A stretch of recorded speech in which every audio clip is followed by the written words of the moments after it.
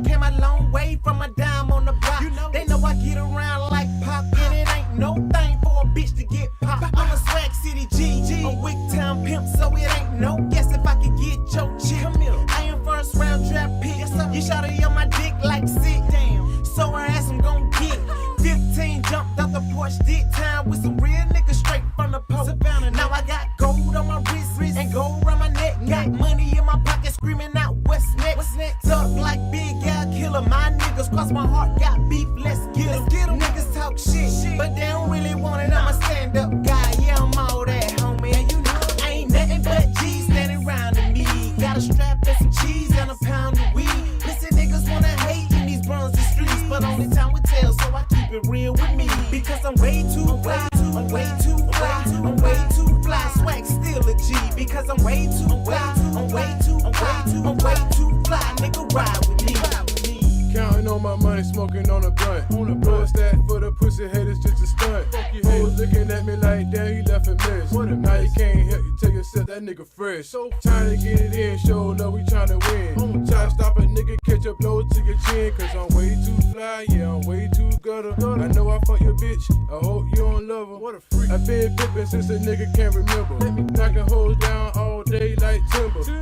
Big Al, laid back, young, smooth nigga. As the money go to scrap, get bigger. We on track like we racing at a meet. We on sports in the top 10 plays of the week. Get out the way, show love, we coming through. Make all types of wild animals like a zoo. Ain't nothing but G's standing around to me. Got a strap and some cheese and a pound of weed.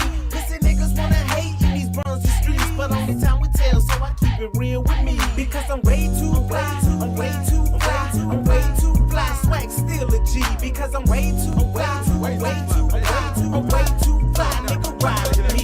Even though I'm grinding for a living, still on the mission. Life is all I have, fuck I give about $1 million. Like I need $1 million niggas smiling in my face, laughing when they ramming when I turn around and hate. Old hungry ass niggas trying to eat off of my plate. Every move I make, niggas feel they gotta commentate. Know what $1 million niggas was when it was time to regulate, but what $1 million niggas was when I was upstate. Exactly. They don't remember them days, only days they remember is the day you got paid. But I be goddamn if I'ma work like a slave. And how these grown folks think they got it made in the shade. Boy, stop, way too real, way too hood, straight from Dixville. Still hollering thug life, I give a fuck how you feel. I was raised in the streets, I'm just getting it how I live. Ain't nothing but G's standing around to me. Got a strap and some cheese and a pound of weed. But only time will tell, so I keep Hey, because I'm way too fly, way too fly. Swag still a G, because I'm way too fly, I'm way too. Shout out to the homie Krucial Kaa. Shout out to my brother Big Al.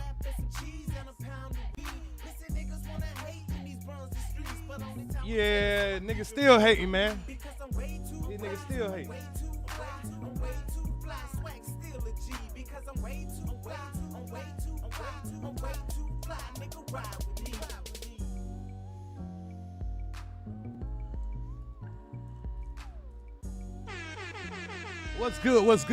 What's good, man? We about to get into the content, man. We got something a little different. I want to test the market with a little bit of this Nick Fuentes. I think that's how you pronounce his name. But we're gonna talk about some little racial bias, white supremacist debates. So give me about 5 minutes, man. I'm gonna give people enough time to get in here if they want to get in here, if they care about anything that's different than the drama. So we're gonna do it in a minute. Y'all enjoy the music. I can't tell you how to do it, but I can show you. I can show you how to do it.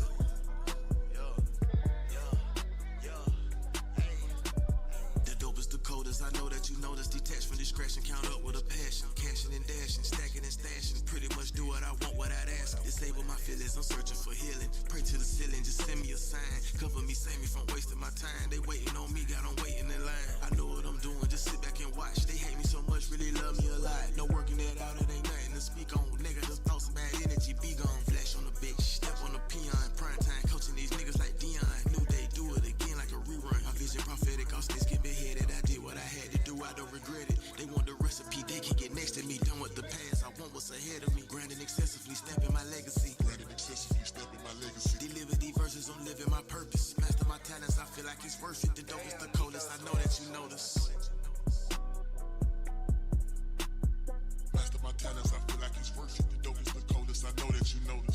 Man, the content is the coldest. I noticed y'all noticed.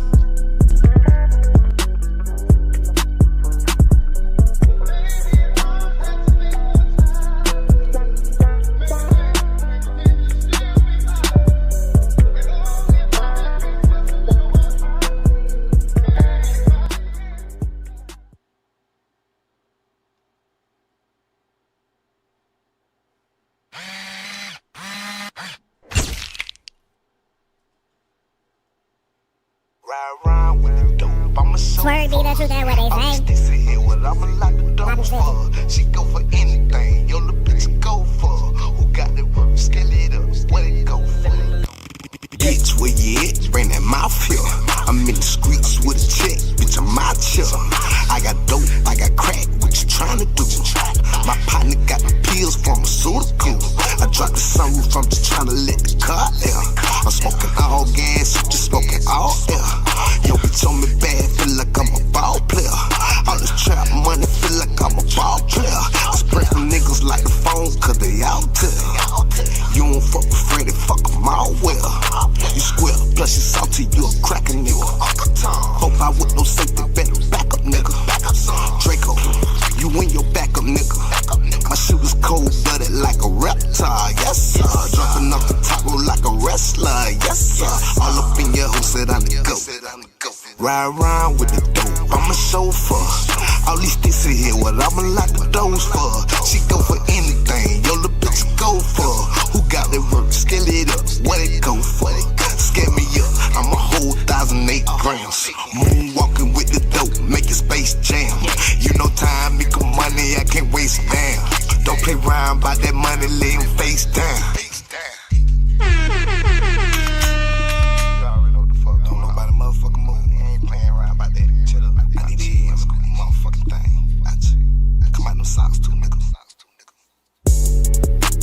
Swear be the truth, that what they say. A lot of people say it too.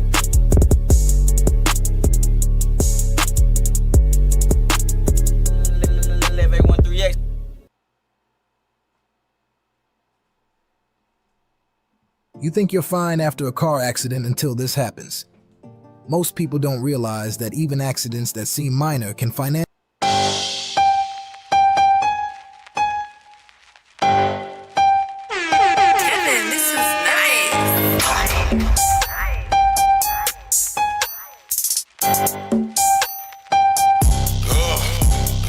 Jumped up and got dead fresh. Slept like I was on bed rest. Last night I had the best sex, and the bitch gave me turkey neck. I think the bitch took a Percocet, cause I can't believe the way she work her neck. Now the dumb bitch said I'm the first to hit. I put a load in her mouth, she the first to spit. Jumped in the whip, then I'm back to business. Been a couple corners just to find a bitch. I do my dirt dolo, I don't ride with witness. Cause these niggas homo, they be lying and snitching. I be tired of these niggas, never let them ride with me, nigga. I don't need a pussy nigga sitting on the side of me, nigga. I need a thick bitch, that's what it gotta be, nigga. Have a nigga feeling like you want the fucking lottery, nigga. I don't want a pussy nigga calling me, nigga. I just want a bitch that wanna swallow me, nigga. But I don't want a bitch that gon' be stalking a nigga. I don't want a bitch that fuck a lot of you, nigga. Cause a lot of you niggas steady be burning these bitches. And I don't have a lot of time to be learning these bitches. They taking turn with these bitches, yeah. I be curving these bitches. I just want a little head, send the word to these bitches. Hey, we want a little head, send the word to these bitches. Boss, and Krucial Kaa, Y'all niggas three funny. Light in the ass, lighter than K money. Krucial Kaa gon' keep eating these instrumentals like a smoke that gas. I got the munchies. Hey, turn it off top, hey, please don't be eggy. Bitch, I'm chillin', I'm coolin' on the head. Please don't blow it unless you blowin' like beep, beep, beep on the dick like a horn. Hey, shout it like skin and a pussy look orange. Shout it is a freak like them bitches in them pringles. Even though she look good and a booty big, shout it pussy deep, you can fit 6 arms.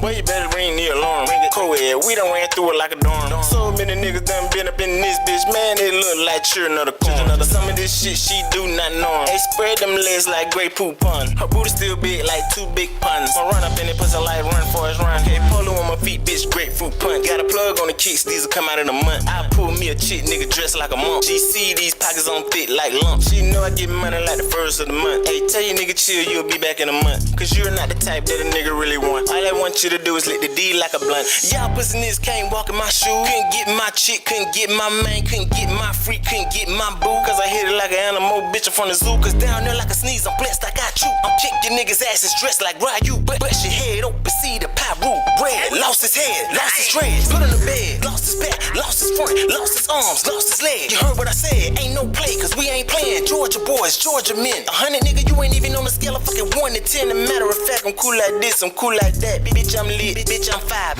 Accurate, nigga, your pocket sitting on patches. Woo, take your breath, asthmatic, jump, crisscross, knocking your pants backwards. Oh, you don't dance, pow, he big dabbing. Get on these tracks, lean with it, I'm big snapping. Don't forget I'm international, I'm big mapping. Cap flew in the air like he graduated. Boom, boom, beat the beat up, call that masturbating. The bitch ass nigga done dilated, he violated, decapitate him. Swag City BTBG. Damn, K-Man, you could have saved me something. Shit, nigga. Damn.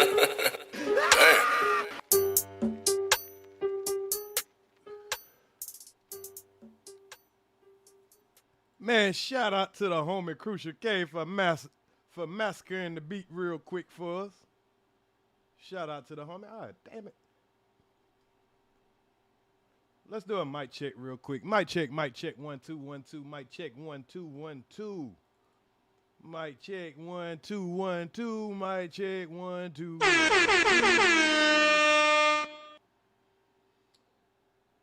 What's good, everybody? What's good, everybody? Earz to the streets back in y'all area, man. Make sure y'all hit that like, share the content, and if you're first time here, sub up, man. So, y'all,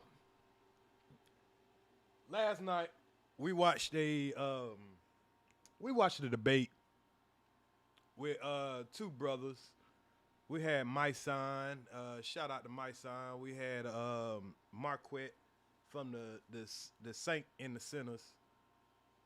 They did a nice little back and forth yesterday, and it ended up getting a little messy at the end, you know what I'm saying? But it definitely was entertaining. It definitely was, enlightening. I learned a little bit from both of them brothers. So I did want to come back and kind of do another reaction to, something that caught my eye, because I enjoyed doing the reaction off of what I seen last night. And also, y'all, have y'all been looking at the YouTube streets this morning?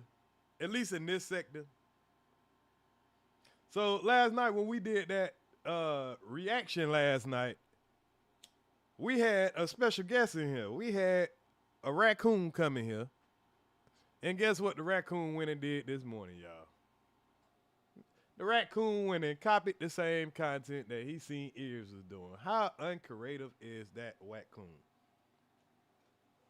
How uncreative is the raccoon? Come over here to Earz to the streets. He see Earz to the streets talking about something. And being that he ain't had shit to talk about, I guess he done got tired of goddamn trying to go at Gil, and Gil done put his ass in the dirt. Put his ass in the dirt. Now he over here back to poaching off of Earz to the streets. Ain't that some shit?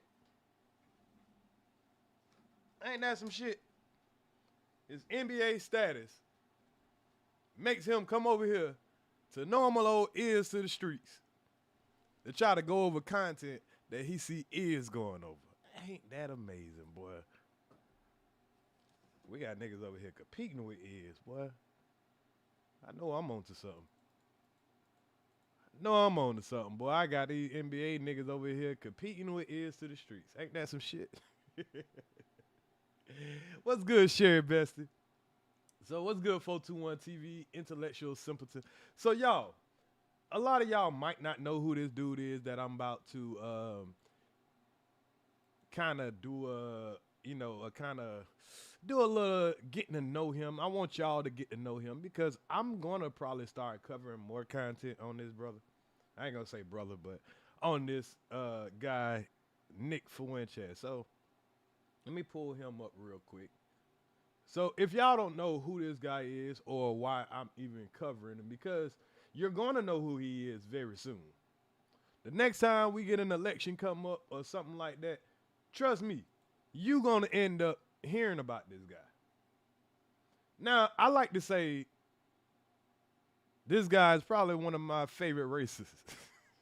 I know that don't make sense. But have y'all ever had like a favorite racist? It's just me? Is it just me? Am I the only one that have a favorite racist? Cause this motherfucker here, he racist as a motherfucker. Can't even cap. Can't cap. But he's one of the few that I actually kind of understand. I listen to his content all the time. I agree with him probably more than I disagree with him. And that's a little weird coming from me because I'm not a Republican. I'm not a Democrat. I don't even want to really identify as an independent no more because I don't want to be grouped up to shit. I just goddamn want to, have my freedom of thought and my freedom of speech. I don't want to be linked to any political party because when they start doing that dumb shit, I ain't got nothing to do with that. I might just agree with one of your ideas. You know what I mean? So this guy here, the white guy, not the two black guys down there at the bottom, the two black guys down there at the bottom, these are your typical Negroes, your Officer Tatums, your Kwame Brown, all these Negroes that they love to hear anything negative about black people coming from white people. And they be like, yep, see, these niggas ain't shit. The white zaddy, and them white zaddies don't give no fucks about none of these niggas.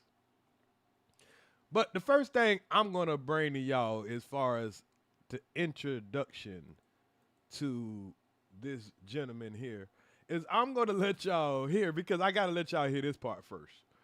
I'm gonna let y'all hear the shit that he talks about that, he said about black people in the past. Yeah, the Hodge twins, they could be funny too. You know what I'm saying? Like, just because people say stupid shit or I think that they saying some racist shit or whatever, I still watch people. I watch people that I don't like all the time. I ain't got no personal problem, but I ain't gonna say don't like. I watch people that I disagree with all the time. And I listen to try to understand. I don't try to listen. I don't just try to listen just to hear what I want to hear. I listen to understand.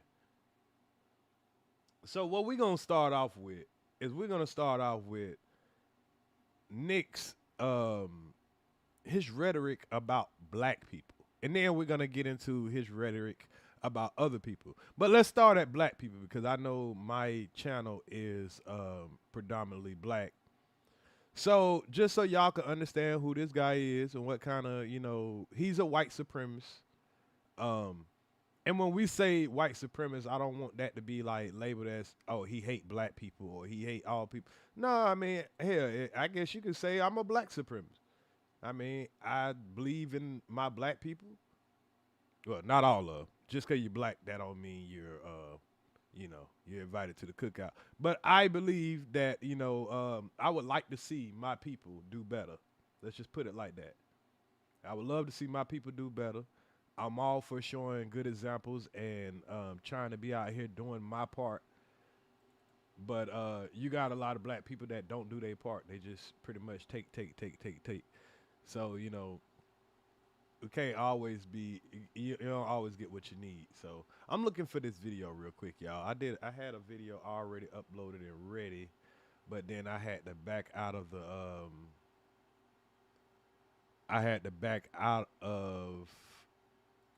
StreamYard, and it freaking took my video out of StreamYard, and now I gotta refine the damn thing. So y'all just give me a quick second while I refine this video. That way I can give y'all a good example of who Nick Fuentes is and what he says about pretty much everybody. I ain't gonna say he just only talks shit about black people. He talks shit about kind of some of everybody. Damn it, I don't know why this video won't pull up for me now. So let's try it like this.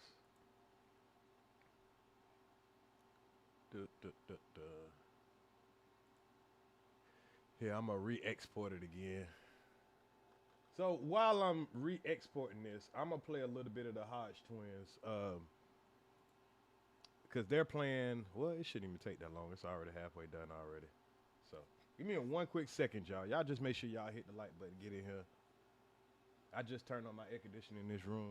I'm right here by the damn window, and it's kind of spicy in here. I think it's because of this hat. I'm gonna take this damn hat off.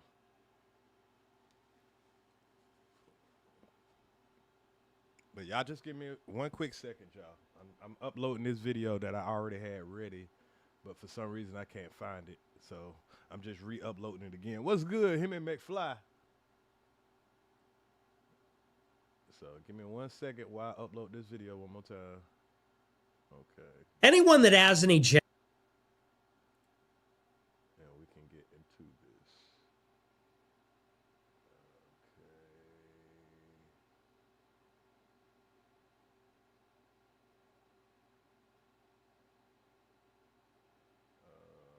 Where the hell is the damn video? Oh, okay, there it is. All right. So uploads content. All right.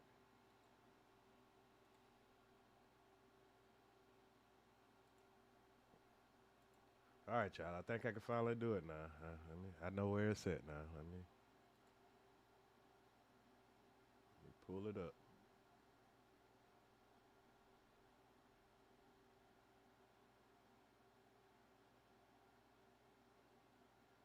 Okay, here it is. Here we go. All right, y'all. So let's check out who is... Anyone that has any genuine racial hatred, we have to just say there's something wrong with you. I'm a young man. My country has been stolen from me. I think black people are not irredeemable, but there just needs to be brutal honesty. It's like, look, these black people are really struggling and they're turning into these maniacs. It seems like they don't do anything right. They're obnoxious, they're rude, they're inconsiderate, aggressive, cruel, and, you know, look, nobody hates black people for being black. If there are people like that, I think that's exceedingly rare. And I don't consider myself one of them. The reason that people have negative attitudes about black people... Now, I'm a pause right there.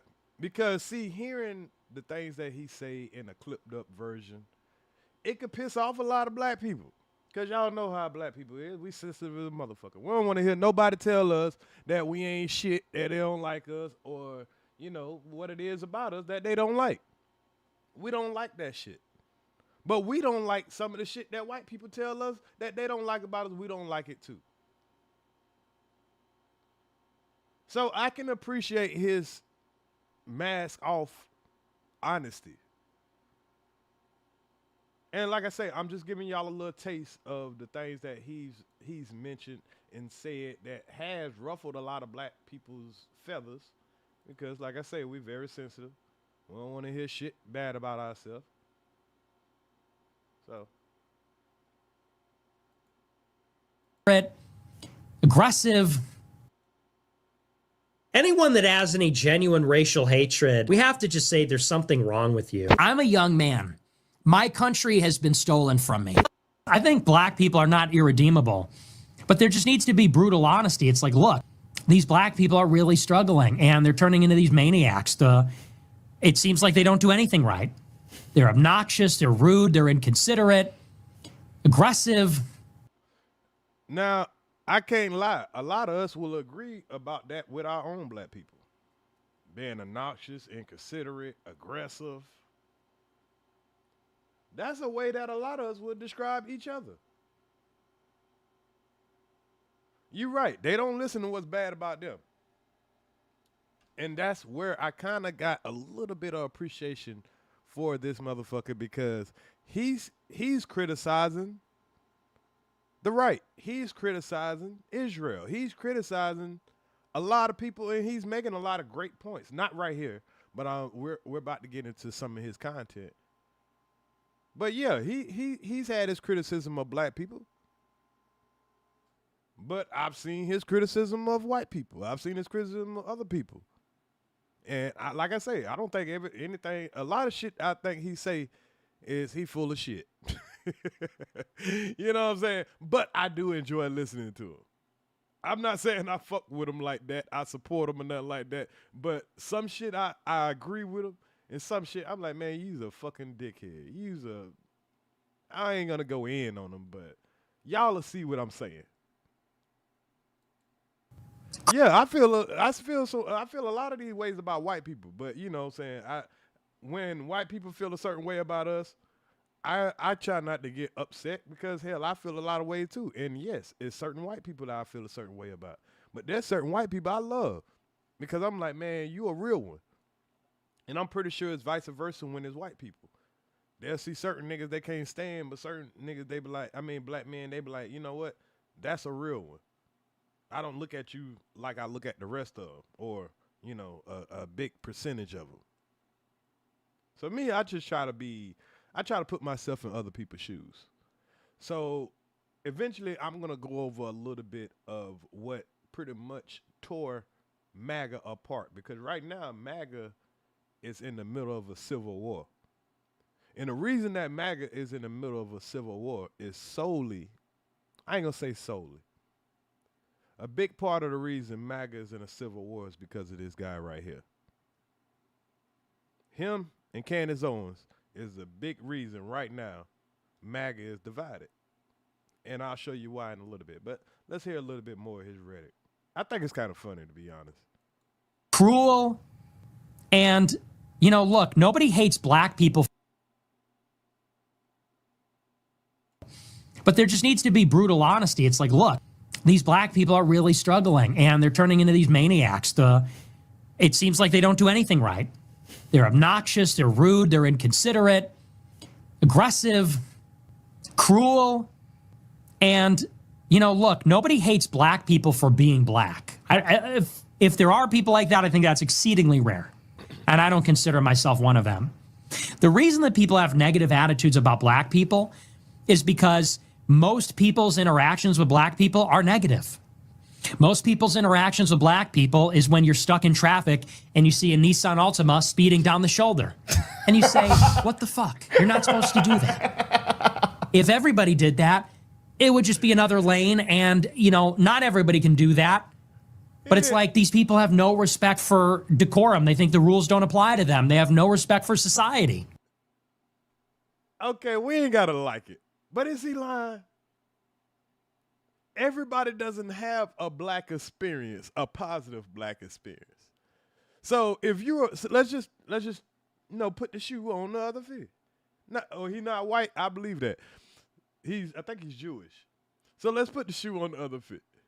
If the only experience you have with a white person is, you know, some bullshit, you're gonna kind of not like white people, or you're gonna look at them in a different light.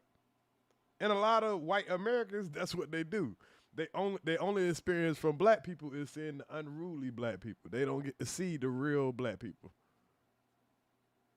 So when we were like, some of our only experience with white people is seeing them in a big ass truck. They're like, woo, yeah, America, spitting tobacco and, you know, all kind of shit. But we know that ain't all of them. But depending on where you from, your experience of a white person could be super liberal, like we heard with Marquett last night. He said he went to, you know, California, Berkeley, you know, nasty liberal white women. I grew up in the South, so when I went to school, there was white boys with, you know what I'm saying, with their big mud trucks and their Confederate flags and spitting tobacco. You know what I mean? Like, we be around all different type of people. And it just depends on what your experience was. So he really expresses his experience of black people from what he's experienced. He's from Chicago. So you can imagine what his experience of black people is. But saying most white people experience of black people is y'all driving on the shoulder in your Nissan Altima and what else is his experience? Another lane, and, you know, not everybody can do that. But it's like these people have no respect for decorum. They think the rules don't apply to them. They have no respect for society. Like, that's their interaction is they are a waiter and they wait on a black table and the black people don't tip and they're fucking rude. Like, that's most people's interactions. It's stuff like that. They go to the DMV and they see a black person behind the counter and they say, oh, here we go. And the person's rude. Now, it just goes to show people are not racist. It goes to show people don't like people that are rude. That people don't, it's unpleasant. People want to be treated with consideration and respect. I can agree somewhat here, because sometimes when even me as a black person, I can go in if I go in the DMV, if I see a certain type of black person behind the counter, it kind of is like, oh shit, here we go. You get into, Walmart line, it's certain black people you see, even as black people. And I'm not just only picking on our people. Y'all know I'm hard on white people all the time. I'm hard on all races. I'm down the middle.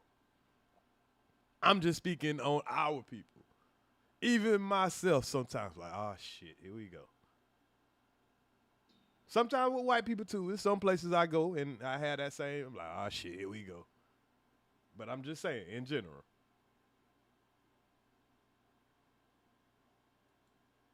And it is true that black people are, in this day and age, unfortunately, seem to have very low moral character. It's not even just the violence, although the violence is pretty striking. And he's not saying nothing different than what our black leaders say. We hear this all the time. We heard this from 2 black men last night. Black people have reduced to very low moral character. Not all, a large percentage, because the percentage of people who are acting uncivilized and out of character and all that percentage is bigger than the people who are who are practicing black excellence. Who are out here getting educated. No matter what your circumstances is, you're out here, you're fighting. You can have bad parents, bad society, whatever it is, and you're pulling yourself up by your shoestrings, and not just going and trying to get around the white man and trying to bleach your skin and trying to act all, talk all proper and act like you don't know where you come from. I'm talking about the black men that pull themselves up by their shoestrings, do better, and then they start working on their bloodline, the people that coming behind them. They start influencing the community and giving back and trying to make changes. Not go and leave and say, oh, look at y'all niggas over there. Y'all ain't shit. Y'all stinking nasty niggas. I ain't talking about them. I'm talking about the people who actually pull themselves up by their bootstraps, come back and help.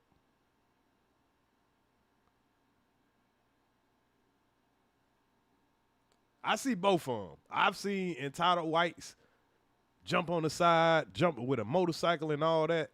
But I've seen some niggas do it too. But you got to realize he from Chicago. Niggas act really wild in Chicago, a little different now. You know what I'm saying? So he ain't talking from the down south experience. He's talking from up north white man experience.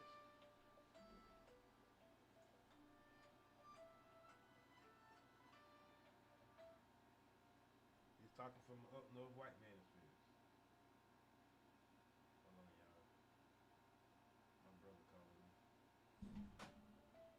Hold on, y'all. Let me put y'all on mute real quick. Let me answer my brother call. If you live your life and you know that you're going to be mugged by black people, it kind of colors your opinion or perception of black people, wouldn't you say? If 99% of the carjackings and stabbings and shootings that you see in Chicago are by black people, when you're walking down the street late at night, guess what you're looking for? Black people. And you equate that with danger. And it doesn't take a lot of them to spoil the whole bunch like that. And we just want black people to take accountability and say, look, I'm not a bad person. I'm not a bad person. It just seems that every time I encounter you people, for the most part, it's negative. And sometimes extremely negative, like I could get a gun in my face. That's a problem. And people go, well, you are just loaded up with hatred and racism. It's like, I'm really not. I'm a really friendly person. I'm a really polite, friendly person. I give everybody a chance.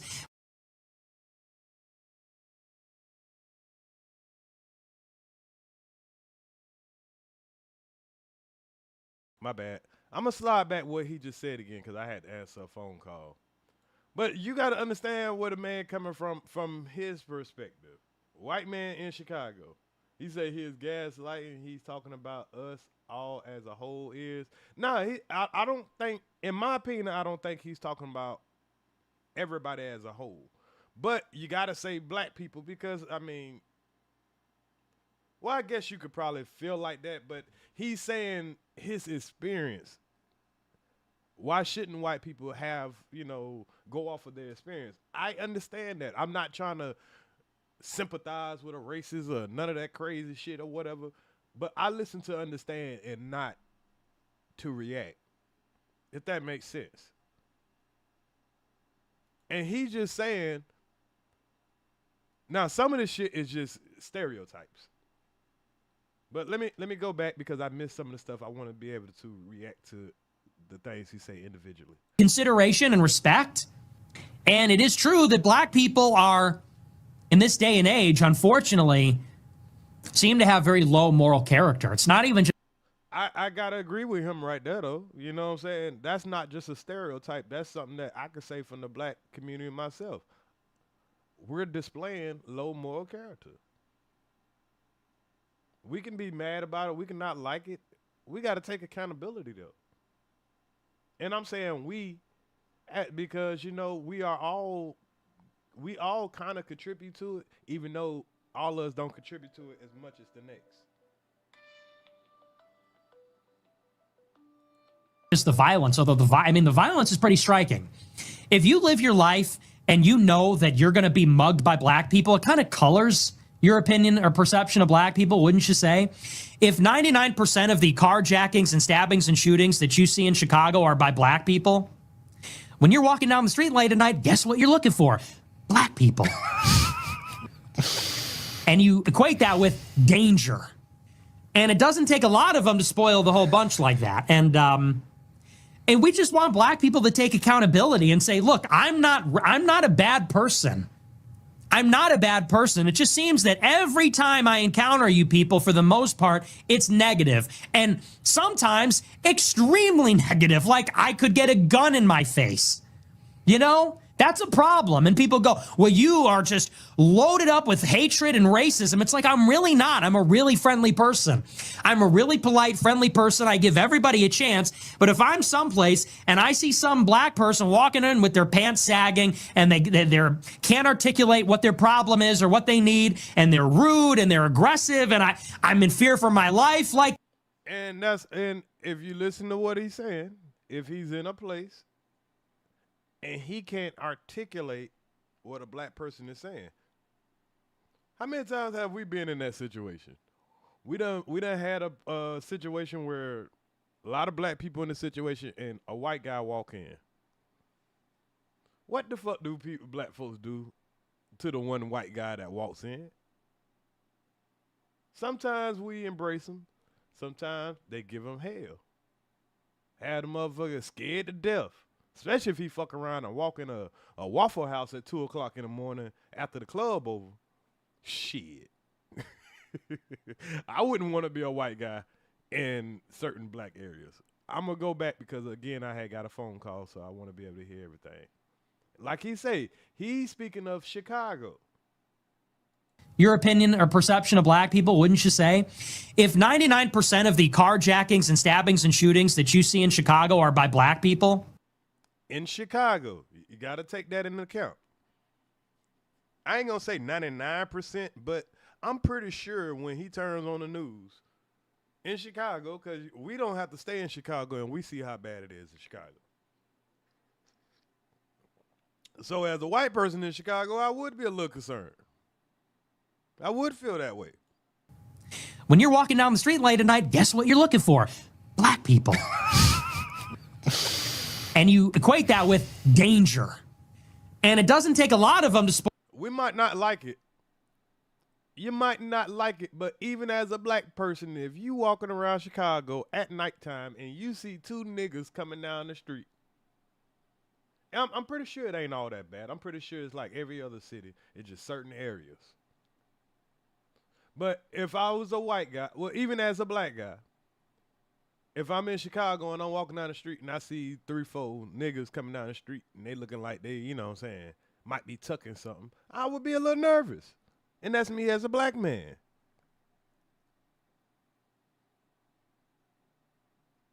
And you're right, there is a small percentage of us like that, but it's in every city, and that small percentage definitely, they definitely can be seen in real time though. That's the problem. It is a small percentage, but if I'm in Atlanta, if I'm in Orlando, and every time you go in a black space, you do have a lot of problems. You go to a club, I'm scared to go to clubs.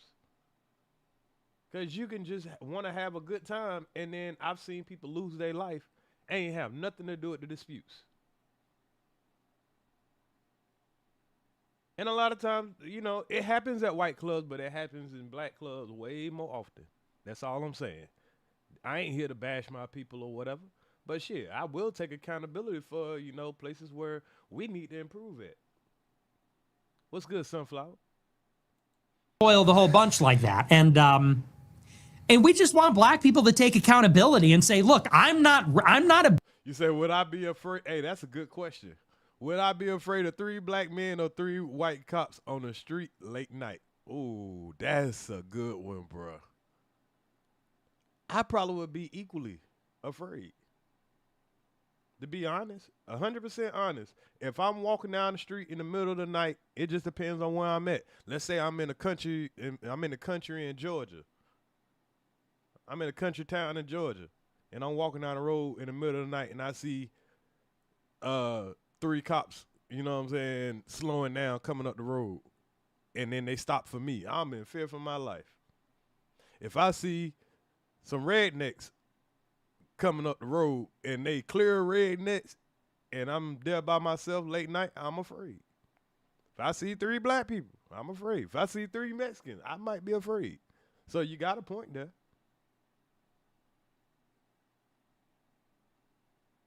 Bad person.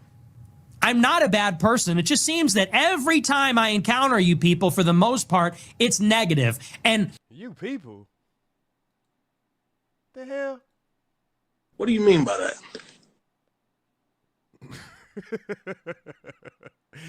Oh, man. Sometimes extremely negative, like I could get a gun in my face. You know, that's a problem. And people go, well, it's a problem. So he has that problem, but we also have that problem. You ever heard of Ahmaud Arbery? Sir? You know, black people, we have extreme prejudice too because of our experience.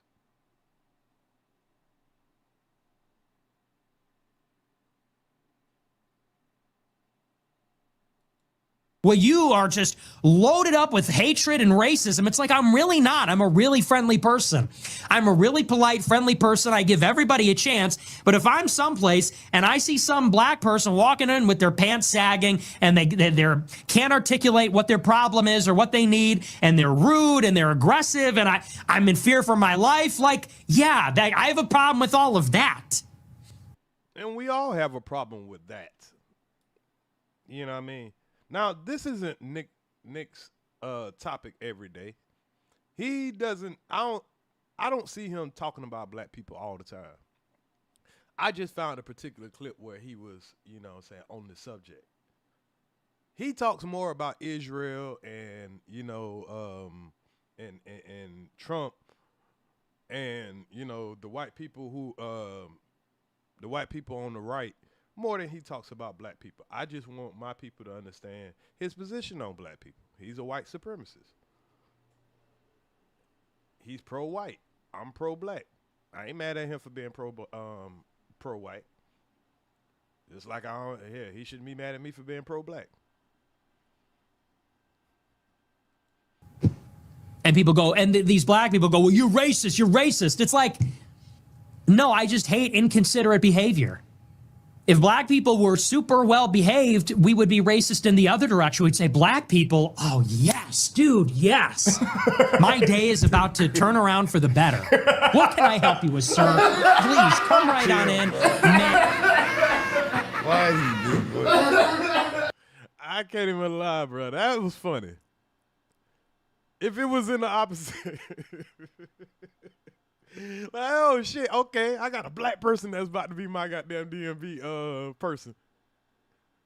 Oh yeah, it's a black person. We get excited sometimes when we see a black person where we want them to be at. But sometimes we're like, damn, I gotta deal with this motherfucking nigga.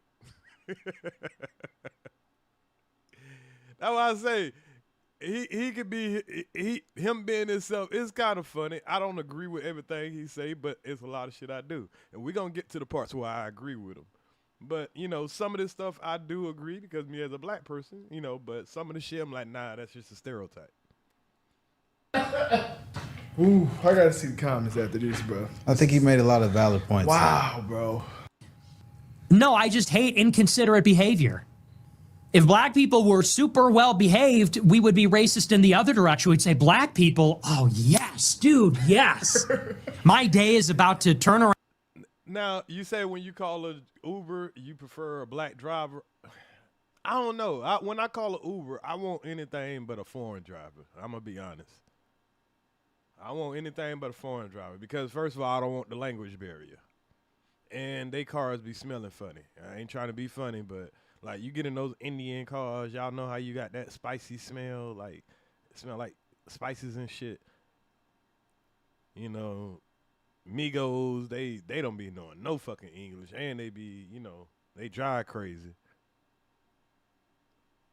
I won't say I prefer a white person over a black person. I kind of prefer equal. You know what I'm saying? Like I've had great rides from white people, great rides from black people. So, but I definitely prefer them over foreigners. Around for the better. What can I help you with, sir? Please come right on in. Oh, man, what a relief to see you here. You're a sight for sore eyes.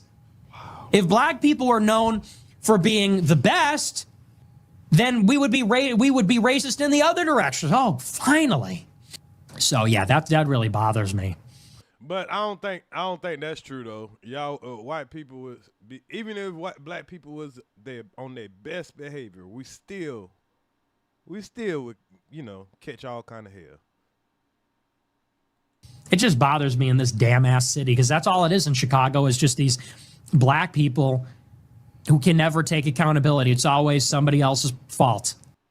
Well, now there's a lot of white gangsters in Chicago also. Let's just throw that out there. That's a good point. He ended on right there. To a lot of. No, it's not the Jews. No, it's not women. No, it's not blacks. It's actually really complicated. No, it isn't at all. Jews are running society. Women need to shut the fuck up. Blacks need to be imprisoned for the most part.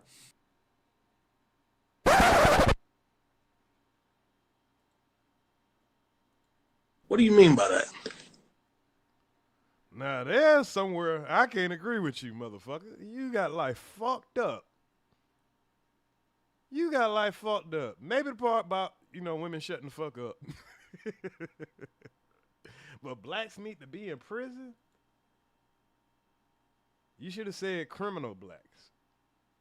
Criminals, period. Let me rewind that back. That's a good point. He ended on right there. To a lot of. No, it's not the Jews. No, it's not women. No, it's not blacks. It's actually really complicated. No, it isn't at all. Jews are running society. Women need to shut the fuck up. Blacks need to be imprisoned for the most part.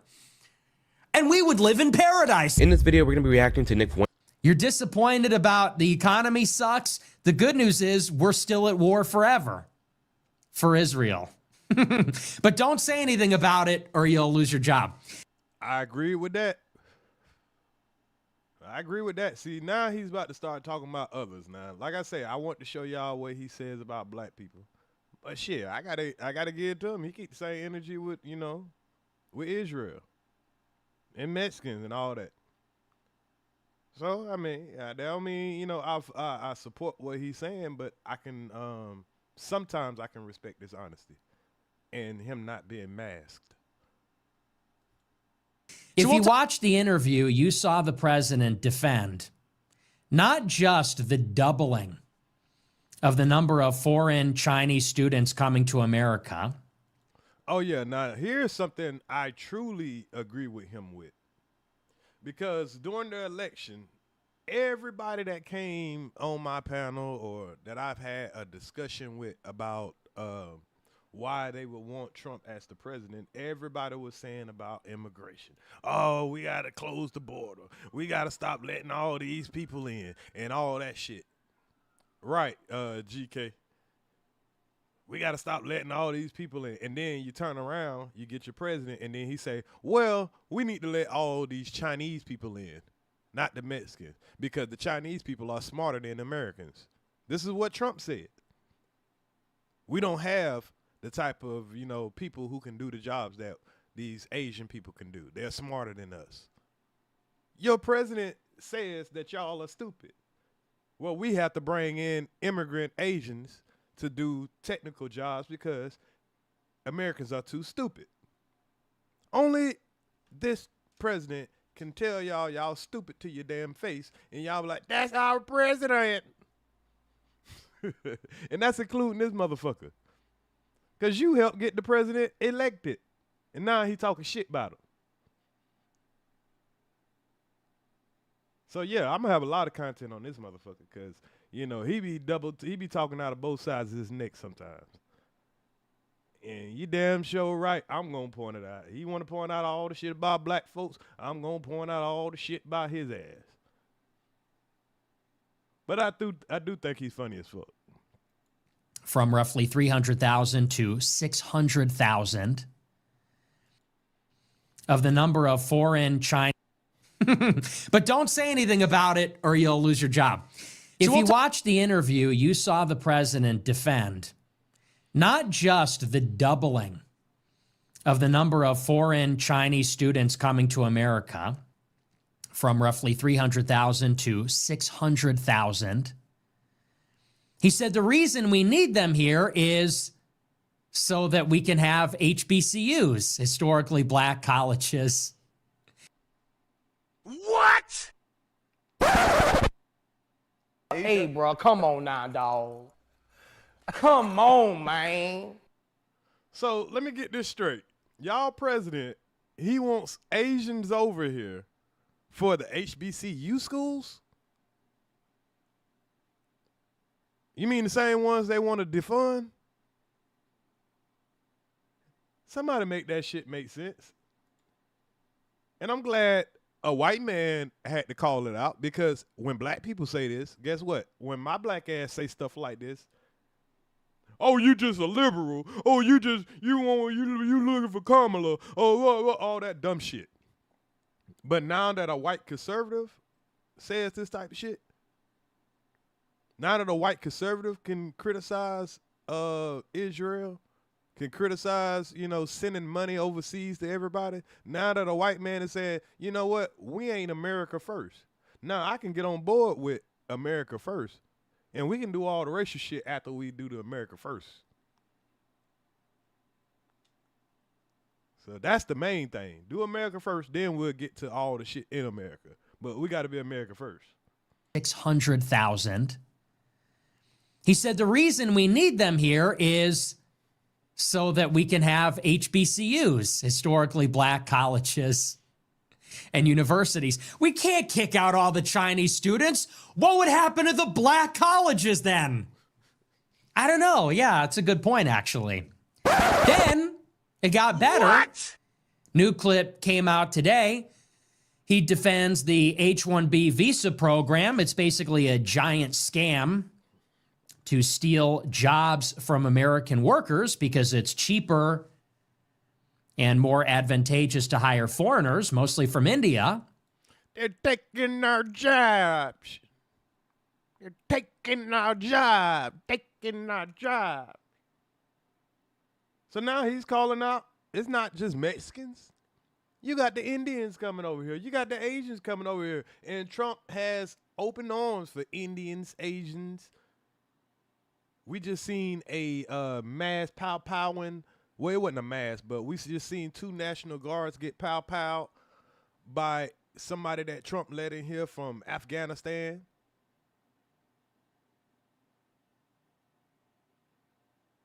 You're right. Foreigners do attend HBCUs too, and the wife of Jeff Bezos of Amazon been giving millions to some HBCUs, and I'm glad they have been.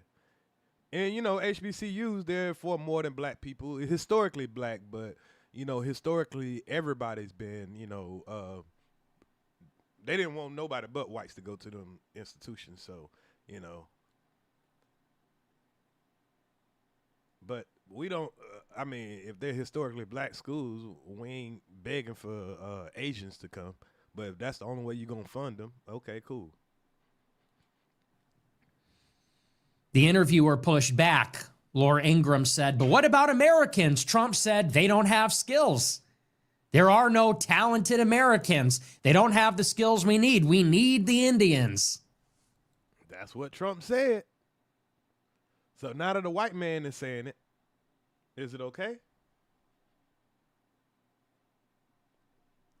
Now that a white man is telling y'all that Trump telling y'all too fucking stupid, so we got to bring in Indians and Asians, but y'all voted them in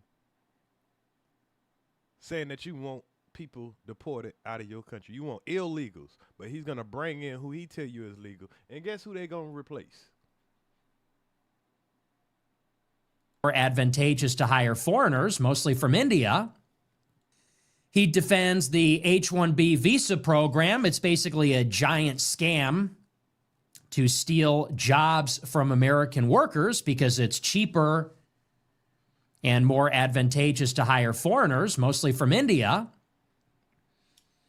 The interviewer pushed back. Laura Ingraham said, "But what about Americans?" Trump said, "They don't have skills. There are no talented Americans. They don't have the skills we need. We need the Indians." So, for all those, and by the way, let me just say this at the beginning. There are no surprises here. Nobody has a right to be surprised. You do not have that right. You forfeited that because Trump said all of this and more a year ago. He said all of this and more in June 2024, in August 2024. He basically said this in February 2025. Trump has been saying this for well over a year during the election, during this administration. He is no longer America first on anything. He was never America first. That's why I disagree with you, Nick. From day one, he was not America first. Where the fuck was you? You say the man who shot the National Guards came in under Obama and Biden? Oh, that's kind of that's not 100% true, because he filed for asylum he just got his asylum under Trump.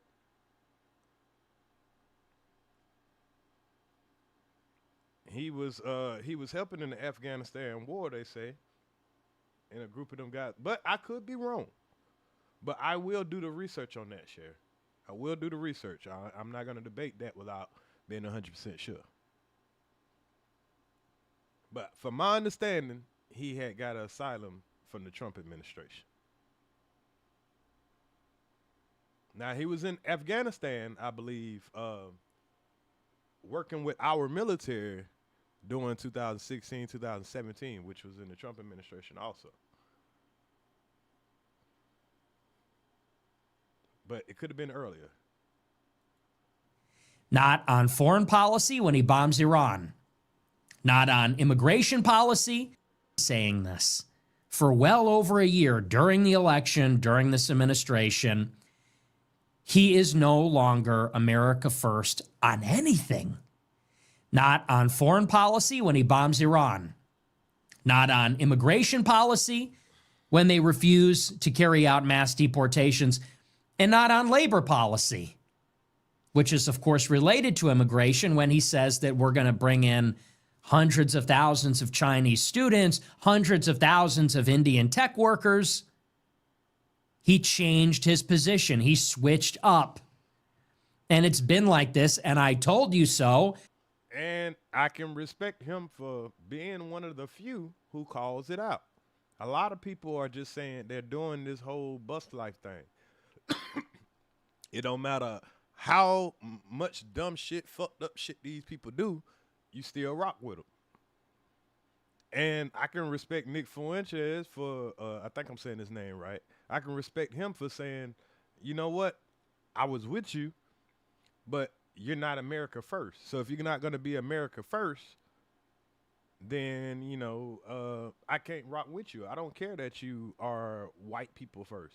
We just need to get you in first. We need to get you in there, take all the power away from the liberals and the Democrats, and then we can criticize you. And that's pretty much what happened. He's created a whole movement of people who don't believe in Trump no more, don't believe in the MAGA movement no more. They're mad because the power of the white man has definitely decreased. And it's all about, you know, that community. Even though it looked like he's part of that community. I'm talking about the J people. I warned you. I've been telling you. Trump said it himself a year ago. But the reason that maybe you didn't know that, the reason maybe you were not alarmed by this development, people might be saying to themselves, well, why didn't anybody tell me? Or why didn't anybody make a stink about it? I will tell you why. Because when Trump was saying these things last year, there was a cadre, there was a group of Twitter influencers like Jack Posobiec and Raw Egg Nationalist and Lomez and all these guys from Claremont, all these guys that are now at the Blaze, all these people at Dime Square, all these pro-Vance people. They're all on the payroll, I imagine, of some super PAC or the campaign or something like that. And they were being... Yeah, I remember he told people not to vote the last election, but telling people not to vote, that kind of still helped out the candidate that won, in my opinion. Paid to tell you that none of that was a big deal. They were being paid to tell you those are throwaway comments. Those things that he's saying do not matter. He doesn't mean them. Excuse me. Well, here we are. We're a year in, and the position is unchanged, and the labor policy's terrible. So Republicans get destroyed in the off-year election by a Democrat socialist and Democrats in Virginia, Pennsylvania, New Jersey, because of affordability. What is the Republican messaging? Well, from the Israel lobby, they're not even talking about it. They're crying about an interview with Tucker Carlson. Then when they got around to talking about... Yeah, because he did an interview with Tucker Carlson, and man, when I say MAGA lost their motherfucking mind, oh man, they say Tucker Carlson ain't MAGA. Tucker Carlson is anti-Semitic. Tucker Carlson ain't shit no more. Y'all remember Tucker Carlson used to be their guy. But for the sole reason that he went and did an interview with this guy here, all of a sudden they have abandoned Tucker Carlson. The guy that helped them with the Iraq war, the guy that helped them get Trump elected, helped all this dumb shit get put out there in the atmosphere. He went on Tucker Carlson, did an interview, and we're going to look at a little bit of that interview because I think there were a couple of important things that we can learn about him through looking at that interview. They said, if you can't afford a home, get lost. Maybe you don't deserve to live here. Oh, you're broke and can't afford a house? The median age of homeowners is 61? Well, go somewhere else. We hate you.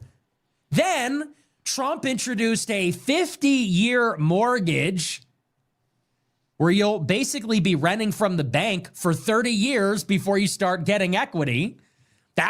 Which is probably one of the dumbest shit ever. Who the fuck want to be in debt for 50 fucking years? So let's say you finally get a home at 30, in 50 years you can pay your home off?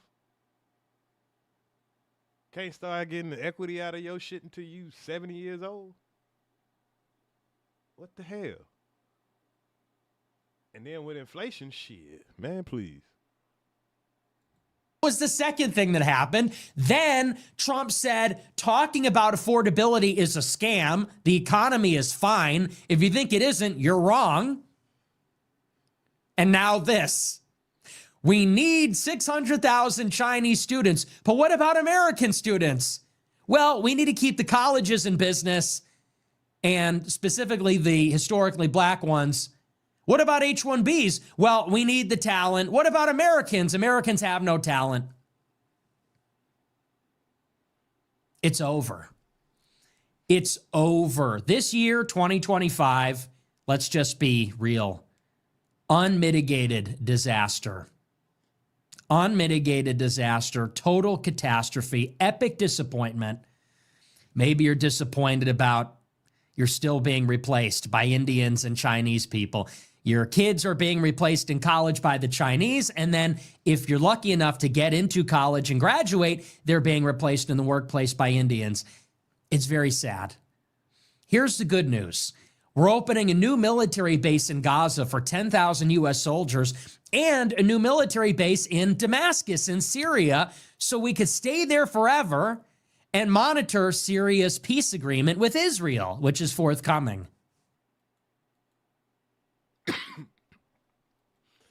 And that, excuse me. And that's what they haven't been liking, y'all. They haven't been liking that this man has been speaking like this. And according to, you know, the whole J people, he shouldn't be speaking like this. You know, they've been trying to get him on their payroll for a minute. So let's go into a little bit more of a deep dive of who this guy is. I found this semi kind of documentary about him. I want to kind of check out a little bit of it.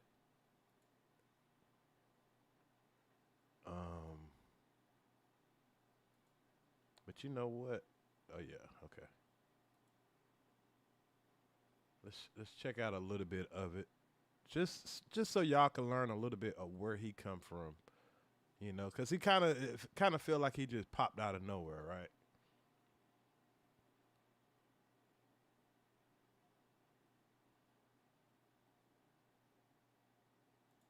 It just kind of feel like he just popped out of nowhere.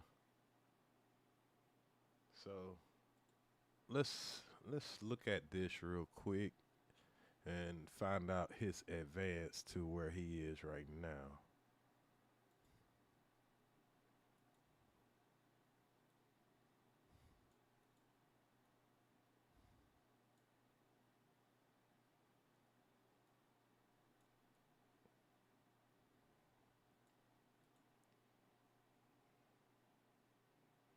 All right. So just because you do not take an interest in politics doesn't mean politics won't take an interest in you. Nicholas Joseph Fuentes was born on August 18, 1998, to a middle-class Catholic family outside of Chicago. He's described himself as always having been interested in politics, and that he used to be a typical right-wing Republican with neocon and libertarian sensibilities, until the Trump era began. Another Republican joining the race, but this one like no other, Donald Trump. And so it began. Once he graduated from Lyons Township High, Nick went on to Boston University, where he became known as a prominent Trump supporter during a time when open support for the soon-to-be president was basically social suicide. So, from the jump, he helped get this Cheeto elected in office. Now, just to now, start criticizing him. Help them get into office. And this is how crazy America is. This is how mentally slow America is. The same people now that help get the country in the shithole that it's in right now are the same people's complaining about it. Ain't that some shit? But Nick's entry into the political sphere really came when he debated the senior and president of the BU student government during his freshman year. After participating in a video put on by Boston University called Who I'll Be Voting For, Nick stated his intention to vote for Trump, which then instigated the debate. The original video has since been taken down by the school. Even Nick was still under the spell of the neocons back then. As he told the crowd, it has nothing to do with race, everything to do with culture. Asia has taken our culture and done well for themselves. The Middle East, not so much. Even though his performance wasn't publicized in any meaningful mainstream way, it grabbed the attention of some of the right-wing outlets that were desperate to recruit the Gen Z youth. The Daily Wire and other relevant figures had identified him as a soon-to-be star with enormous potential. Oh, yeah, they was loving him. And then when they realized that shit, when he changed his position, because him and Charlie Kirk, boy, they had a nasty falling out. Yeah. He wasn't fucking with Charlie Kirk no way, shape, or form after they fell out. So I did something on the campus. I debated the class president or whatever. It's a long story how it got going, and that's how I actually met. And y'all, this guy here is I think he's 26 to 28, one of them. And the guy's a virgin. A lot of people think he's gay. Do y'all think the man is, yeah? I mean, he is a virgin at 26, but he could just be waiting for marriage. He's doing things the traditional way. I don't know. Y'all tell me what y'all think. Met Cassie Dillon. She live streamed it on Periscope, and she told me after the fact, she said, Ben Shapiro watched it, and I told him he needs to take you under his wing. Nick now seemed happy with the trajectory he was on.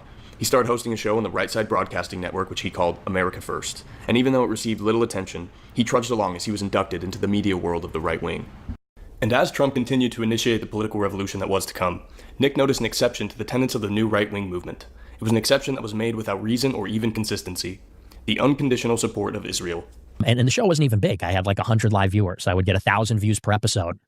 But they were on top of this. And even Ben Shapiro, he quote tweeted one of my tweets and said, because I said something to the effect of, if you're Mexico first, live in Mexico. If you're China first, live in China. If you're Israel first, live in Israel. And he quote tweets me on Christmas Eve and says, well, that's the surest sign you're an anti-Semite, is to accuse a Jew of dual loyalty. And I'm sitting there like, it's true. You do have dual loyalty. So if he would have left it at, if you for Mexican, go to Mexico. If you for China, go to China. If he'd have left it like that, he probably would have got the support from Dan Shapiro. And if y'all don't know who Dan Shapiro is, eventually I'll get into him a little bit. But these are the people that are pushing the right-wing propaganda. The Megyn Kellys, the Piers Morgans. It used to be the Tucker Carlsons and people like that. And they use a couple of black people like Candace Owens and but she's lately has flipped the script also. Especially because of the Charlie Kirk situation, because Charlie Kirk was really her friend, and she believes that the FBI, CIA, or what it's called, AIPAC, she believes somebody, or Israel, one of them has something to do with Charlie Kirk's assassination. That's what she believes, not me. I ain't got nothing to do with that. I don't give a fuck. He then began to see the response to any criticism of Israel or any Jewish person more generally as being smeared as inherently anti-Semitic. This was a foreign country with a higher average living standard. Oh yeah, turning point too. Turning point also. Than the United States that the U.S. was sending money to, while the MAGA movement claimed to be against foreign aid. Americanism, not globalism, will be our credo. The American people will come first once again. Israel was also proudly an ethno-state, while the broader Republican world had been desperate to reject any form of racial exclusivity. Because it has nothing to do with race and everything to do with culture. I don't believe that our unifying principle was ever race, skin color, ethnicity. Our unifying principle was essentially a doctrine. It was the doctrine of human rights. Nick. Say what? What? Nah, that shit don't even make no damn sense. You'll sit there and tell that bold-faced ass lie. Isn't there a doctrine of human rights? You mean the same people who brought slaves over here to do their work, beat the shit out of, denied them rights? Are you talking about? Are we talking about the same country here? Can't be. Are we talking about the same people going and rounding up all these Mexicans and shit, taking them away from their kids? Are we talking about the same country? Nick asked the questions. What was going on with Israel? And isn't this style of support for them contradicting our principles? I said, why does the United States give Israel $3.8 billion per year? Didn't I ask this question about a year ago before Trump got elected? Didn't I ask this same question years ago? Remember when I kept taking y'all to the Congress.com, Congress.gov website, and I kept pointing out all the money that keeps getting sent to Israel? And y'all let a fucking goofball ass Kwame Brown come over here and he never asked that question, but he's supposed to be America first? It takes this white man to have enough courage to, to say this for now to be popular, because now you have a certain amount of conservatives that are starting to take Nick's stance. Why are we sending all this money overseas? Why are we fighting all these wars for other countries, particularly Israel?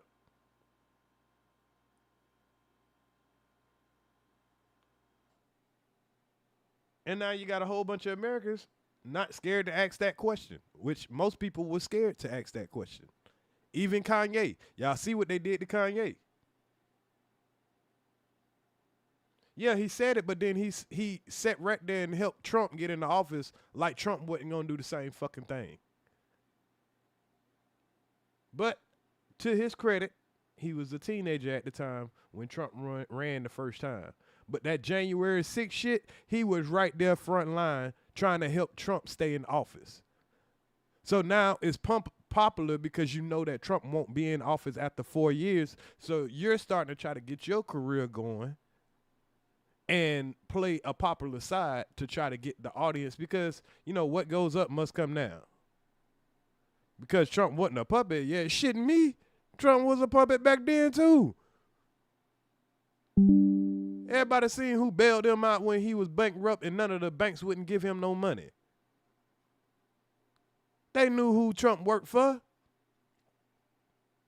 You had to be blind, or just didn't want to. You just wanted so bad to get somebody in office that they can take advantage of. Because everybody know all you got to do is tell Trump what he want to hear. You get whatever the fuck you want to out of him. Whatever you want to. Just tell him what he want to hear. Yes, sir. You the best. You the smartest. You're the greatest. You're doing a great job. That's all you got to tell Trump. You get whatever out of him.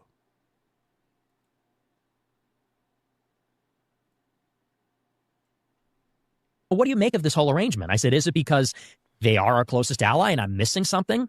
I said, or are we being lobbied? And there's this deep contradiction and double standard, and it's obviously being enforced by foreign influence and money.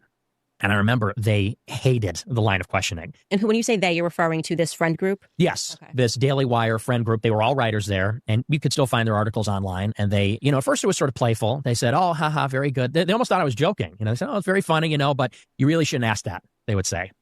They'd say, there's a good answer for all those questions. They'd say, but the way you're asking it is anti-Semitic. They said, and, we're happy to talk with you one-on-one in person. So the fact that you even ask a question regarding a nation state is anti-Semitic. That's how bad it's gotten, y'all. They done tried to blackball this man from everywhere. Like they're going to teach me how to ask a question. They said, because the way you're saying it, it sounds hateful and it's wrong. 6 years ago to the day I did a debate on Twitch. They banned me on Twitch because I did so well, and they changed the terms of service to do it. Banned on YouTube, banned on Twitch, banned on PayPal, banned on Stripe, banned from Bank of America, banned from Chase Bank, banned from US Bank, banned from Airbnb, banned from Delta Airlines, banned from... God damn. How you get banned from Airbnb? I ain't know. What? This is a white man, though. What's good, Lonnie? Now, he owned to something when they got to ban you from, they trying to ban this man from traveling, having somewhere to stay, any of that shit. What's good, B-Mo?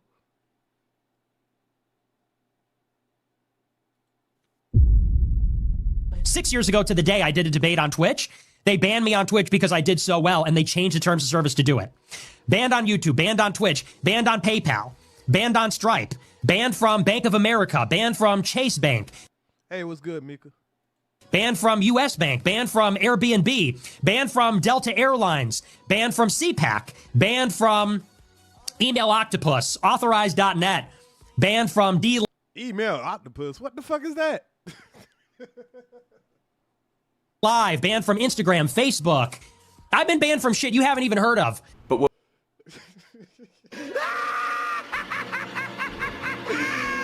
Oh shit! I ain't gonna lie. That gave me a whole new respect for him. This motherfucker said, I've been banned from shit and you ain't even heard of. I ain't heard of half of this shit this motherfucker said he was banned for. Hold on, I'm gonna go back a little bit more. One more time. You said what's going on with Candace Owens? Well, when Charlie Kirk got killed, Candace Owens, she pointed out how the guys in the background was changing out the cameras. And she pointed out that this had to be some kind of inside job. And she's been pointing out, why are we sending all this money to Israel and things of that nature. So that's kind of why her and Charlie Kirk fell out, but they were still friends. But they ain't got her as an ally no more to speak on black people, to try to get people to support Trump because she's been calling out Trump. And, you know, she's been calling out the FBI, what's his name? Patel, Cash Patel. So yeah, it ain't been. Yo, we're gonna check out some of the Nick and Tucker interview that pretty much divided the whole Republican Party.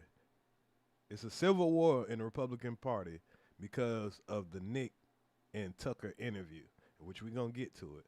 I'm just trying to give y'all a little insight of who Nick is, how he rose to where he's at, and how they've been trying to censor him, and how he's pretty much created a civil war within MAGA. 6 years ago to the day, I did a debate on Twitch. They banned me on Twitch because I did so well, and they changed the terms of service to do it. Banned on YouTube, banned on Twitch, banned on PayPal, banned on Stripe, banned from Bank of America, banned from Chase Bank, banned from US Bank, banned from Airbnb, banned from Delta Airlines, banned from CPAC, banned from Email Octopus, Authorized.net, banned from DLive, banned from Instagram, Facebook.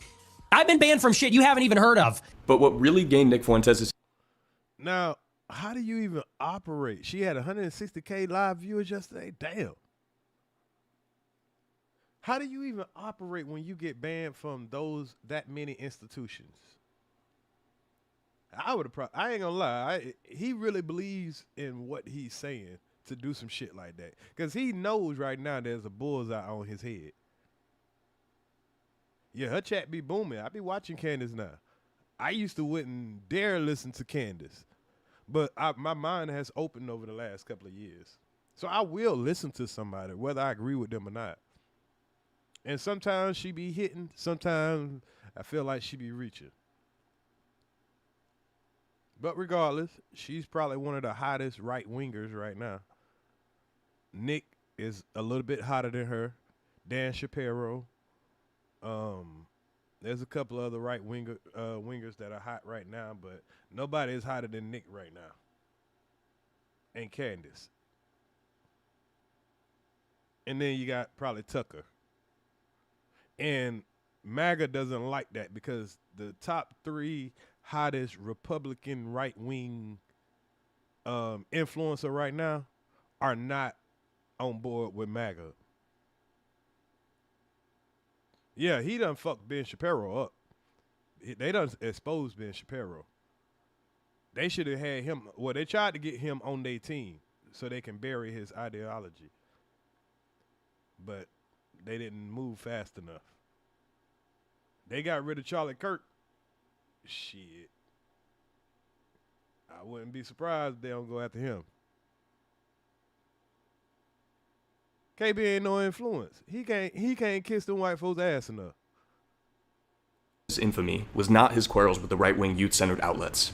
It was his involvement. DLive, banned from Instagram, Facebook.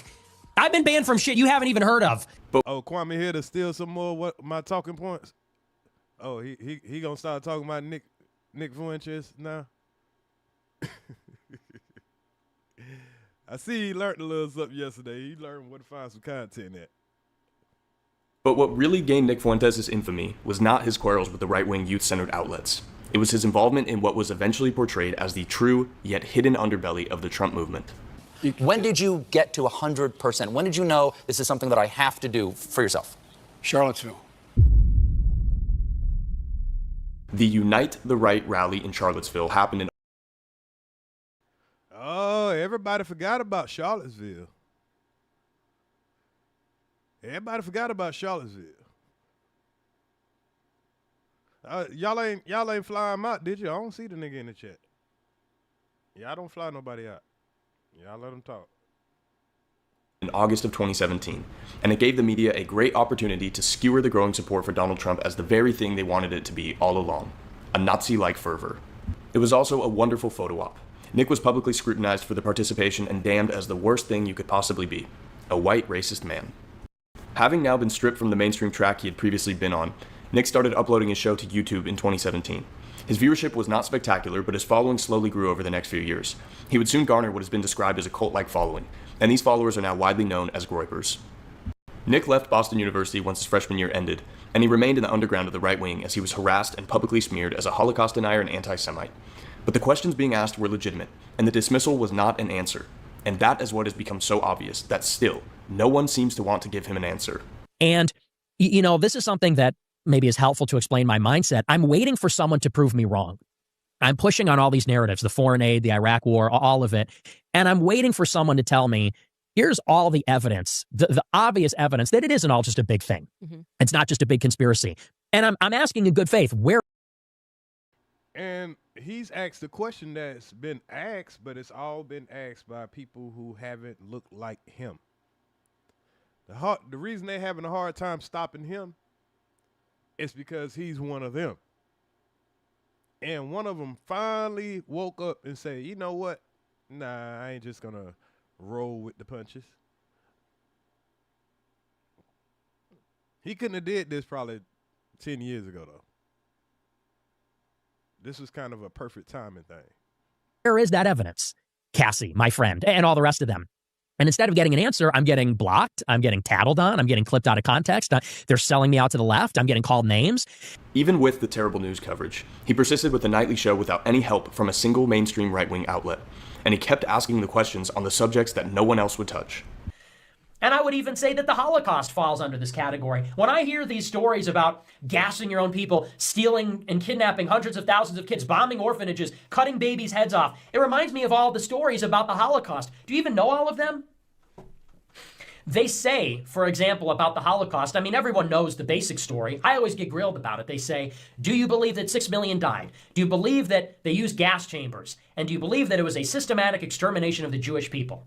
Those are the three concrete claims about the Holocaust that they enforce. But did you know that claims have been made by Holocaust survivors at various times in history that go far beyond those three things? Some have said, for example, that Jews in concentration camps were masturbated to death. That Nazi scientists were experimenting on them with masturbation machines, and they were masturbating them to death.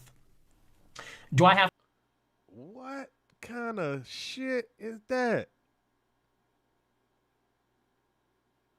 To believe that?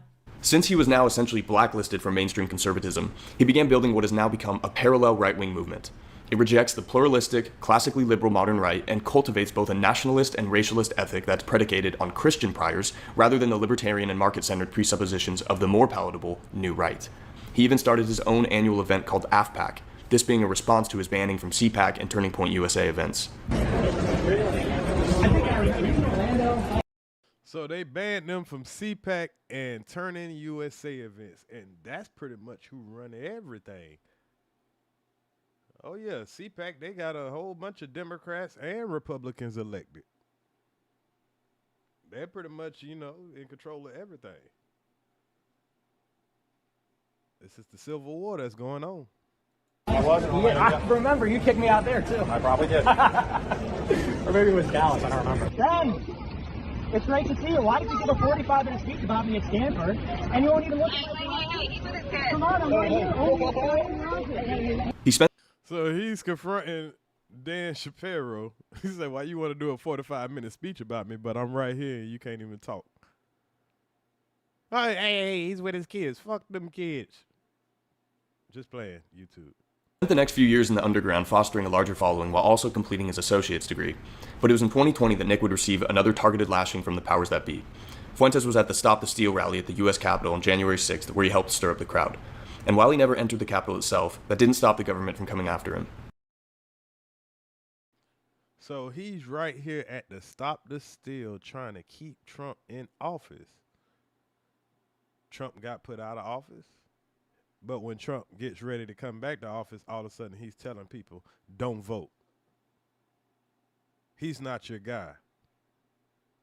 He didn't keep up his promises from 2016. Well, why are you at the motherfucking Capitol trying to keep shit going? Why was you trying to keep him in office if 3-4 years you're going to say, don't even vote for that guy no more? Now tell me what sense this make. You're trying to keep him in office, but you don't want to vote him back in office.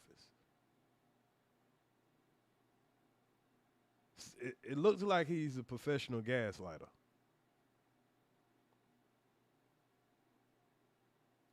The persecution then continued as Nick was permanently banned from YouTube and he was forced even deeper underground.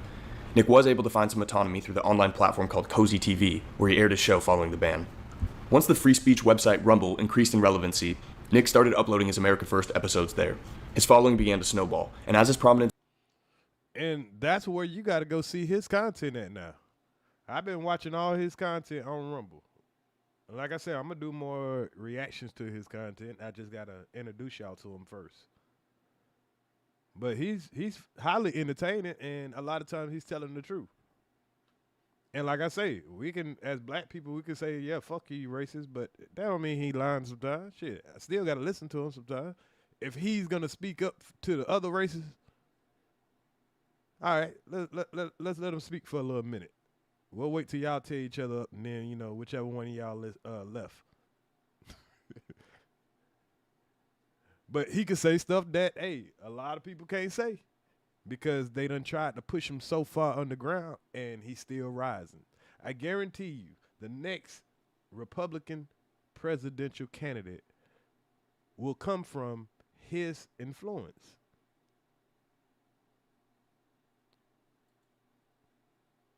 Grew, we saw one of the most surprising collaborations of all time. Whie, the artist formerly known as Kanye West, posted that he was in communication with Nick. And after Whie had his own public denunciation of Jewish power, they came out together on multiple occasions for some very viral moments. Yo, you know I'm here with my white supremacist homeboy Nick. We back. And you see how Whie just fucking trolling. He got on a Nazi chain and all kind of crazy shit. That's crazy. You know, blacks are overrepresented in violent crime. But when you meet an individual black person, you don't apply that. You start with a fresh slate every time you meet someone. Do you do that with Jews? Nope. In 2022, a dinner took place between Whie, Nick, and Donald Trump at Mar-a-Lago. Nick was only 24 years old at the time, and he was yet again smeared as being worse than the devil. So, you managed to find yourself not at the White House, but at the White House South in Mar-a-Lago. Ain't that some shit? 24 years old. You telling me that the next presidential candidate from the Republican Party will not have to come through him? Trump seen the noise that he was making. And this is why Charlie Kirk was alive. He had just as much pull as Charlie Kirk. Now, Charlie Kirk, he always had to keep going on the black people rage and all that shit. He told his opinion about black people and moved on here. I don't believe he's racist. I just believe that he feel he's pro-white. He's pro his people. Same way I'm pro-black and pro my people. Meeting of the mindless at Mar-a-Lago. We learned on Friday that Trump had dinner with Kanye West. Yeah, Trump went to Joe Rogan podcast. And a white supremacist / Holocaust denier named Nick Fuentes. After Elon Musk's purchase of Twitter following... So the biggest problem that even liberal America has with him is, oh, Holocaust denier. I didn't hear the man deny it. He just said that, hey, a lot of the shit that y'all saying, y'all exaggerated. Or y'all added some shit. Should I believe everything that y'all saying when y'all trying to act like that's more important than the slave trade? or that was a bigger travesty than what's his name? What's the dude name that went over there in the Congo jungle? Leo Pope, that massacred and cut off the hands and limbs of all of those Africans over there for their rubber in the Congo. Yeah. So if he was denying that, y'all probably wouldn't even have no problem. His insistence that he was a champion of free speech, he reluctantly allowed Nick back onto Twitter, now called X. Through the freedom that Rumble provided and this new access to X, Nick's relevance and popularity skyrocketed. So Elon Musk saved his life. Elon Musk and Rumble? Shit, 'cause you can get on Rumble, say whatever the fuck you want to. And they don't pay like that, but shit, if you can get those people there. But like you say, between X and Rumble. His infamy had grown to such a degree that he was even made the target of an assassination attempt in December of 2024. And it's curious to notice just how little coverage or support he received in response to it. Throughout the many years filled with smears and exclusion, there has still not been a single mainstream right-wing figure who has consistently defended Nick from the start. Even Tucker Carlson recently moved from ignoring to now mocking him, and he still refuses to have him on. Nick Fuentes, this weird little gay kid in his basement in Chicago. Nick's posts on X responding to... And see, that's how Tucker Carlson was trying to stump Nick down before he can get too big. But then he got so big that now he needed him on his show. Now you want to have a conversation, which we're going to get into that in a little bit. But he's a little gay kid when, you're not in front of him. Nick say, doing the hard thing for the greater good. Bro, you work for Ben Shapiro. Mainstream conservatives like Charlie Kirk get enormous engagement and almost always ratio the original poster in a matter of minutes.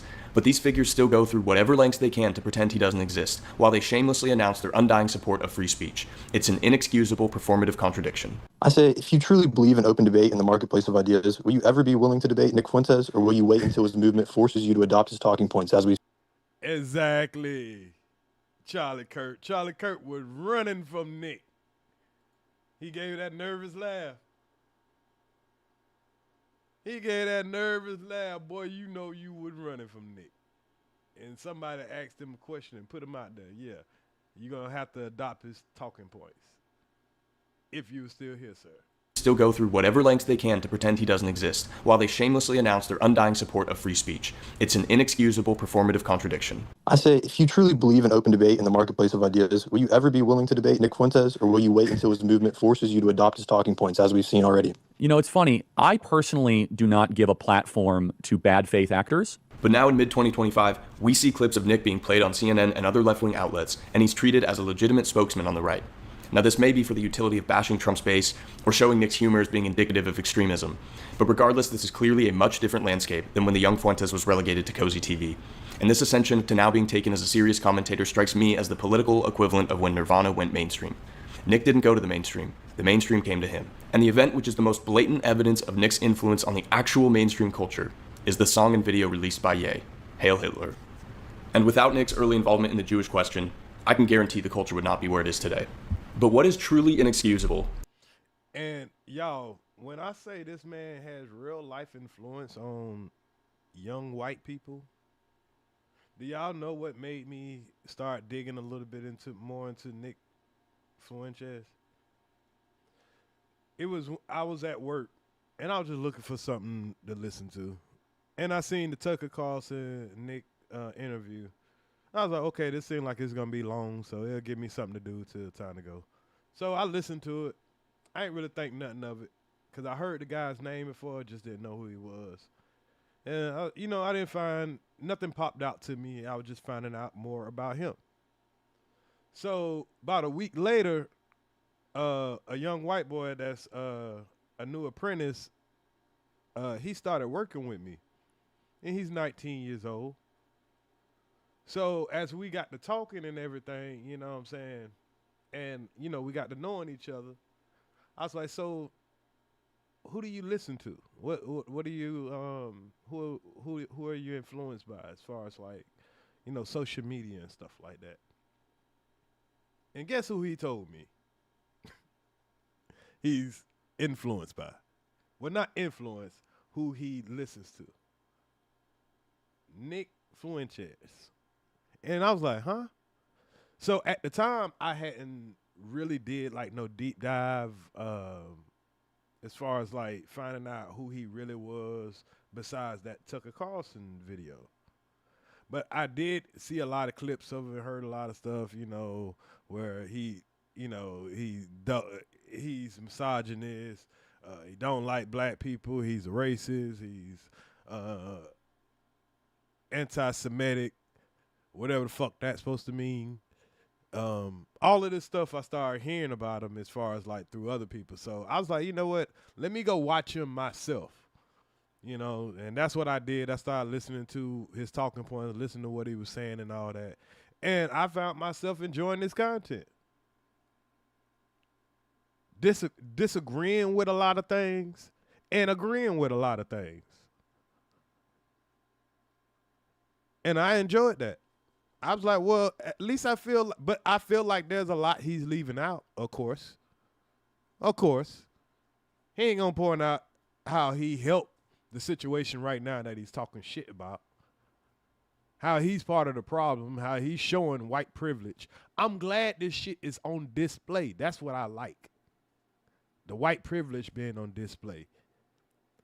Seeing white American nationalists mad at the neo-Nazis or whatever you want to call them. We're starting to see the real European division happen in America. Like, you know what I'm saying? Like, it's getting bigger than just black people or Mexicans and foreigners and immigrants and all that. Like, there's so many issues. But those issues just don't fall on black people. So to see white people finally standing up and saying, all right, now, hey, we ain't just opposing on the black people. Y'all fucking us up too. So it opens the door where everybody can be honest now. Okay, what's up with all this money y'all sending over there, but y'all talking shit about giving money to the poor? Y'all talking shit about giving all this money to and food stamps and snaps and how we can't afford this. We got too much of a deficit, but we seeing you send $30 billion over there to another country to fight another war. Y'all pulling us in another war. As of right now, as I speak, they pulling us in another war in fucking Venezuela, which that war is going to result to China probably pulling the trigger on on Taiwan, which we supposed to be allies with and going to want to try to protect. But that's going to pull us in another war that we don't want as American people. We don't want our tax dollars on that bullshit. What's good, Triple S? Salute the Triple S in the area. So, but we're finally having white people, this groper group led by this young guy here, asking those questions. They've been wanting to ask it, but they can't ask it if only Democrats are saying it.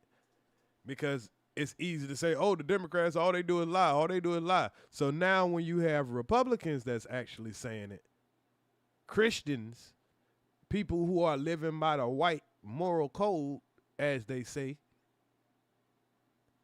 when they start questioning it, now everybody can get out their car and start goddamn saying, hey, yeah, what he said.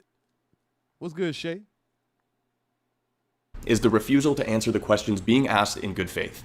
The right wing claims to be opposed to censorship. They say they are free speech absolutists. They proudly announce their side is a free marketplace of ideas. Now it's all about free speech. But we're watching because when it's Kanye and Kanye say some outlandish shit, you try to censor him. Okay, we could blame that on him just being black. But now when we see a white conservative Republican do it, we see the bias. We see the bias now. Only thing you can say is he's anti-Semitic. No, he's saying he's America first. Now, how are y'all going to combat somebody saying I'm America first and I don't want American money going overseas? I would rather see poor black people get food stamps and welfare before I see our fucking taxpayer money going overseas, and they don't know how to react to that. There's no answer for that. So only thing they can do is try to silence him. And now this man is breaking through the cracks.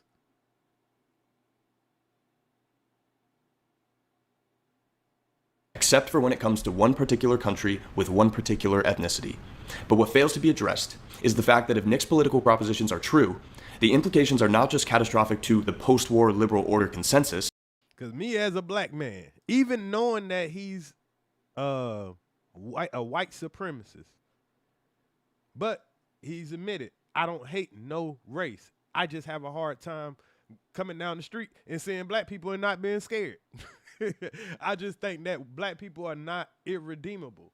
It's just that they're practicing bad morals. Black people are saying the same thing, so we agree. And you made it clear you don't hate black people, so now I can listen to other shit that you say.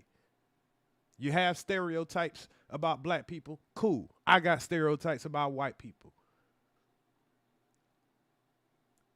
I'm America first, you America first. If that's what we really gonna do, I'm cool with getting behind what you're saying. I'm not going to be so sensitive to what you're saying about black people when I say the same shit about my same black people. We need to get our shit together. So once we get past that, you do have some great points. We're supposed to be America first. Hell, I'm an American. Y'all try to call me an African American. I ain't never fucking been to Africa. I would like to go. I will go, but I've never been there. I can't prove that my bloodline got brought over here on slave ships. Now, it's about a 90% chance being that where I'm from. But I'm just saying, I have to go into detail for that. But I'm an American because I've been living in an American system. I'm here now. So, motherfucker, I care about Americans first. I didn't want everybody getting all kind of food stamps and shit, but at the same time, fuck it. I think, hell, I changed my position on food stamps. I think everybody should get food stamps up to $250,000. I think it's unfair that only the bottom percent can get fucking food stamps, especially with how y'all done raise food. And I think I've heard even Nick kind of advocate for that we should have government programs that help the poorest of Americans. He's not against helping. He's not against social programs. I've heard that from him. Now I will have to find the video, but he's not against social programs for the lower part of Americans like most Republicans are. You know. I can respect that he's a virgin at his age. I don't think it's that he can't get no pussy. Now, he probably couldn't get no pussy before he became, famous, but I know definitely now he can get some pussy if he wanted it. So if he's practicing abstinence because he's a Catholic and that's his true religion and he's really living by what he's saying, I can respect that. I can't respect these fake Christians that they get on TV and say, oh, this is God America, I'm a Christian, then these motherfuckers have wives, then cheated on their wives, then get a new wife and have another chick on the side. They got these undercover lives and stuff like that. Now, if we find out for real that he's not straight, but he's trying to fake like he's straight because of his religion, then, I'll have an opinion about that. But for right now, he's at least practicing what he preaches. Whether I agree with it or not as far as the religion part, but at least I feel like if you're going to be religion, at least stick to all of it and don't fucking pick and choose what it is you want. So I can respect that. So, and this is why I say, yeah, I don't mind listening to what he's saying and picking out what I agree with or what I don't disagree with. But I found more things that I agree with than I disagree with. But to all political models more generally. And the main fundamental argument which all things seem to flow from is that there are genetic, inherent differences between the races, which results in the disparities we see in racial performance outcomes, intelligence, and general behavior patterns. I agree with him on that. That's what he believes. And we all believe that. I've heard black people, the pro-black people that I've listened to in the conscious community and all that, they believe that same shit.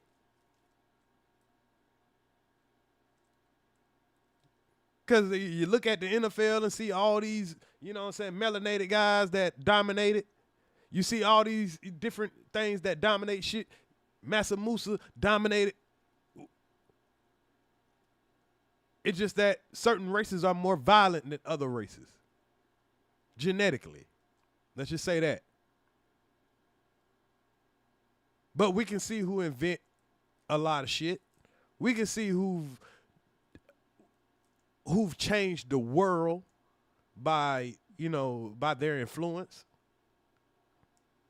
Everybody has an equal contribution to this world, actually. That's kind of how God laid it out.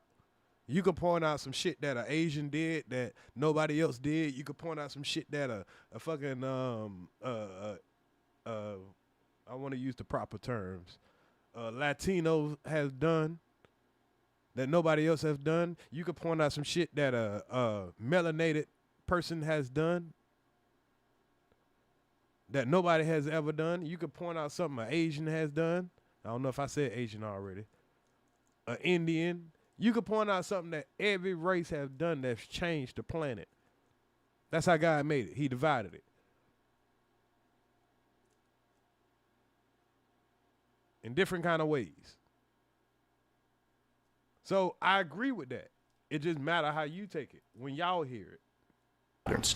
Because if this is true, and it continues to be denied integration into our political models, then we can assure ourselves that a dreary fate for our society has officially been secured. Because if the original diagnosis is not correct, then the prescription by definition can never be correct. And I kind of agree with that too. If every race stuck to what they were strong at, but we came together as a planet and did things in a collective way, by all the strengths of our nationalities, without the division, without the hate, do y'all know how fucking productive this planet would be? We would probably be on the other side of the goddamn galaxy at this point, exploring. If you took away the hate and the division of everybody not knowing their position as human beings, because we're all human. We're all under God. But we got divided when people went around and drew a whole bunch of goddamn invisible lines and say, your kind is not welcome over here. You look different from me. You seen a different alien than me, so you believe in a different God than me. You believe in, you know, more of this and more of that, and now we just all divided. What's good, Joshua Hawkins? And the mainstream Jewish-funded right-wing forces won't even give an answer to try and refute the conclusions drawn by Nick. There's a deep tendency to consider something as truthful only when it is sourced from an individual or an institution we respect. Just revisit the advice. Facts. We only will say something is truthful if it's coming from an individual or institution that we all respect. And a lot of times the institution, we respect them because somebody else told us to respect them. We don't know shit about them. Sometimes when shit comes from people, we respect them. We don't know why we respect them. We just say, hey, you're supposed to listen to that person. Some of them motherfuckers be straight up idiots. Narcissists. And sometimes people just listen to people because they played a damn sport really good. Because they physical physique outgrow the average person, so it made it easier for them to dominate a sport to a certain extent. People will listen to them like they're intellectuals. And I don't mean just listen to them like, hey, okay, we just listen to your opinion and giving our opinion to it. No, people will follow those people. And literally just do whatever they say, give them all their money, they'll give them their firstborn child, if they could. given by the ordained experts during Corona for endless evidence of that, or the article from George Clooney which then directed the acceptable discourse on Biden's mental state. But truth does not lie in a person or an institution simply due to who or what the vessel is. Truth is demonstrable in one thing only: predictive power. Nothing else matters. No credential, last name, or job title counts for anything. Accurate, consistent predictions are the only measuring tool for the evaluation of truth. And if any model that is being used to predict continues to be accurate, it must be in some way rooted in truth. And what cannot be denied is that Nick Fuentes' political model has made consistently accurate predictions. Israel benefits from the attack by Hamas because now they get to solve the Gaza question finally. Now they get to go in and kill them all and ethnically cleanse this region. In doing so, they know they're provoking and basically an unavoidable retaliation. There's an unavoidable reciprocal attack by these Iranian militias against Israel. And all that does is give Israel an excuse to do what they always wanted to do, which is to bomb Iran's centrifuges, which is their nuclear program.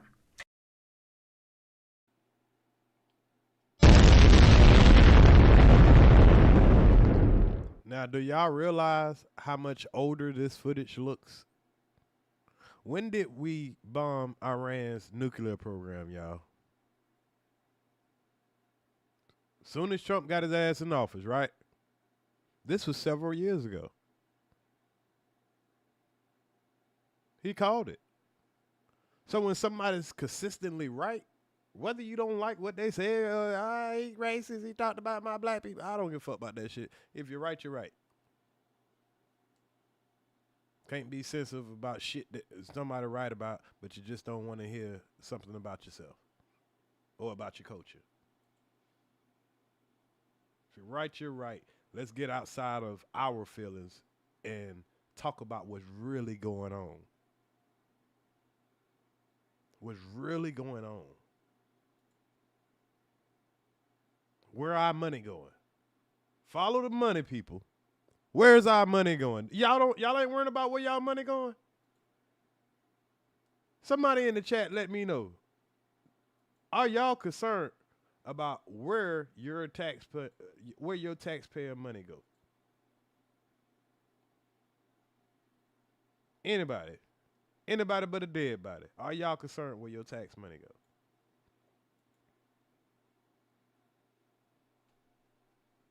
And if they do that, then Iran is in a war with Israel, and then they draw the United States into a war with Iran. Right. So y'all been wondering how the fuck did we all of a sudden get into a war with Iran, why we bombing Iran, why this and that going on. Shit. Worry no more. I mean, wonder no more. Wonder no fucking more.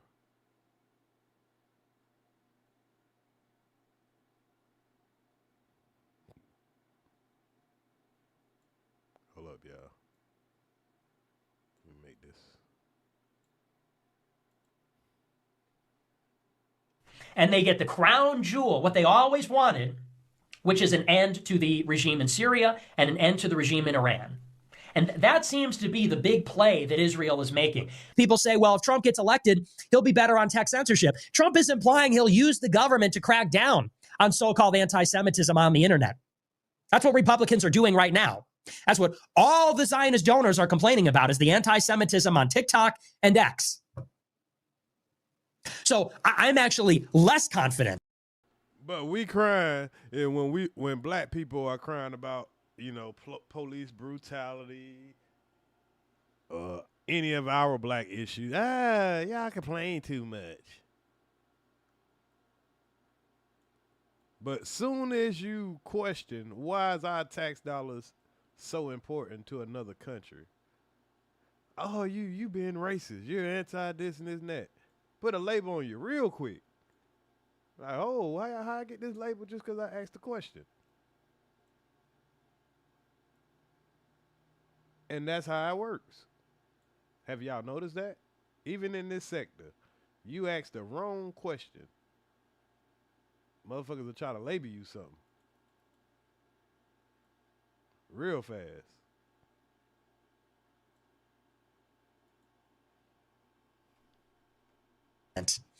That Trump will allow us to have our free speech than we would under a Democratic administration. I said that before he came on. I said, listen, I have guests on that are consistently right. You disagree? Now, I kind of agree with that, but I disagree too. Because turns out, well, I guess at that time you kind of really wouldn't know. A lot of people did think that you would get more free speech. Even me. I thought that you would even get a little bit more free speech under this administration than you did the last administration, because they're protecting speech about, the alphabet people. You can't say nothing about the alphabet people, you know what I'm saying, under the other administration. And you couldn't say nothing about the J people. But now you can't just, you still can't say nothing about the alphabet people. And you still can't say nothing about the J people. Well, certain people can't say nothing about the J people. We've had a breakthrough right now. We found somebody that could talk about it, and now we could piggyback off of him. You know what I mean? Because they're going to take him out first, and then, everybody else to decide what they want to do after, But he's pushing the line. Kanye pushed the line. He's pushing the line also. But we just got to piggyback. They'll make an example out of him. And then we'll decide, hey, if it's worth it or not. True with overall your views or whatever, but you've been dead on. So my North Star is, who's the most accurate? That's what I want. And I got to even give it to Alex Jones. Because Alex Jones, he was starting to sound batshit crazy to me, but I used to listen to Alex Jones when I first started even just kind of watching the internet as my, primary entertainment. I want to go back to probably like 2000 and maybe 12 or 13, maybe. Probably a little earlier than that. And Alex Jones used to be on what was called Craig TV. I don't know if any of y'all ever heard of Craig TV? You probably heard of who brought out Craig TV and what it's called now. Craig TV is now called Twitch. So Alex Jones was on Twitch before Twitch. And Alex Jones used to have these videos. And these videos are like, they was kind of scary, I ain't gonna lie.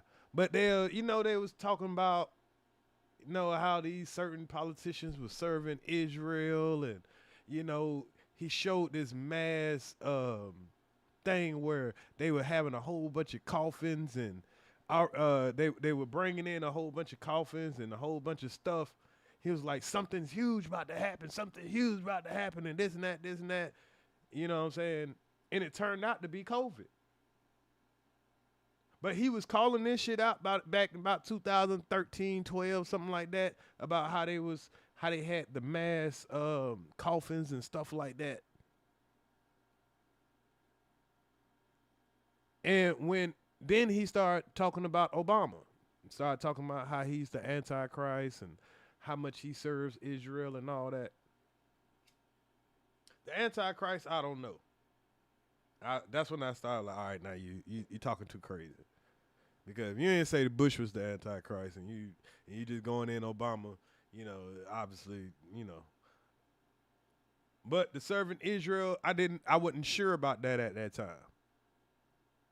And as we can see, now that we fast forward, he did show a lot of servitude, just like every other president, every single one of them.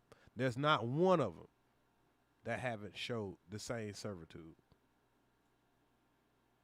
Not one of them. We went and looked on Congress.com. We seen how much money been getting sucked to them under every administration. Now, to Obama's credit, he sent the least to them, but still sent it to them. Still did their bidding when it comes to wars and stuff like that. But that's what Congress wanted, because a lot of the Congress members, so I found out as I kept, keeping my ears to the street, politically, I realized that a lot of the Congress members were put in their seat by CPAC.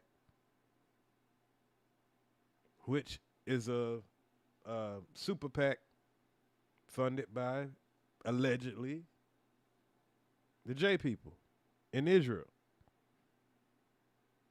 So when we sending all this money and they got free health care and they got universal colleges and free college and, you know, they got a gold dome over their shit and we got to fight a war for them with Israel, with Iran, and we dealing with this Ukraine shit that ain't got nothing to do with us, but we let these folks convince us all the time that all these foreign countries all of a sudden got something to do with us. I'm more worried about a little white boy shooting up the mall or a school shooter than I am any foreigner. Any foreigner. But they'll let you keep scaring us with this foreigner shit. Oh, we got to go fight a whole war because 2 white women got killed in an attack by these foreign people that they hate Americans. They hate Christians. We got to go fight a war, spend billions of dollars. Like, what? Man, yeah, chalk that shit up. Look at making our whole country go to war about a couple of goddamn, man, hell nah. But we already know what it'd be about. It'd be about that oil. That's what the fuck is about right now when it come to this Venezuela shit. Trump been told y'all that. Before he left, Venezuela was on the brink of collapsing. The Biden administration allowed them to recuperate. They recuperated. They went and did some business with China. They end up entering the BRICS. Yeah. So now we're trying to punish them for entering BRICS. Trying to pretty much overthrow. And this is all in my opinion, YouTube. I'm not spreading false information, just my opinion, free speech. In my opinion. Now they're trying to, go get a regime change, because if you go down there, you remove the leader of that country and you put a leader there that you want, and then you have that leader give you cheap oil because they got the biggest oil reserve in the world. In the world, Craig? Yes, in the world. And then they got number 4 in natural gas. So just like Iraq, Iran, Libya, Syria, all the places that has high concentrations of oil, and places like Afghanistan that had the high concentration of poppy seeds, aka opioids, and now all of a sudden we got an opioid crisis. Ain't that amazing?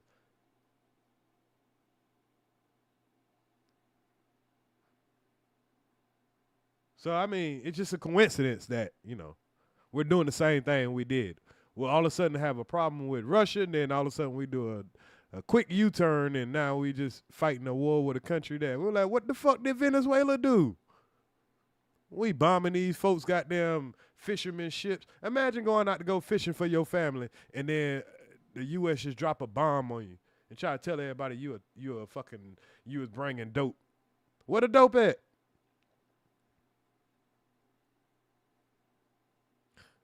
The alligator Alcatraz? Nah, that was in Florida. They was building that super prison in I think it is in Venezuela. No, El Salvador. So you did predict all this, which makes me physically ill. So what? Look at the crystal ball, Nick Fuentes. Now, y'all see how he's getting respect from all of these people? All of these people dismissed him at first. But you cannot deny that he predicted a lot of shit that's going on as an 18-year-old kid. So you got to show the man some respect. Alex Jones, like I say, I used to watch Alex Jones way back then, because this is before I was even political. I used to keep up with politics, but, I've never been on no side. But I think more back then I was just learning deep politics. I ain't gonna say I was easily fooled, but what he was saying, I liked it, the conspiracy. Let's put it like that. But then I'm like, man, after a while, after a year or two of listening to that shit, I'm like, man, this man might be just tripping. Oh yeah. Starting to realize that China and Russia and all them might not be on the wrong side of history.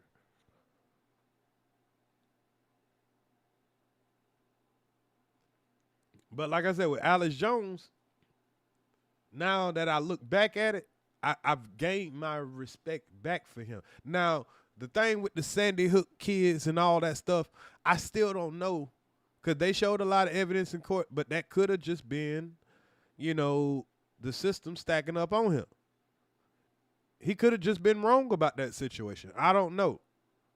But he definitely was right about, on his channel, about the stacked coffins and the mass coffins that they were bringing in, and that something huge was about to happen where a lot of people were about to die. A mass outbreak. I think he was saying that it was about to be a mass outbreak. And he was right. So I don't think Alex Jones is 100% cuckoo. I think he's 50-50. Oh, Venezuela has the most oil. They don't just got oil. Iraq got oil. Saudi Arabia got oil. They got oil. They got the most in the world. In the world. The whole wide world. And they got the 4th amount of gas resources. It's just that they had a socialism situation, right? So that means the people own the oil, right? So the money from the oil, they was just given to the people. Everybody got money. Nobody, it's not a capitalism. Only problem they had is they didn't have the drilling. They didn't have the resources to get the oil out. You can have all the oil in the world in your backyard, but if you don't know how to drill that shit, it don't do you no good. If you don't have the expensive equipment that gets it and ships it and all that shit like that, but you're on rich land. So that forced them to have to do business outside. Now, before they started just doing business with China and Russia and all that, they was trying to fuck with the United States. But the United States, with our slick ass, y'all know what we do. We try to fuck up their economy so they go completely broke and they just pretty much give us their shit. And so when we meddle in other people's fucking countries, we can make their socialism fall flat on its face. It probably was good for the people, but it wasn't good for the greedy motherfucker. So right now, them folks over there starving because they didn't have the resources of getting their oil. But now, Russia and China has linked up with them and say, hey, nah, so they bullshit with y'all. I tell you what, we're welcoming y'all to BRICS. So now we will take your oil as a payment to give you everything you need. We'll help build your economy. We about to help you get these oil pumping machines. We about to do good money with y'all. And America like, oh, hell nah. Let's go ahead and go get this before they can do anything. That's the fight. That's the shit that we're rushing for right now. Just in a, small little bubble. Same thing with Greenland. All the untapped resources. Why y'all think they say, hey, we might have to go, take that shit by force? It's all strategic. And you think South America is going to let Venezuela get attacked like that? Colombia got to be thinking, we going to be next. Chile got to be thinking, we going to be next. Brazil got to be thinking, hell, if they could do that to them, why they wouldn't do that to us? You think Russia and China ain't going to do something to try to weaken us now? Man, this shit about to get ugly. World War III.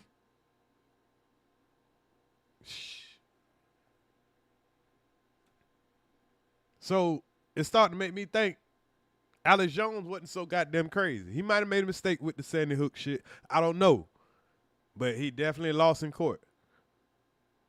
But I don't think he's batshit crazy no more because he did predict the C-19.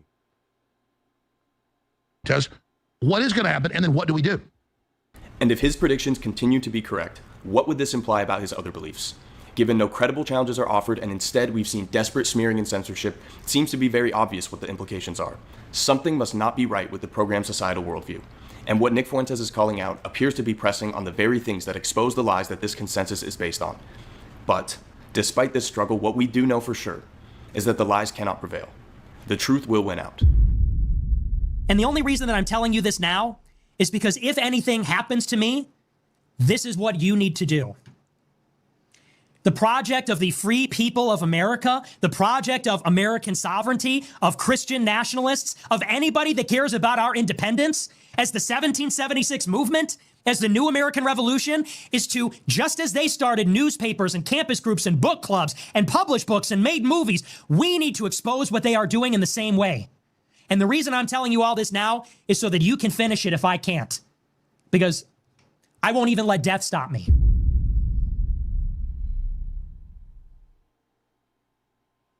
And that boy feels strong about that. You know. And they did it to Charlie Kirk. Don't think it can't happen to you, Nick. I'm just saying, homeboy. I'm just saying. So that's kind of how Nick kind of feel about shit or whatever. Now, I did have this other thing where I just thought it was kind of entertaining. So let's listen to Nick kind of talk shit about black folks some more. I think y'all want to hear that. Just in case y'all start liking them too much.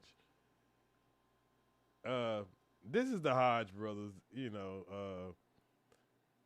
There was a couple other things he had to say. So I kind of want to point this out, and then we'll get to the interview.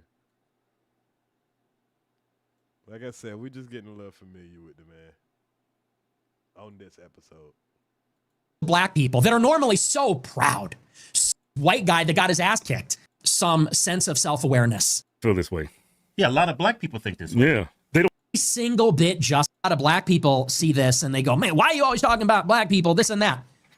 Because there just needs to be some shame here. Well, there's a few reasons. First, white people are every single bit justified in being racist. Every single bit justified, to the extent that that means going out of your way to avoid black people when you see them. Now, digest that, y'all. Don't just get mad when you hear black people or white people has every right to be racist in the extent of just going out of your way to avoid them. He ain't saying in a way of trying to harm them, in a way of trying to degrade them, in a way of trying to take away from them. He's saying to an extent of going out of your way to avoid them. If I wasn't black, I probably would go out of my way to avoid y'all niggas. If I had to work with you, cool. But if I didn't have to, I'd probably a lot of y'all niggas I'd go out of the way to avoid. I ain't lying. Just being honest. I love my people. But just being honest, a lot of my people, because I do it even as a black man. The reason that we talk about this, by the way, I know a lot of black people see this and they go, man, why are you always talking about black people, this and that? Because there just needs to be some shame here. Well, there's a few reasons. First, white people are every single bit justified in being racist. Every single bit justified, to the extent that that means going out of your way to avoid black people when you see them. Every bit justified. And you want to know why? Because we see what happens. And nobody is under any obligation due to liberal ideology to put themselves in harm's way. I agree there. I agree so far. There's going to be some stuff that I might not agree with, but as far as this part, I do agree. If you're a white person and you're going to work or going to the ball game or going to the city at night, you don't want to enter into the Terror Dome where you're suddenly in a sudden death match. You're like in the gulag in Call of Duty fighting for your life all of a sudden because... I ain't gonna lie, that's kind of funny, man. Because even as a nigga, you don't want to fuck around and end up in the gulag. You don't want to end up in the wrong neighborhood. You don't want to end up in the wrong club. You don't want to end up in the wrong spot with too many niggas. We've heard too many black people say this. Nobody wants to be nowhere with too many niggas. I'm just saying. Can't get mad at the man for just being a white man having to say that. Even niggas say this. Or black people, I'm sorry, not niggas, because niggas and black people are two different things. Or niggas and melanated people. I don't even like to say black people. You got on the wrong train car. Because a car full of black people pulled up on you by the bus stop. You turn and you walk the other way. You avoid their neighborhoods. You avoid going out on Memorial Day or Labor Day weekend at night in certain places. When you see them, you start walking in the other direction. And nah, of course this would tickle these niggas, you know what I'm saying, a whole bunch. But I ain't here for their reaction. I just couldn't find this video. Justified because we see Fuentes is a real. He'll say it. We are every bit justified because we see what's going on and we don't want to die. It's that simple. That's pattern recognition. That's not racism. That's pattern recognition. That's one. And I gotta agree with him on that because it's gonna be certain places. If I go in let's say I walk in a bar and I'm in goddamn where the fuck Tennessee. And let's say I'm working in a little small town, and I'm like, hey, I would just want to walk into a bar that's close. Matter of fact, this kind of happened to me one time before. I was in North Dakota, in Fargo, North Dakota. So, of course, after, just working, never going nowhere, it was a bar like a couple of, about a block away. So I'm like, you know what, I'm going to go in this bar, I'm off tomorrow, have me a drink, see what's going on. Socialize. I go in that motherfucker, boy. I see the white people in there with their cowboy hats and boots keep boogieing and shit on the dance floor. The music wasn't, you know what I'm saying? I was in the wrong area. It's like when I walked in, it kind of felt like the music screeched. I walked in, it was like, what? Boy, if you don't get your chicken-eating, watermelon-munching, corn-chip-smelling, black hole-looking, Kool-Aid drinking, eat-the-bone-cracking afro, having cotton-picking Jordan 4s wearing thug life, having Call of Duty playing anime, watching basketball bouncing line up, having ass-up, goofy-ass monkey. Yeah, that's how I felt when I walked in. So, I try to put myself in other people's shoes, as I say. That gotta be how a white man feel walking in a fucking pool hall thinking it's just a pool hall. You see a bunch of niggas in there, pants sagging and it look like they tucking something and all that shit. You might want to get the fuck up out of there. So it's just all about experience is pretty much the bottom line. Nobody should feel unsafe. Pattern recognition. There might be a pattern that we see out of white folks. If I go in a bar and I see a bunch of, tatted up Mexicans with tats all on their face and all that, I think I'm in the wrong place. I think I'm in the wrong fucking place. And two, I really hope. And y'all got to remember, he's from Chicago. He's speaking on his experience in Chicago. Being a middle-class white guy in Chicago, what he sees. Because I'm rooting for black people, like I'm rooting for humanity. I'm rooting for everybody to be safe and to be healthy and to be happy. And see, I can respect that. The man said he's rooting for black people. So I take that just as serious as I take anything he says against black people. Or that might be considered against black people. I think sometimes his words are taken out of context. That's why I like to listen to people in full. I don't listen to, I might hear the clips and I'm like, all right, let me go see this in full. So if you say you don't hate black people or this and that, you just think that they should take some accountability. You know what I'm saying? There should be some shame somewhere. I agree. We say it all the time. I listen to black people who say it all the time. So I can't be mad when a white person say it. Yeah, that's what I was saying. Like I might be out of town, like I was when I was in Fargo, or I go out of town all the time. When I was in LA, I don't know what places to go and what places not to go. But if I know if I go in there, and if it's white people who dress just in casual or whatever, they ain't got all kind of visible shit that tells me I'm not welcome. I might feel more comfortable than going in a place and there's a bunch of niggas and I feel like it's some young nigga activity going on. But same way, if I walk in there but I see some skinheads, I might not feel that comfortable. I might feel more comfortable going with a nigga activity going on. It just depends on who you are. He's a white dude with a fucking ferret on his head. So he can't. He's just talking from his perspective. Really hope that somewhere out there, although I'm not optimistic, black people are starting to develop some sense of self-awareness. Where's the shame? I agree. I really hope, but I'm not that optimistic, that black people will start, showing some shame. They'll start getting shit together. I hope so. Not that optimistic. If I can say it, he can say it. Now, I don't like him using the N-word like I've heard him do.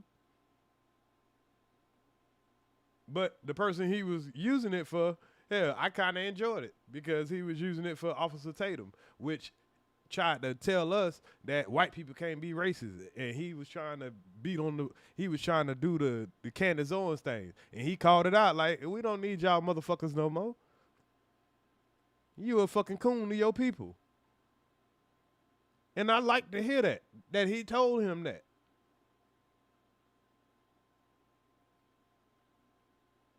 And he called him a nigga. and now all of a sudden you being racist. Shut up, nigga. Bitch ass nigga. You a racist. Now he racist. He wasn't racist when you thought you was fighting for him.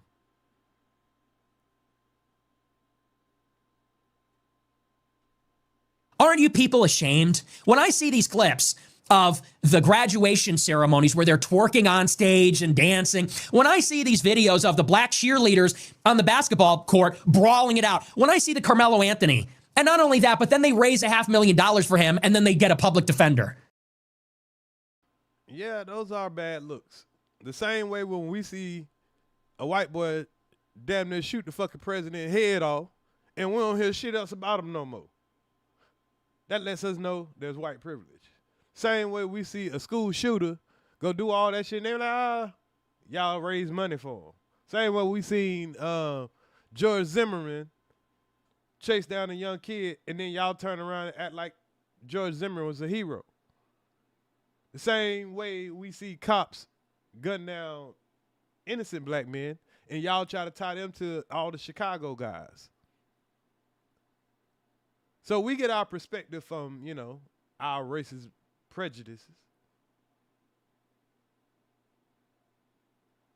And when people like you defend that shit,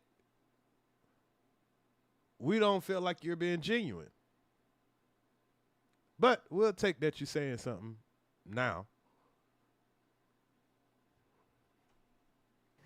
When I see that video of a black security guard rifling through the pockets of an unconscious white guy that got his ass kicked, and the list goes on and on and on. You have to ask the black people that are normally so proud, and with the chip on their shoulder, aren't you ashamed? Are you not ashamed when you see these things? They're not ashamed. They What the fuck y'all niggas mean they not ashamed? Nigga, y'all black too. Shut up. That's why I ain't even listening to their commentary. Yes, I am ashamed when I see that shit. But are all black people ashamed? They should be. So I get where he's coming from. We should be. And sometimes we jump in the comments like, man, this bullshit.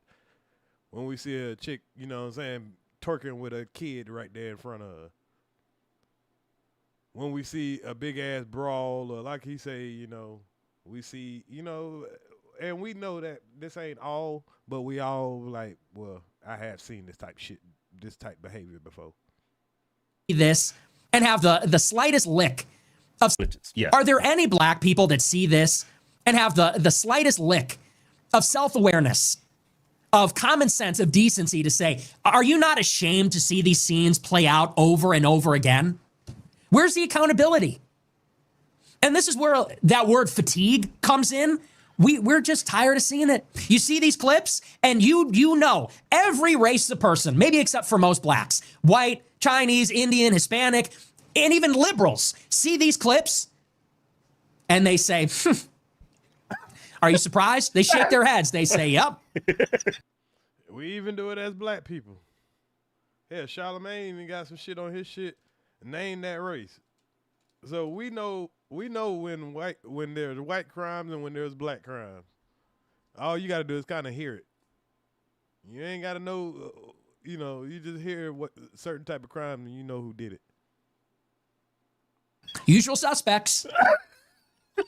You also think people who vote for Democrats, progressives, they have black fatigue, but they won't come out and say it. But then we'll call it out because we're black, and you should sell out. Brainwashed. I don't think intelligent. Yeah, are you not ashamed? And when are black people going to turn that around? Never. I'm so sick of, and I think all of society is sick of, hearing about all these excuses. And even the conservative blacks will give them, like Jason Whitlock is a perfect example. When I gave a similar monologue about Austin Metcalf and Carmelo Anthony, Jason Whitlock, who's a black conservative at the Blaze, said that this is a demonic sentiment. He said the problem is a lack of Christianity or something or other. The problem is a lack of accountability. Pose it. It's lack of. Now, with the Carmelo Anthony thing, I kind of agree. Once we found out the truth, there was a lack of accountability. Black people shut the fuck up. Made it about race before we even got the fucking facts. And we do that sometimes too fast. Then when we get the facts, then, you know, we'll still act like somebody did something wrong. Come on now, we got to just stick to the facts sometimes. Sometimes the facts are in our favor. Sometimes they're not. We can't move like a cult all the time. Of a soul. Yeah. I don't need Christianity to make me know what's going on. People, people hide behind. And I don't think you can teach that. No. And I think a lot of black people hide behind these various things, whether it's the liberals that say it's slavery and racism, or it's the conservatives, and they blame it on welfare, hip hop, or the Great Society. Yeah. I can't even listen to hip hop music anymore. Rap music is disgusting. And we used to use that as a crutch. So that's why the black community is all messed up because of what you don't. Making choices like we all do. With you. It starts with. But see, I gotta disagree though. Music is a very powerful tool. You know, so it does influence a lot of unguided youth, which we have a lot in our, you know, community. Every individual black person making choices like we all do. No, who's raising these people? Who's raising these people? So they're black. Well, sometimes they're raising themselves, and that's the part. And see, for him to not acknowledge the systematic racism, that's where a lot of black people can have a problem with what he's saying right now. Like, okay, yeah, we are broken. We do have a lot of fuck shit going on and all that. But you're acting like there's not a source of that. You're acting like we just got that way just because, hell, that's just the way we're born. You're going to ignore the crack epidemic. You're going to ignore the, you know, the years of systematic racism that people are recovering from. Slowly. Not giving an excuse because, yeah, it's individual choices.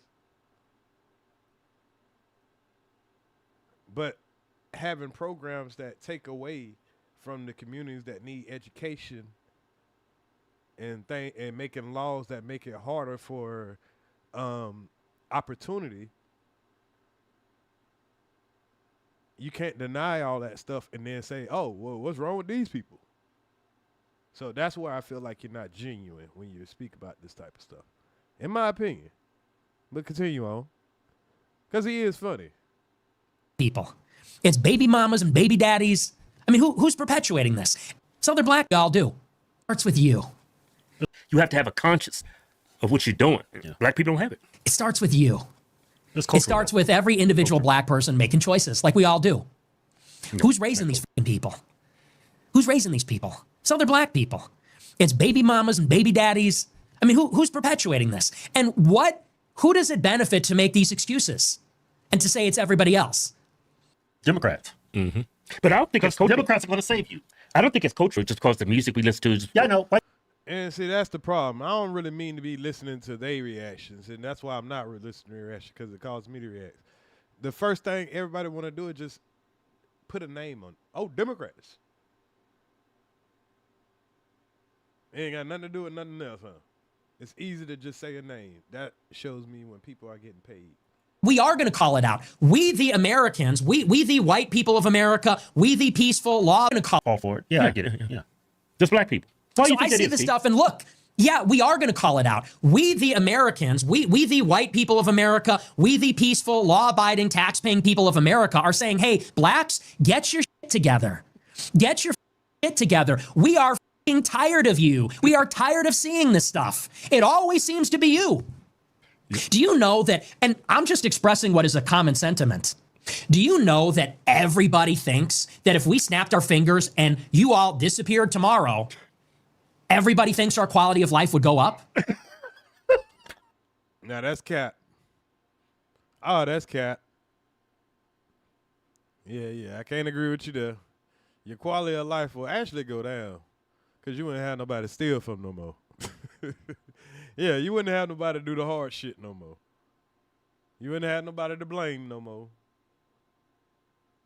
But hey, I respect your opinion. Cryptocurrency or Craigslist? Which one of these two can make you the most amount of money online? Yeah, it would definitely go to the crime. Everyone's thinking it. Yeah, everyone. White man's out to get them. Do you realize that?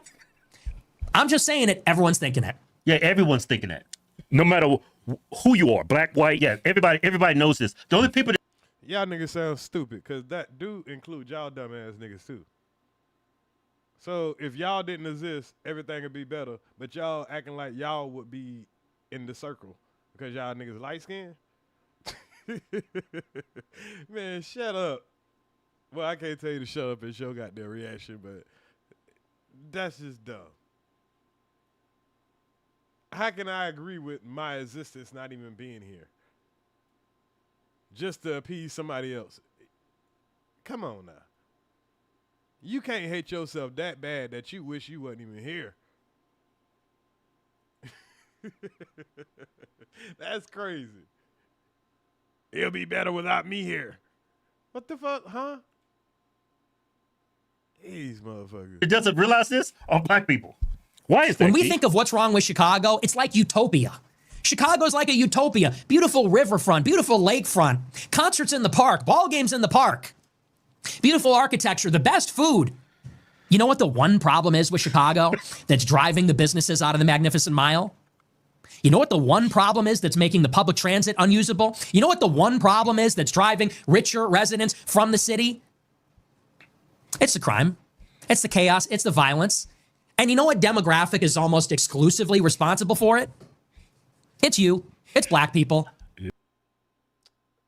As far as Chicago, I can't even say he's wrong about this. I mean, if somebody say, I don't want to go to Chicago, it's because of what they've been seeing about Chicago. Which Chicago probably is a beautiful city. Probably have a great time there. It's probably just one sector that everybody is trying to avoid for, yes, that reason. So we can't get mad that a white person saying it, but it's true. Everyone's thinking that. Everyone's fucking sick of it.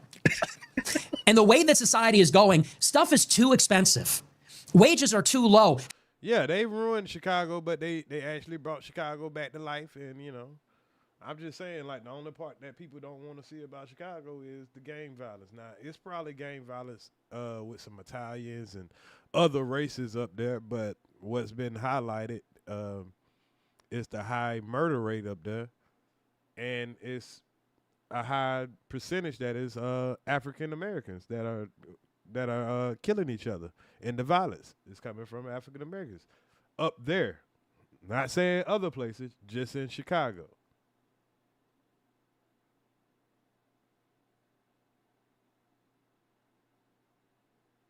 Oh yeah, they definitely known for corrupt politicians. Definitely that now.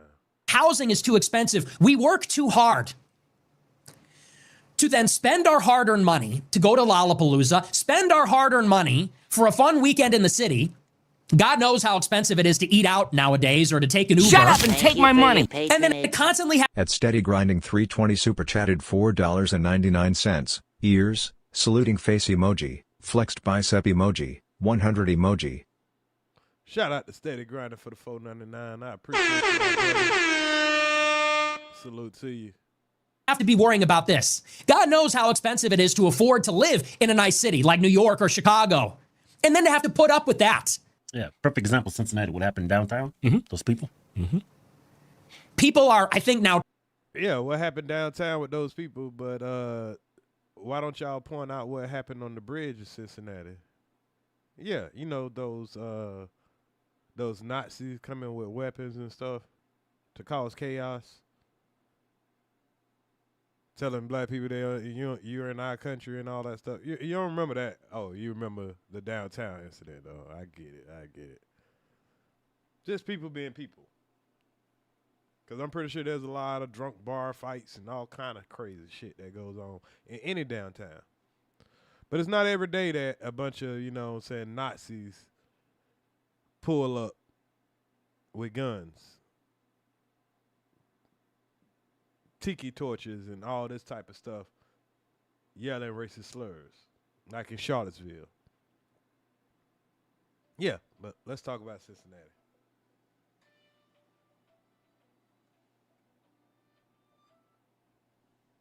Too broke to be woke. People are too broke, work too hard just to be dealing with this kind of stuff and hear BLM and to hear these excuses about slavery and racism and the white privilege. It's enough.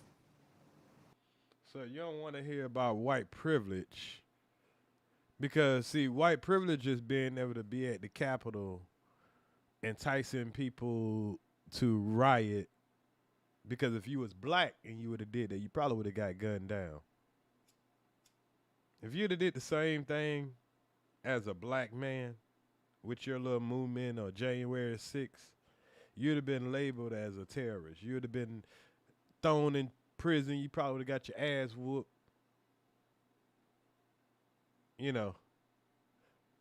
Because you wasn't doing what Martin Luther King did, peaceful movement, and got sprayed with water hose and stuff like that. See, you wouldn't have to suffer that type of stuff because of your white privilege.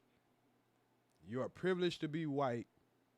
So the type of stuff would happen to you that happened to other protesters that are not your skin color around the country. Yeah, that's called white privilege, sir. Your white privilege allows you to be able to speak on what you're speaking on, pretty much with Israel and Trump and all of that, and still be able to get heard. That's a white privilege, sir.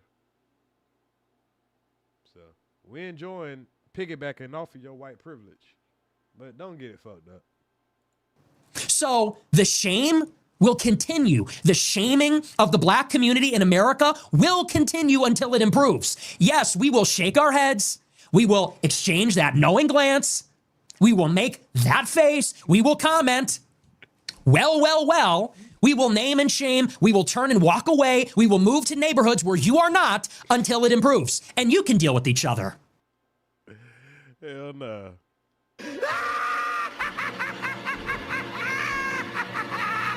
That's how you feel. It's like we will continue moving to neighborhoods you are not, and then get pissed off when we bring our black ass to your neighborhood. Oh, shit. Brandon Johnson and the teachers union and all these thugs and opportunists, Jason Whitlock, all the wokesters, everyone making excuses. You can all live in Wakanda. You can keep all that black excellence for yourself. We're good. And you know what? I'm rooting for you. I'm praying for you. I hope you figure it out for your sake, for our sake, but we're done. And how long before a U.S. presidential candidate gets up and identifies the problem? Because the second that candidate comes up, that person's going to win in a landslide. Think so? Should, huh? Well, Trump's pretty much said he's going to be tough on crime, but he's not calling out or singled out a demographic of people. Right. Yeah. He said whoever does that first is going to win. Did you know you could be entitled to a 5 or 6 figure payout if you... And you can just listen to these dummies. Oh, Trump's going to do it. Yeah. But this was before Nick was talking shit about Trump. So they don't want to cover when he talking shit about Trump. But, you know, they'll cover when he talking shit about black people. They don't want to cover when he talking shit about Israel or the J people or white people. They'll only cover when he's talking about black people. Ain't that amazing? Lives back. We want our cities back. We don't want to feel anxious all the time. We don't want to feel afraid all the time. We don't want to live in fear that we're going to wake up and someone's going to steal our car and then we might get in trouble if we respond in the wrong way. Or we're going to be on a subway and get a knife pulled on us and we're going to get ordered to the ground for defending ourselves. It's insane. It's utterly insane, and we all know what's going on. So I saw this Raja Jackson thing and whatever. I mean, it's live streaming, it's professional wrestling. Who knows what's real and what's fake? The reason that it provoked this response is because we've seen the scene. We've seen it before 1 million times, and it's infuriating. And as I said, it's not just the violence. It's this almost pathological, evil, anti-human cruelty, disregard for human life, malevolence. And then listen, people get in altercations. People get in fights. Sometimes there's violence. It is what it is. We all know. This is what they do. They attack in packs. They stomp the head. That's what they go for. And it's evil. And that needs to be called out. It needs to be called out by the black people. And if black people want to be loud and proud, they want to be talking about the black community, you must be equally loud in your condemnation of this kind of stuff than you are in your praise. Hey, I got to agree with that. That's a hard pill to swallow, but yeah, hey, I got to agree with that. Just as much as we praise the bullshit, we got to be equally praising the productive shit. And a lot of black people do say that, and it falls on deaf ears. When it's the positive things. You can't have it. It's not a one-way street when it comes to that sort of thing. I freeze that. Looks crazy as hell. Let me freeze it right here. That looks better. Yeah. Another mic drop from Nick Fuentes. Can't fix this. Okay, I think it's... I don't think it out. Yeah, systemically in that. Okay, so I just wanted to play that little bit of, you know, one of his rants. And I agree with a lot of it. You know, it's harsh. Don't get me wrong. But, hey, it is what it is. So, Nick really got a lot of flack for this this interview he did with Tucker Carlson. But you know what? I think I'm going to save this for a different live because it is kind of lengthy and I would want to just focus on straight this. So I'm going to save this for another time, and we're going to go to what I got in the title. So this video here is hold up.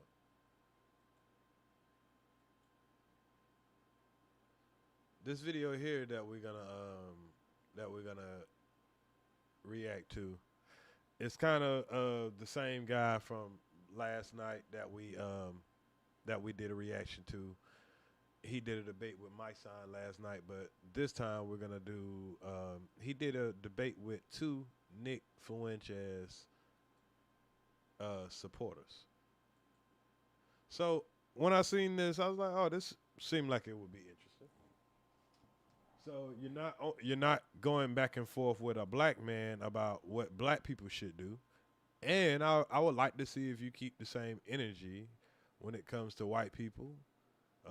Are you smarter than the white people that you have disagreements with, or are you just gonna, throw insults and all that stuff like that?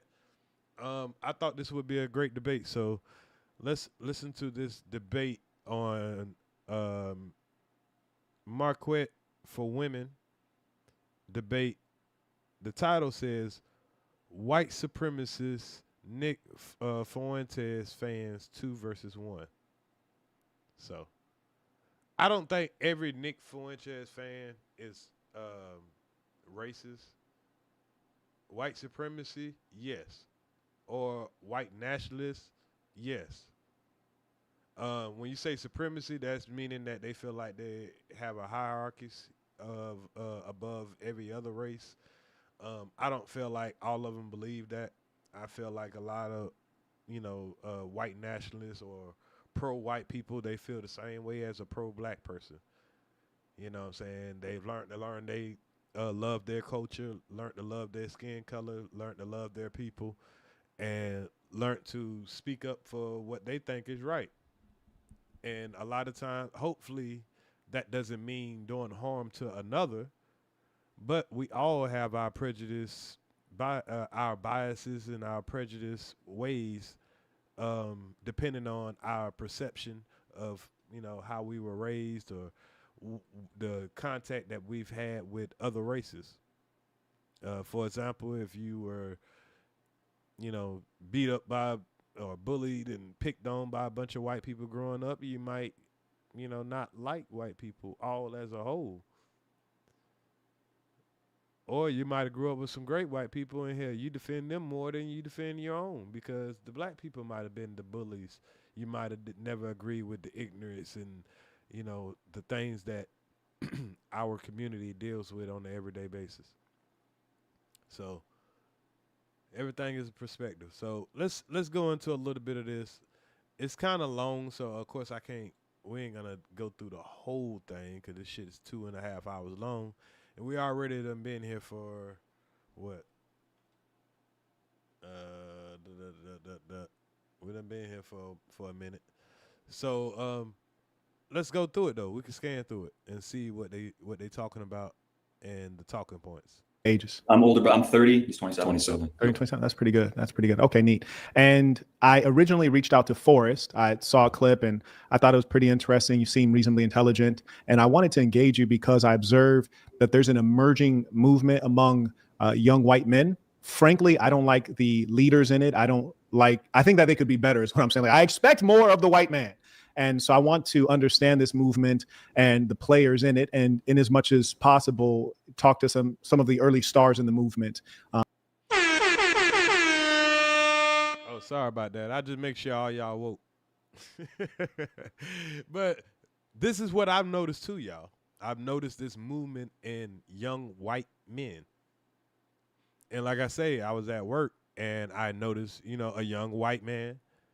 He was very cool, very laid back. I didn't get like no racist vibe from him or anything like that. And like I say, once we started having conversation and, we talk, we understand he's intelligent, hardworking, we understand that we like each other and, we talk about ideas. We got a lot of same ideas. So you listen to what it is they got to say. So he says he listens to Nick Fuentes. And even some of the things that I asked about, okay, what about when he said this? Oh, I don't agree with that. But I do agree with him on this. I do agree with him on here. I do agree with him on there. But I don't like that. I don't like this. So I can respect that. But there is a growing movement of young white men who are the future, because this is a predominantly white country. And that's why they fighting so hard. They don't want to lose that power of being the majority. They don't want to be the minority because you can only imagine how people would treat white people if they are not in power no more. And they fear that to death. If they ever get back in the damn situation where they're not in power. And hopefully we can push it in the right direction, because I think that if we're going to be in the same country, it'll matter for all of us. So first off, what would you call this movement of the whites? Go ahead. I'd call it like a new renaissance You know, at the risk of going too deep into world history, I would say that post-World War II, because, you know, you had Germany, which was the last example of white people really collectivizing, there's been this sort of cultural pressure for white people to become untethered from their heritage and their identity. And I think that that has been suppressed for a very long time, and the pressure has been building up. But there have been a number of catalysts that have been pushing white people to sort of reassume their role. And we're sort of going through this transformative time where we're looking for new leadership, we're looking for new voices. And I think that white people are sort of coming back into their heritage and coming back into their identity. And I think that's going to encompass not just the political realm, but also musically, culturally, even film. And I think that so the fact that, you know, I like these type of white people. They're straightforward. You know, they say exactly what's on their mind, say exactly their fucking agenda. And if you can stay out of your emotions long enough, you can learn something. If you're in the live chat, if you'd be kind enough to note if you're having any audio video issues from the gentleman. I'm currently not hearing or seeing them.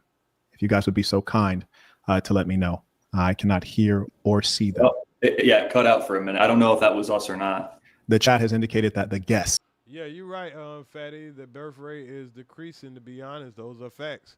And so is ours. Both of our birth rates are decreasing. And the little bit that it is increasing as far as from our side is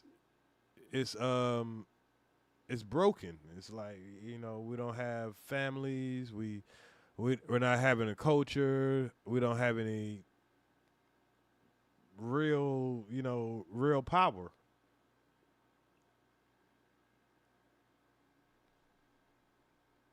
So they're used to having all of that, and they're noticing that is, you know, deteriorating. Have frozen that. Okay, I'm sorry. We're kind of low budget over here. Okay, no, that's all right. That's okay. No, we heard most of what you said, and I appreciate the fact that you've thought it out at some level.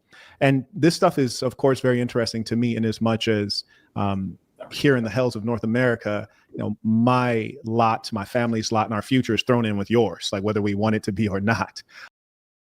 And man, he's so passive aggressive. And I ain't gonna lie, I kind of like that style sometimes because you have to be careful not to offend people, but still be able to say what you need to say without coming off as aggressive. But you shouldn't have to bite your tongue. So I do appreciate that about his content, that even though he do it in a slick way, he's very passive aggressive, that he at least, you know, get off what he want to say, whether it's passive or just straight up aggressive. So if we, and I got a ton of questions for you guys, and I want folks to know they may say something that I may or may not agree with, and that's not the point of this discussion, is for me to agree or to interrogate or investigate, but rather for us all to understand. So when you were elaborating on that, the first thing that came to my mind is, because I have a lot of European friends, and often the white Europeans are saying, well, what are the white Americans talking about? Like they're not even anything. Like they're not Swedish, they're not Latvian, they're not German. They're like mutts. So how can they talk about their heritage? They're just like mixed up. Like they're not even really European in any, you see what I'm saying? Well, What's your response to that? Well, what I would say, there's a couple of different, and that's the thing, just like on any right wing, because this is right wing politics, right? Anything on the right wing is very fractionated because it's a bunch of disagreeable men saying, no, this is the right way. This is the right way. No, this is the right way. There's a variety of different things that I've seen, from like the full-blown neo-Nazis, people that are more hateful, more violent, more separatist, all the way to sort of like a right wing pan-European, like all. See, and this is kind of what my son was saying when he was saying, I like to talk to people and understand their thinking, whether you agree or not. You know, listen to understand, not to react. And that's just what he just said. But he act like there's something wrong with it if it's a homosexual. If you try to listen to understand, not to react, you got your opinion formed pretty much already. You've done your research, your study. You understand that that ain't where you at with it. Because I don't think he would ever, I don't know. I don't know this guy personally. So I'm assuming that he would never like associate with these type of people, you know, in real life. But he would like to get into the mind of one of them and learn what, you know, learn their thought process. All Europeans should meld together in a melting pot in the United States. Ultimately, that is a good point because I'm not German in the same way that someone is, who's raised in Germany. But my ancestry is white Anglo-Saxon with Celtic admixture. There's like a particular sort of genetic makeup there that constitutes who started this country. And it is a melting pot. I do want to let everyone know I will be interrupting them during the live stream. Most times on purpose, sometimes just because of a possible lag. So I want to let you guys know I'll be interrupting you, not to be rude, but either to ask you to elaborate on something, which is to say add details, or in other cases to illuminate, meaning to clarify so that we all understand. So for example, you speak to your blood heritage. Did you take a DNA test? So I want to, because I would like to know, and I have deep interest in the genealogy and the specific percentages of here, there, and the other. I am hesitant, just like intuitively to do that. I don't want my DNA in some laboratory somewhere, but I did trace my heritage back manually to the best of my ability. I mean, I'm not a professional, but my father's mother, she actually did her ancestry. I helped her do it. I had it in my email. So she's like 97% northern and western. Your father's mother, which is to say your grandmother. Correct. Which would be 1/4 of your lineage. Correct. And then his father, I traced that patrilineal lineage all the way back to So Kent, are you ever England. going to actually do your own? Well, that's the thing. If there's a way that I can do it manually without needing like a genetic test. I think the answer is no. I think the answer is no on that one. The only reason I say that is because often when folks take these DNA tests, they're shocked at the results. For example, I know a young lady who's quite fair skinned. And so we both took them and I told her, like, I think you have a lot of Caucasoid in you. I think it's going to come back at least 14%. She's very, very fair. So we both took it. And shockingly, I had more than she had, which, genetics are funny in that way, which I should have known because I like to take over things. So he got more white man in him. He got more, what he just said is he had more white man in him than a person that looked at white. He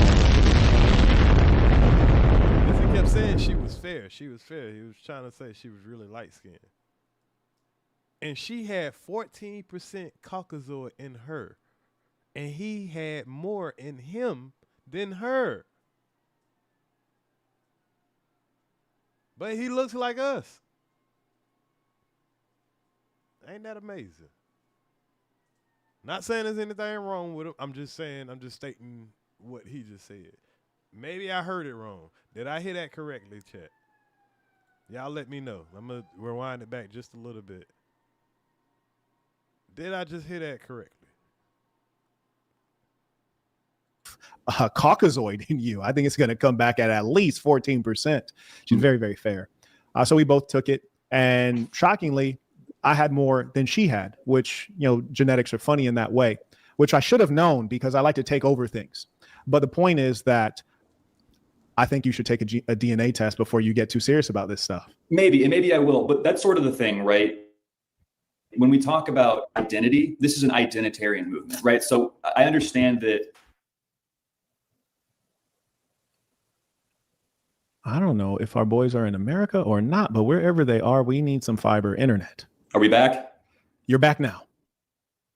Yeah, okay. Well, I'll have to lose my train of thought periodically. So I think that so when we say the term white, you would agree that exists in the same way that I would agree the term black exists, but it's not like your genetics is the same. You're not talking about the term, you're talking about the biological reality. So you're asking me if I believe that race is a biological reality as opposed to a social construct. Yes. No, I'm not asking you that. I know that you would agree with that. I've seen a lot of I know that you would agree in the reality of race. I'm just saying white and black are sort of descriptive terms rather than categories. Yeah, sure. Rather than adhering to the actual genetics. So someone who's like Irish versus someone who's like Spanish, you could consider them both white in some sort of broad term.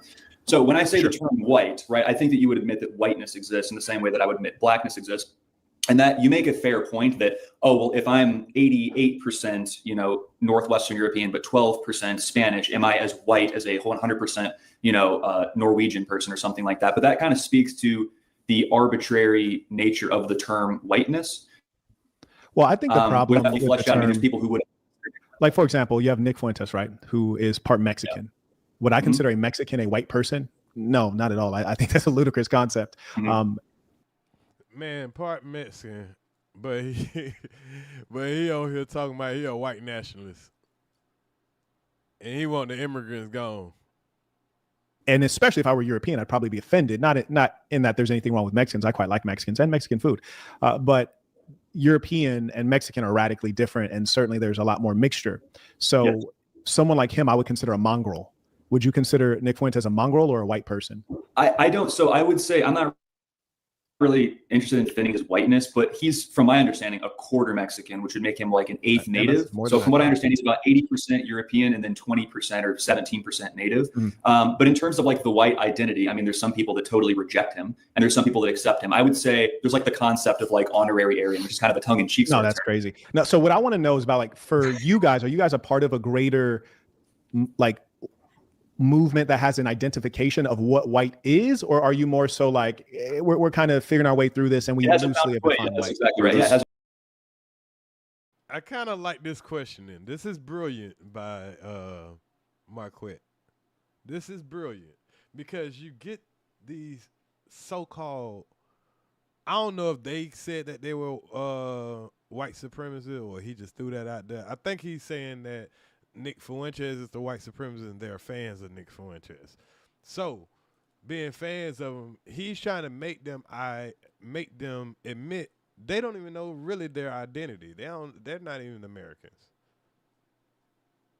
You have German, you somewhat German, you somewhat this, you're somewhat this and that. Y'all don't know where the fuck y'all come from.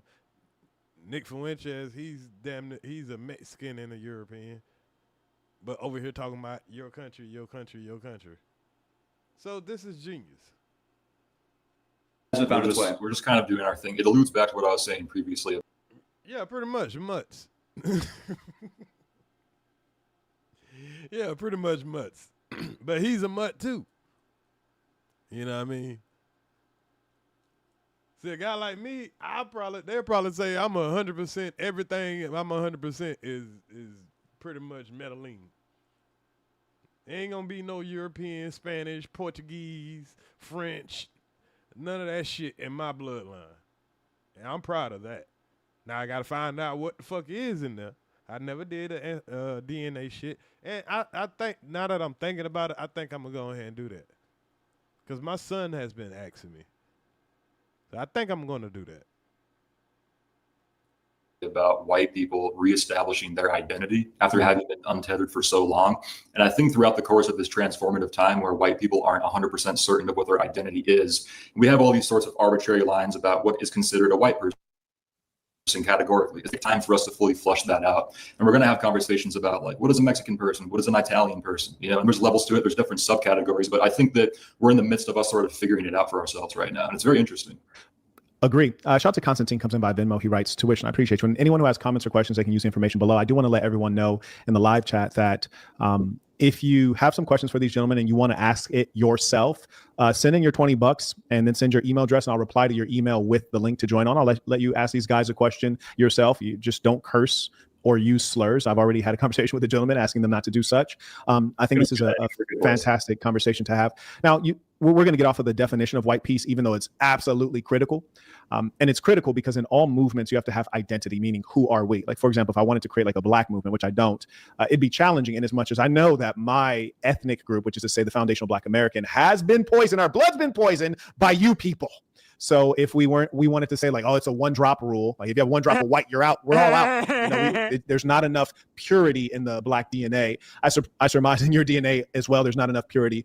And for sure, in a guy like Nick, his DNA certainly doesn't have the purity. And you guys know in the South in the United States, there used to be a 1-drop rule. If you have a drop of colored blood, you're colored. So by that rule, American rule, Nick would be considered colored as opposed to white. And that's like your heritage. Would you guys stick with that as an idea?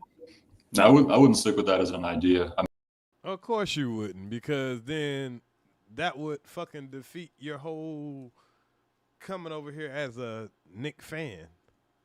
And you just look stupid following behind somebody that's not even fully white, and you're a white nationalist just because you look white. But white is not a heritage. It's not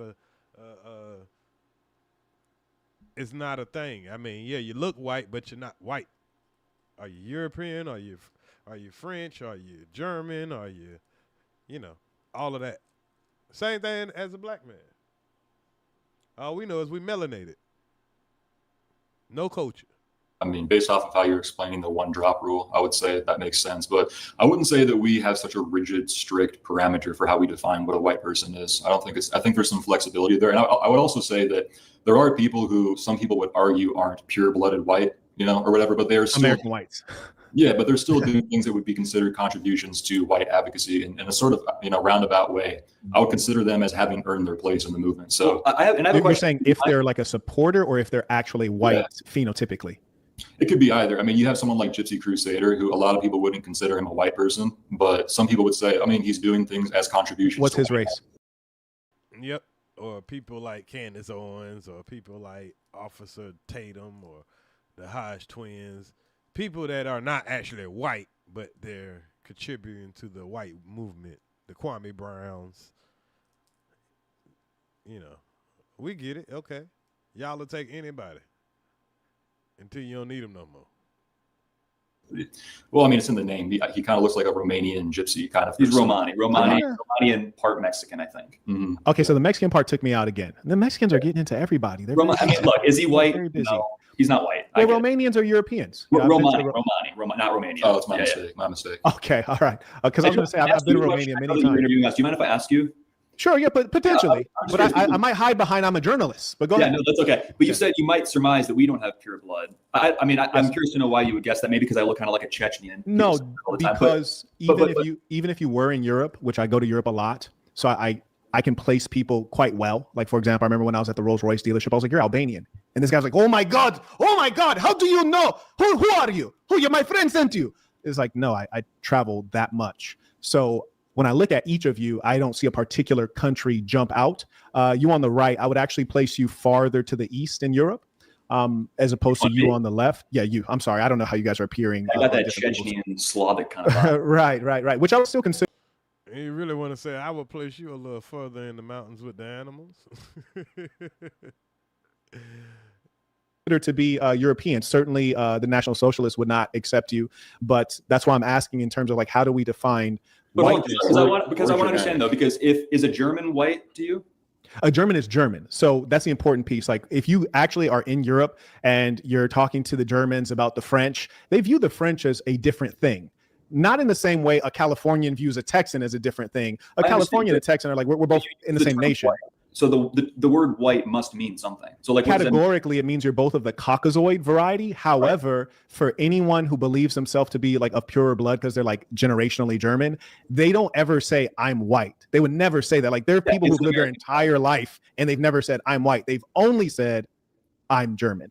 Yeah, it's an American term. I accept that as unique. But that's because the blood is mixed. It's American, right? It's not American because of anything other than the fact that the blood is so mixed. Not that you might not be white. You might be white, but you could be German and French and English. Yeah, all kinds of stuff. Yeah. Or English and German. I think white, categorically, like you said, would be a more American thing. You can say that's because we're impure, but I mean, again, if you consider white to be part of the Caucasoid, one of the three, then we are that. Yeah, he kind of threw a little slick jab, like, yeah, because y'all motherfuckers are impure, you mutts. He's throwing all kind of jabs, and, I don't know if they catching him or they just, he's trying to go over their head. I think they catching some of them, but, he going to be all type of niggas and shit when they get off that camera, boy. I'm talking about hard ER. So we're not purely from Germany or purely from England. We're from both. Our ancestors are, but categorically, I would consider myself white. There's a distinction. Yeah, it was a rule till they came over here and decided that it'll make them last a little longer. Me too. Yeah, there's distinctions between race and nationality, but there's also distinctions between clusters of nationality. So in Europe, for example, you have countries like France, Germany, the Nordic countries, Great Britain. Those would be considered like the Germanic people. And you have Italy, that's more Mediterranean. And you have the Slavic people. So there's distinctions between race and nationality, but you can be a cluster of a certain amount of nationalities, but still be considered part of that cluster. So for example, according to like our own research, we've seen that we are German, English, a little bit of Finnish, I think too. I'm telling you, I cannot accept your research because there's no legitimacy to it. I mean, there's the spiritual aspect and there's the temperamental aspect too. I mean, I'd say we both present as Germanic and our temperament is also in a. Now you can get Zaxby's Asians and Yeah, so he kind of exposing them. They're telling them about a heritage that y'all ain't, technically you haven't researched. You're just telling us about your grandparents.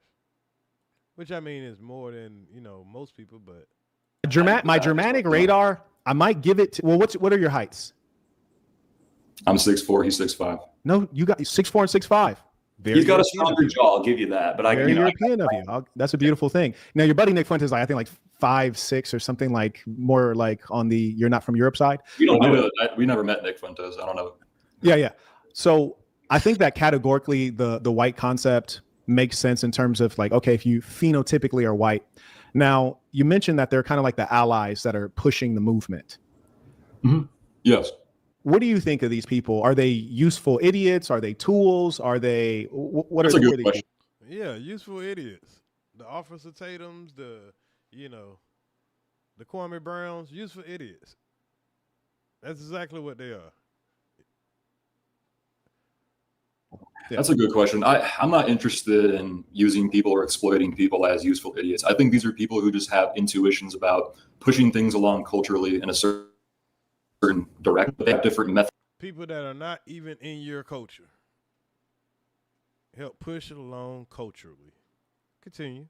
It's about how they go about it, and I'm not going to always agree with how these people go about their methods, but I do think it's possible that they are contributing to the overall resurgence of a new ethos. And I think a big part of that resurgence is going to be white advocacy. Absolutely. So, but it's kind of like a loose conglomerate of what we call nodes. You have musicians like my brother and I, you have Nick Fuentes, who's a political commentator. You have different people who take a more militant, aggressive approach that I don't necessarily agree with. But overall, we're all kind of recognizing collectively that we're moving in a different direction, if that makes sense. That does make sense. Let me acknowledge some of the folks sending in items. Shout out to Caleb. He writes, tuition. This conversation seems like it will be informative. Oh, absolutely. And what I really like, cyst movement, super player in the, I believe that there's levels to things, right? There's levels to blackness. And we're talking about America here. We're not talking about Europe or Africa. We're talking about America. Right. There's levels to blackness. There's levels to whiteness. Now, some of the levels get comical and or dangerous. And when I say that there's levels to blackness, there are some black folks who think that certain words or grammatical formulations in African American vernacular, they think that is the correct way to speak. They're just so deeply embedded in Black American culture. And then there's varieties. There's different types of blacks, different types of whites. For you guys, under an ideal circumstance, if you could wave a wand in America and make some of the blacks disappear or all of the blacks disappear, what would the wand wave do? Hey, boy, he set him up with a goddamn good question. What would the wine wave do if you can get rid of some of the niggas or all of them? If I could wave a wand, everyone would just get along and we would have a perfect multicultural society. Because that's the one thing that people always ask when people have race consciousness, which I think you have. Is that, it must come from a place of disdain or hatred or something like that. If it was up to me and I was the king of the world, I would make sure everybody just got along, because I enjoy talking to people like you or people, I enjoy down the street and getting Mexican fruit from the lady who sells Mexican fruit. But the reality is that's not what happens, because when we have a multicultural society, we don't have equivalent representation from the top down. And I think ultimately that's the biggest. I'm going to cut you. I'm going to cut you just because I did get your answer. So your true answer is if you could wave the wand and get the ideal and do whatever you want, you said you just have everybody get along. Yeah. Okay. That's Forrest. Yeah, sure. And remind us of your name again. My name is Jackson. Jackson. Okay, Jackson. Yeah, I know that is a white name. I know a lot of white Jacksons. If I had to wave a magical wand, which I think, hypotheticals are a little bit unrealistic at times, but if I'm playing along, I would say that each type of people would be free to pursue their own destiny.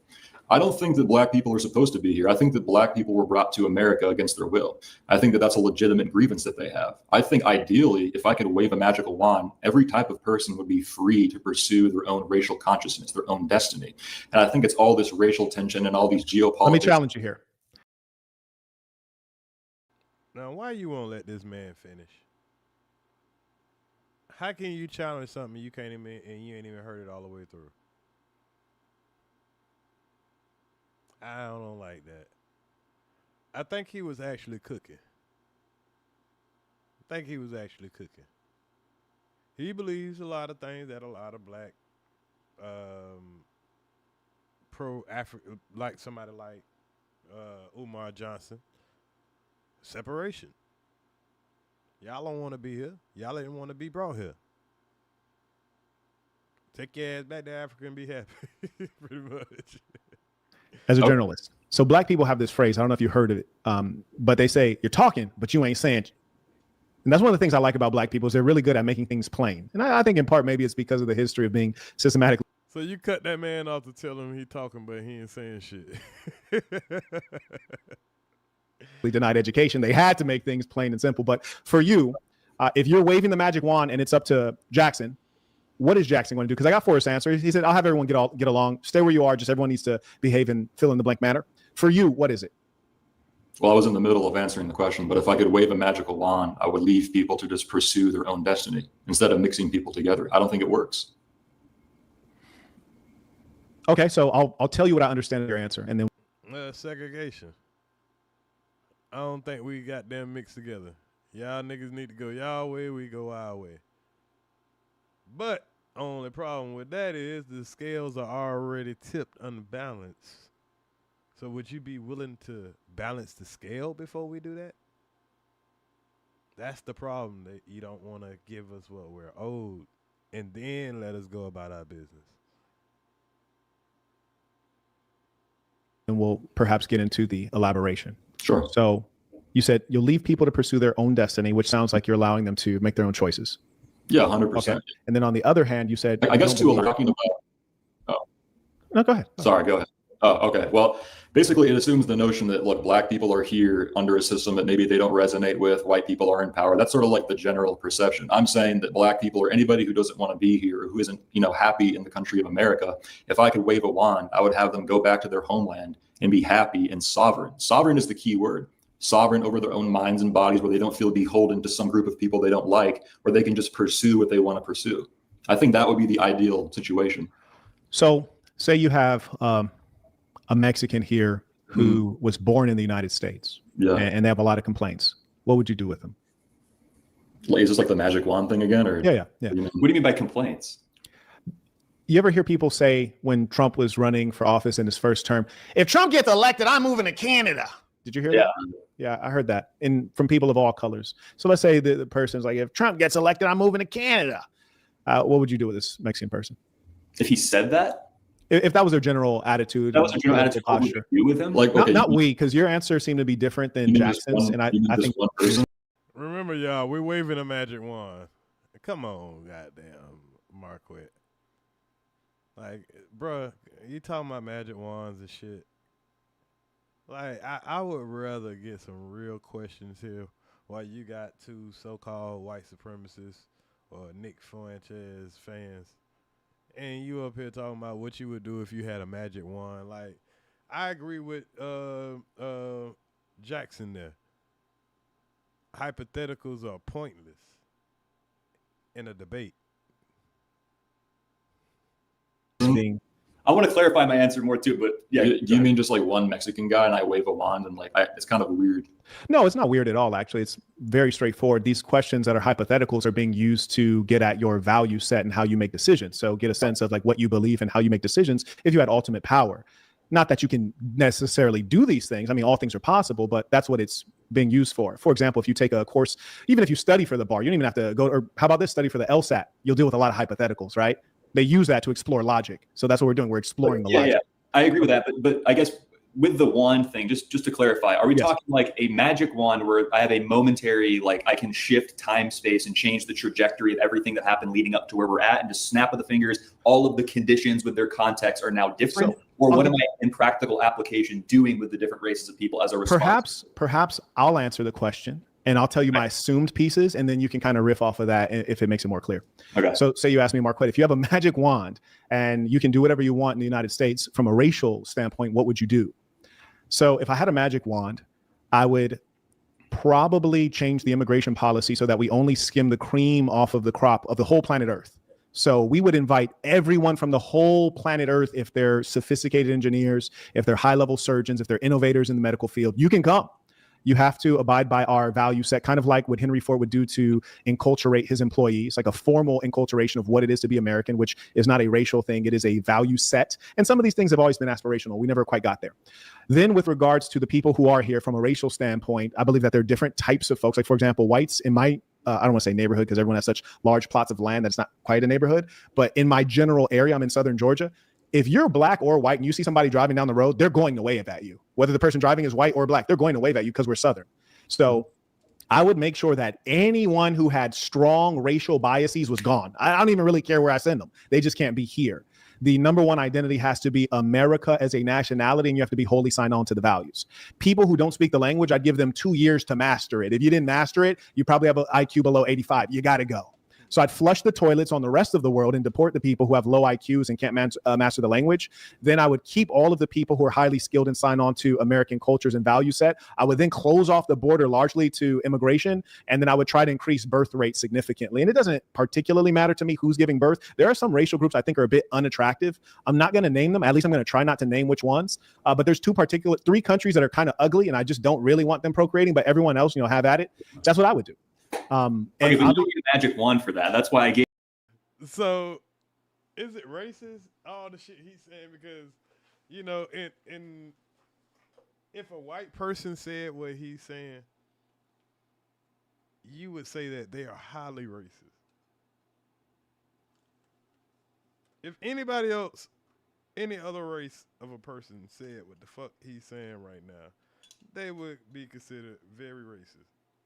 This nigga said it's certain fucking it's certain races that I don't even want to procreate because them motherfuckers too ugly. Damn.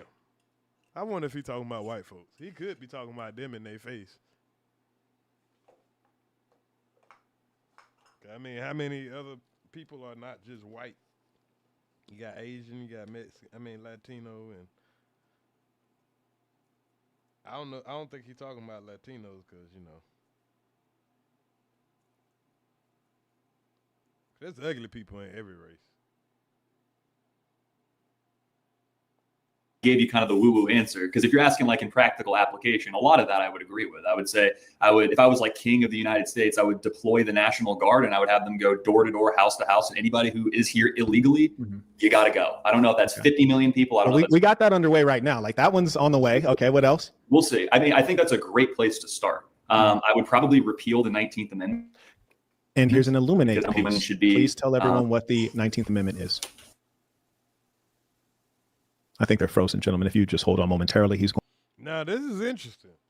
And y'all, I haven't watched this. I seen some of it. I scanned through a couple of places, but I haven't been able to like see it like in depth.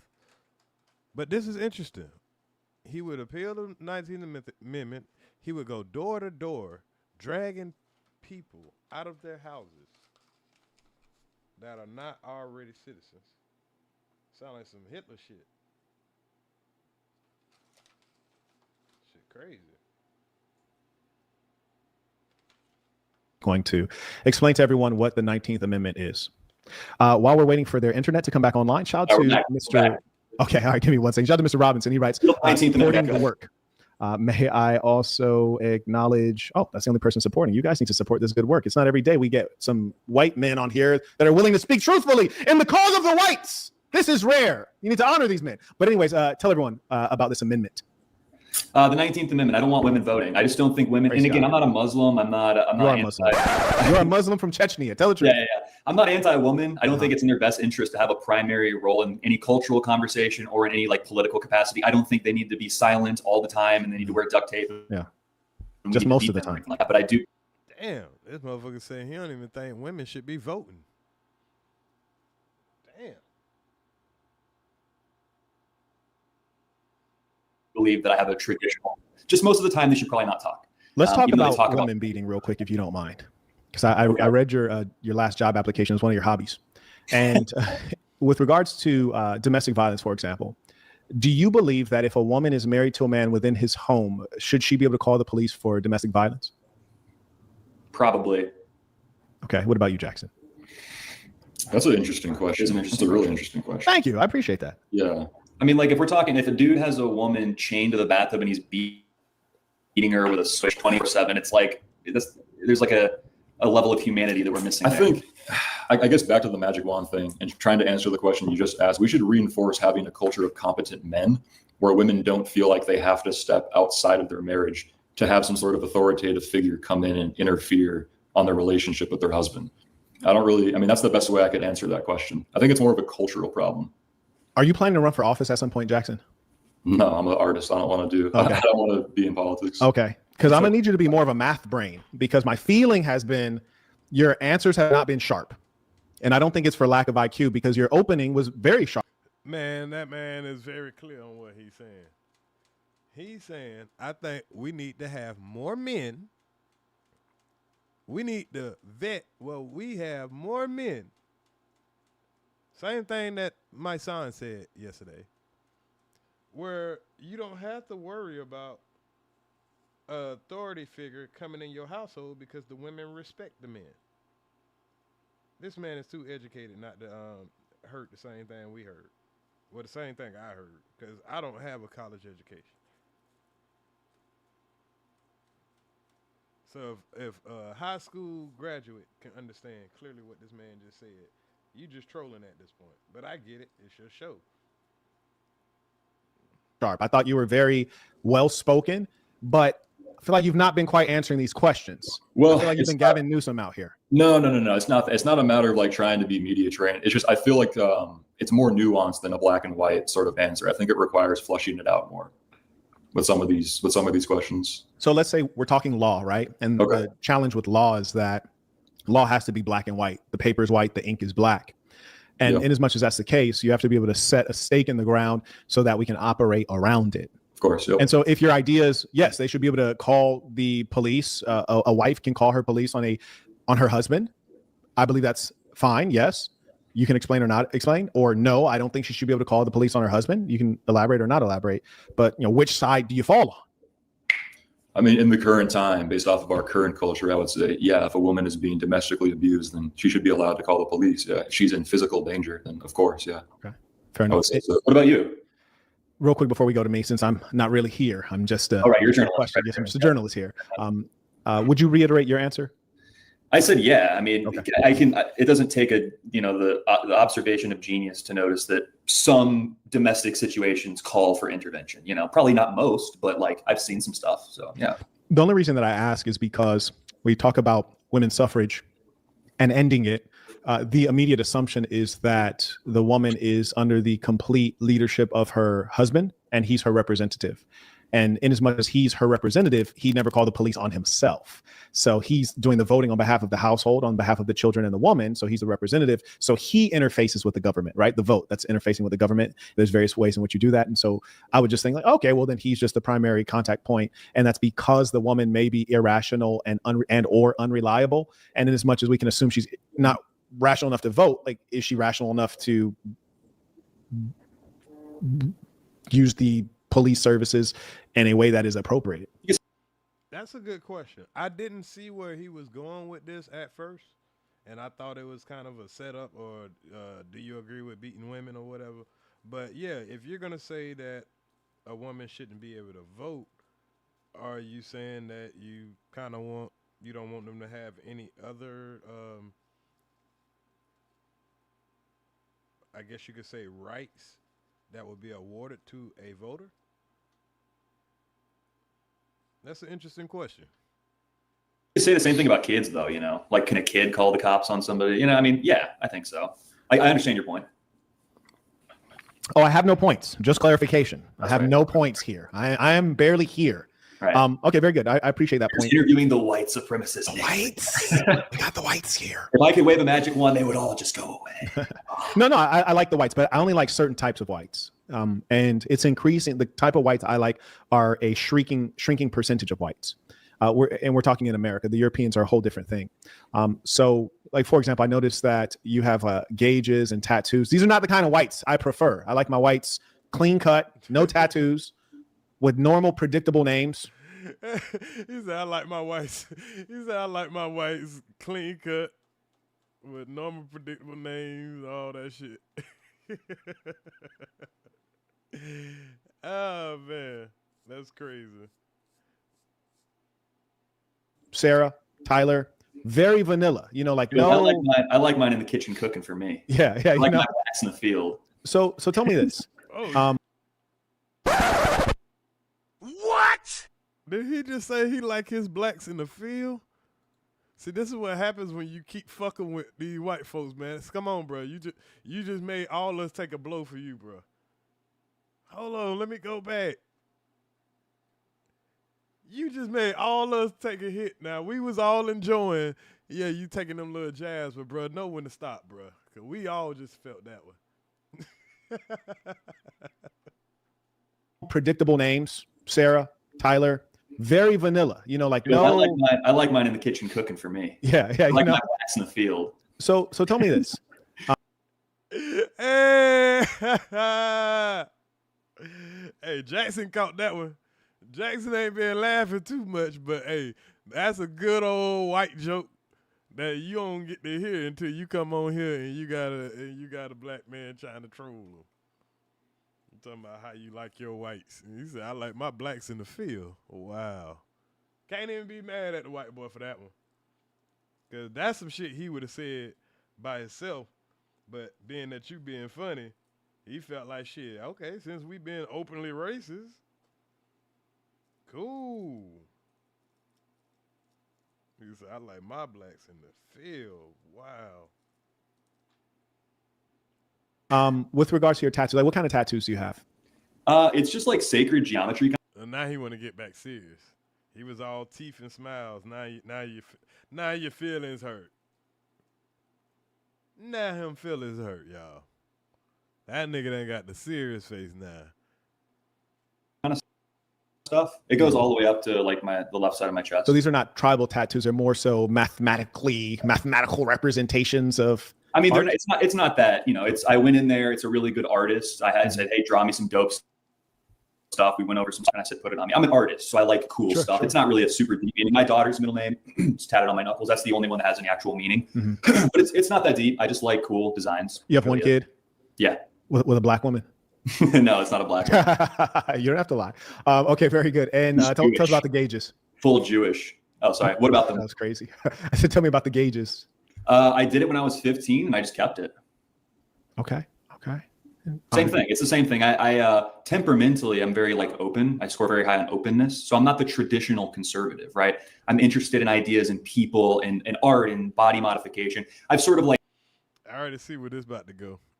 I can almost already predict where this is about to go. He about to ask him about homosexuality in a minute. Because everything that he's saying, it sounds like, you know, he is some open type shit.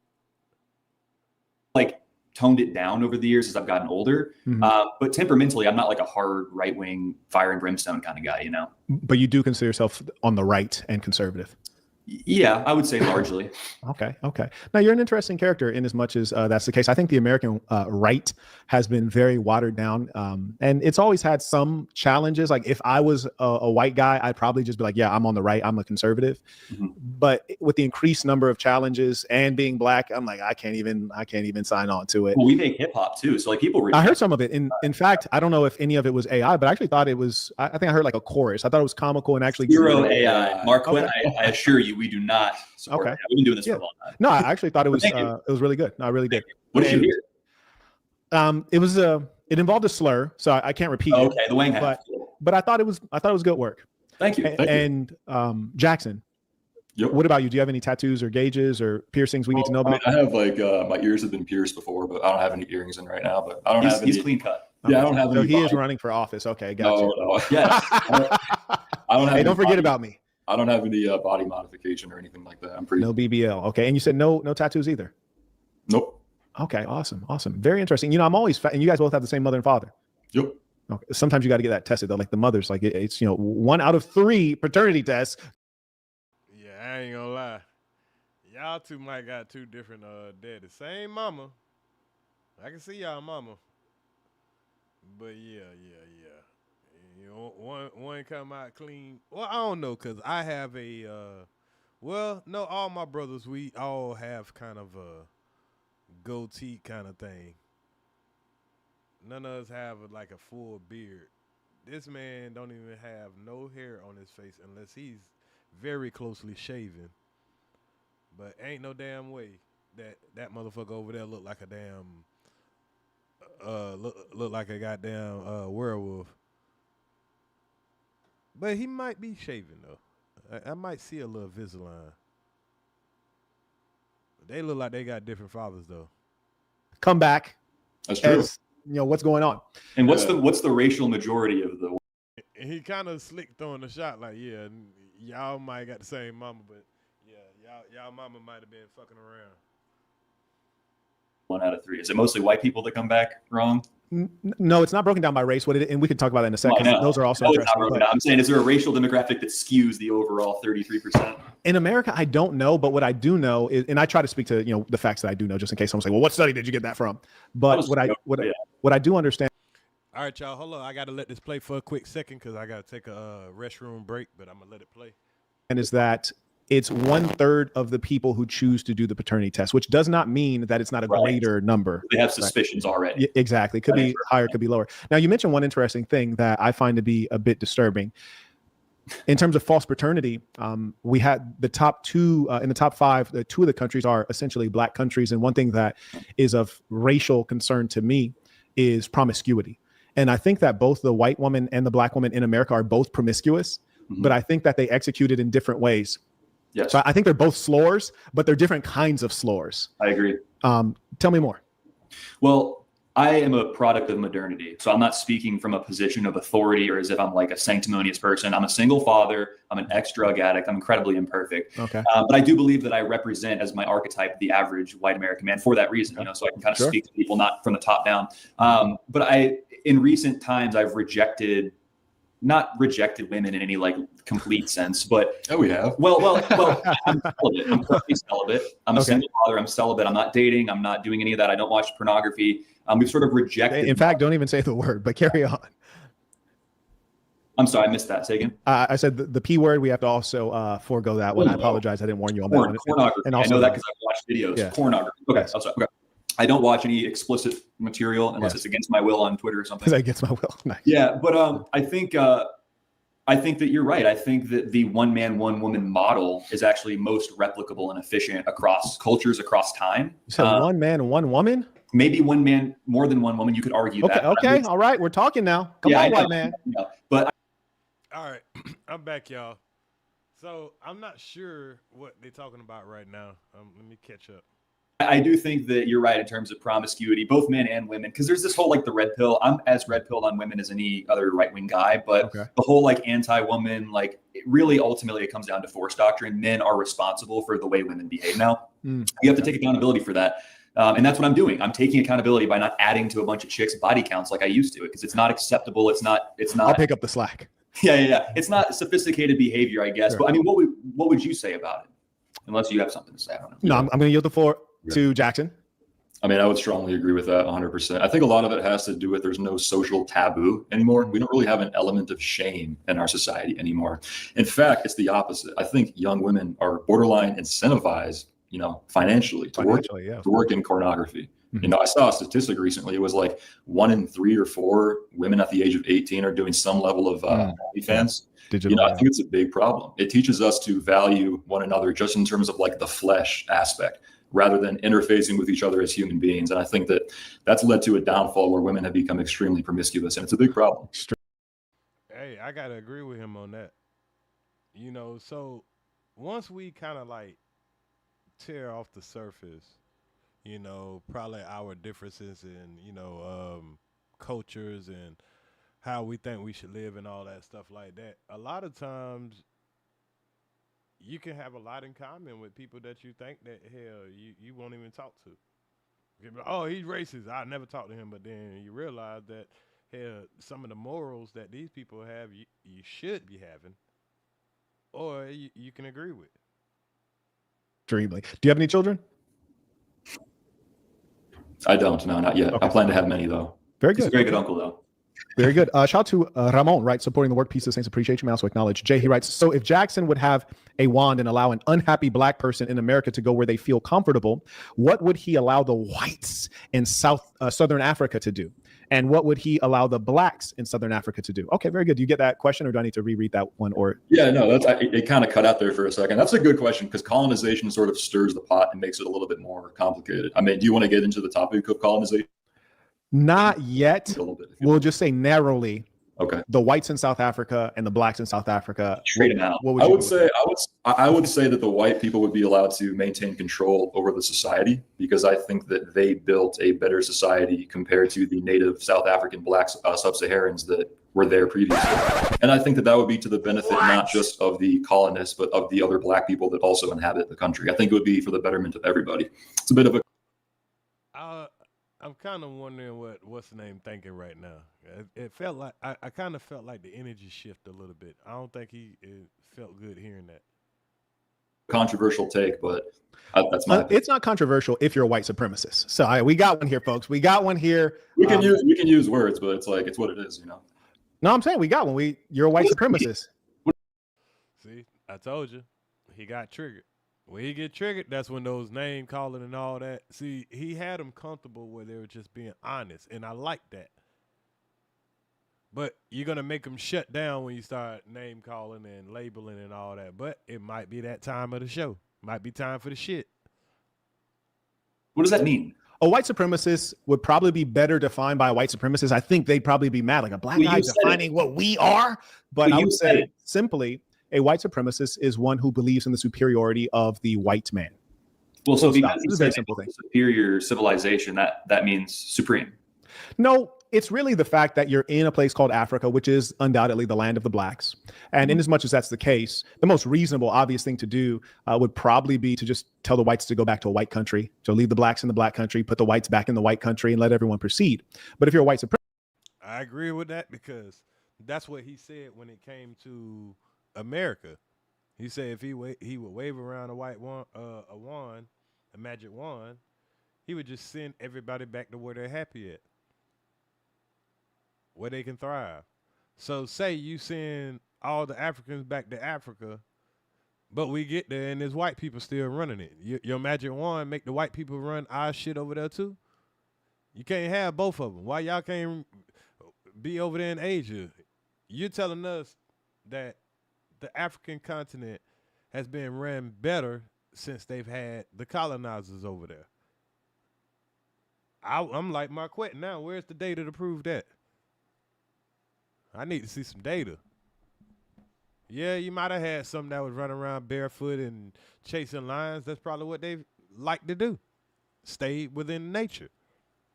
They might don't want big buildings and corporations and all that crazy shit. Genocides and all that crazy stuff. All of their resources tapped in. People getting their hands and feet cut off for the resources that they have. For the rubber, the gold, the silver, the copper, the zinc. All of the stuff that these European countries do not have. So he is right here as far as Marquett. What this guy, his thinking is white supremacy. Y'all niggas are cool as long as you under us. supremacists, and you say, well, if you leave it to the blacks, they're going to mess it up. And really, it wouldn't matter if they did mess it up because they're messing it up for themselves, right? So it really shouldn't matter. But if you say leave the whites there to rule over them, then I would say that's a white supremacist position. And currently, being that we're not in a debate, I say we can call fantastic. it. We can call it white supremacy, but I also included in my answer the betterment of everybody. I mean, it's objectively true that the black people had a higher quality of life in the countries where the colonists came into. So we can call That's not objectively true. Okay, and we can call it racial superiority. No, that would not be objective. See, he done went. You can tell he's triggered because he done went from he's an interviewer, he's a journalist, to now you want to debate. You got to pick a side, brother.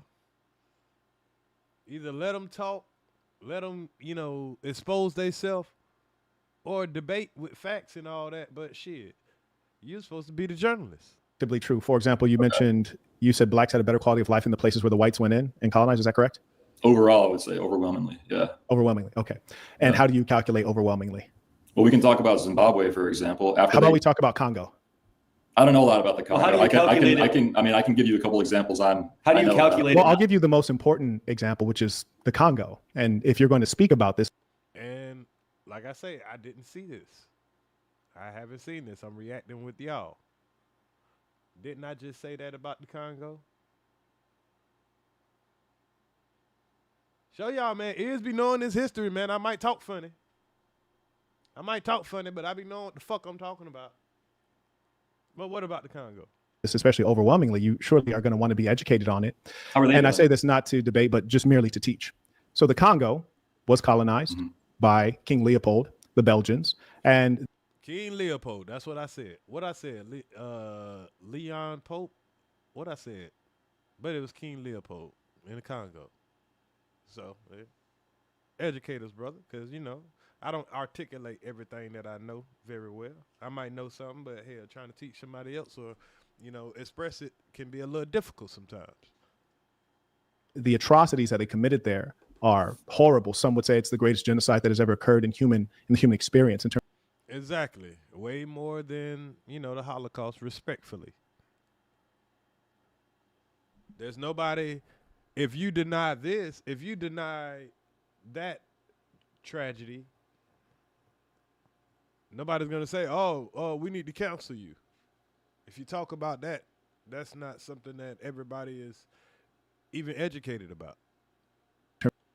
Death toll. Others would say that without death toll is the most brutal because they'd amputate the limbs of children, boys and girls, to make sure that they could extract rubber. And when you have examples like this, or just the fact that circa the 1960s, many of the African nations throughout the colonial powers, many of them by war, you mentioned Rhodesia, you call it Zimbabwe, at the time it was Rhodesia. So that would only indicate that the natives were not happy with white rule, or else they would have just left things as they are. So that point is very poor.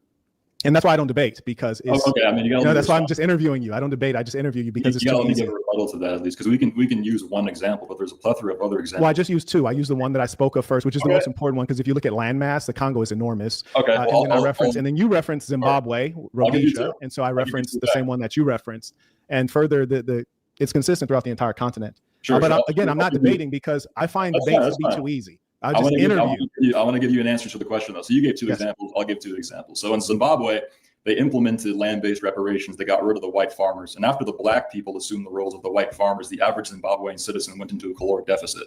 The second example I would give is... Let's finish the first example before you go on. Because is the second one in Rhodesia as well? See, you are debating. You are debating. You're saying we're not debating. You are debating. Yeah, he is debating. Yeah, I got to agree with him, man. You're debating. Because you would just let him, make his example. The man didn't debate you back on your example.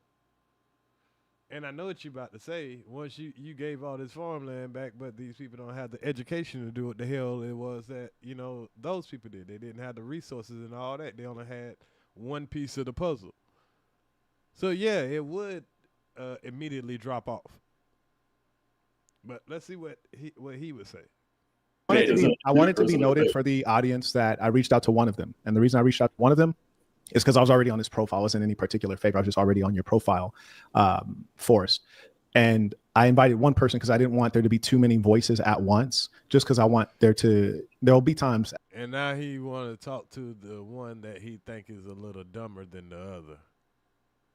See, right now, if he only had Forrest up here, he would be eating Forrest alive. Old boy over there, he got a little sense. He made some good talking points to be, whatever. You labeled them as white supremacists, but, they had a pro-white stance. Not a, anti-black stance, just a pro-white stance. At times I'm back and forth because we're talking about race. Sure. But there are two of you guys, and just for the ease of the conversation, we'll just try to balance it off and we'll switch back and forth. But the reason that I wanted to hold you to the first example, because if you're going to a different country, then we don't want to leave the other one unfinished. So are you going to a different country, or are you giving a second example in the same country? I'm giving you a second example in the same country. Oh, perfect. Yeah, please do. Go on. I'm playing out the same thing that you did. So yeah, go ahead. In the 1960s, there's actually an excellent documentary about this. It's called Africa Audio. You're smart about it. It's also the title. You got to repeat that because you faded out. You have to repeat that. I want people to hear what you're saying. Oh, sorry. So I said there's a really fascinating documentary for your audience or anybody who's interested in this topic, from maybe looking at the history of colonization from a different point of view. We can call it white supremacy, but it's just a matter of being open-minded. It's called Africa Audio. It's an Italian documentary, but in some countries it's also called Africa Blood and Guts. And what they show is that within a month of the British colonizers leaving Kenya in 1966, the country falls into complete disaster. Within approximately a month, the native black people commit a atrocity against the Arab people. And there's actual real live helicopter footage where they're marching these people out to the beaches and killing them. Within a month, they completely disrupt the ecosystem. They killed like 12,000 baby elephants. There's footage of chopped off limbs. It's very disturbing. So in my mind, it's not a matter of racial superiority. It's just looking so with at Kenya, the Kenya example, it seems unrelated to the core argument. Your core argument is that the blacks were better off under white rule. So no, the question was about South Africa originally. Yeah, the question was originally about South Africa, and then you had essentially stated that the blacks are better off under white rule. I said that, yes, that's white supremacy, and I didn't say that to like insult anyone. I just said that in terms that's a fundamental driving belief of that kind of thinking, and there's nothing wrong with that. I'm not here to debate that. And then one of you took issue with it. Seemed like it was more so forced at white supremacy, and and so well, then I take issue with it because I'll allow that brand. It's sure, fine. but let me just give a note. So the Kenya example is very flimsy because it didn't address. One second, the Kenya example is very flimsy because it didn't address like the core argumentative piece, which is that the blacks are better off under the whites. You mentioned the first. Damn, Marquett, how you letting these white boys smoke you like that, bro? Come on now. Now you trying to goddamn dance now. You trying to dance. They made a solid point.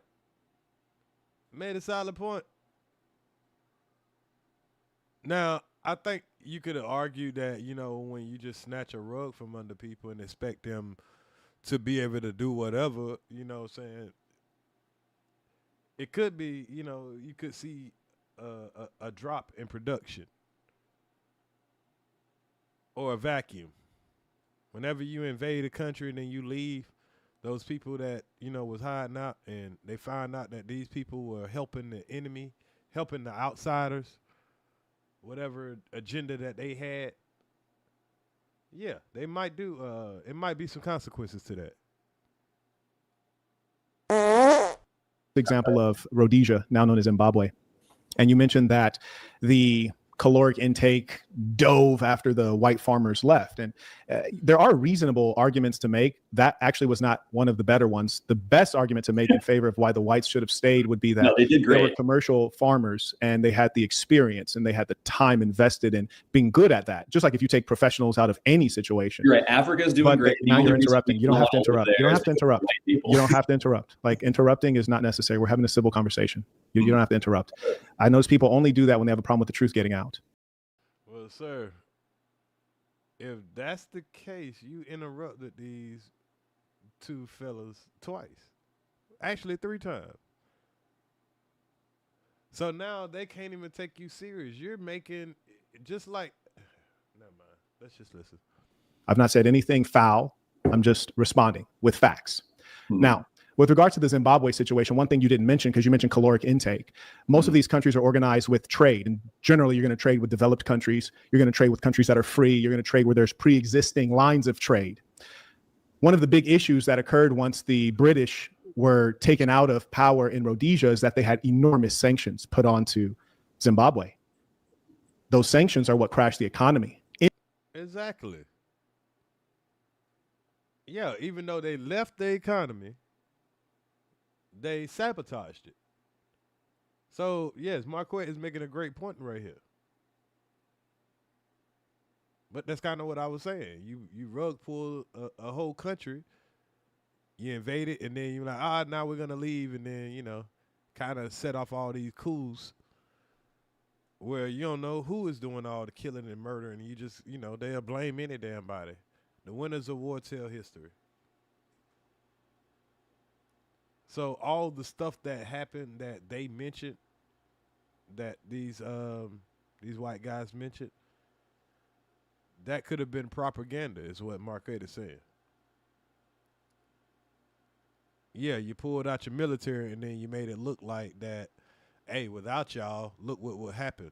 Yeah, of course, if you send these same people to do this, of course that would happen. And it makes people think, hey, we need somebody to protect us. And the same motherfuckers that was there as your devil is there to protect you. It's the oldest trick in the book. In addition to what you mentioned, which is the exit of the white farmers. I think that was poorly undertaken. However, it was the most genius thing in the world because there's only one wealth in this world. It's land. So being that land is the only wealth and that is a black land, he returned the land to its true owners so that they could exploit it for themselves. The reason that they had enormous hyperinflation is because of what the British, the United Kingdom, one of the most powerful countries in the world, did to sanction them. That's number one. Now, when you want to talk about the functioning of a government, which government today has had so many defaults on their loans? It's essentially a white country. And since Forrest was speaking up, which country is it that's been defaulting on all of their loans? I have no idea. Then you shouldn't debate me. It's Argentina. You should know it because it's been in the news. It's been in the news a lot. You were debating when you were interrupting me. That's why I said we're going to have an interview. When you were interrupting me, you were attempting to debate.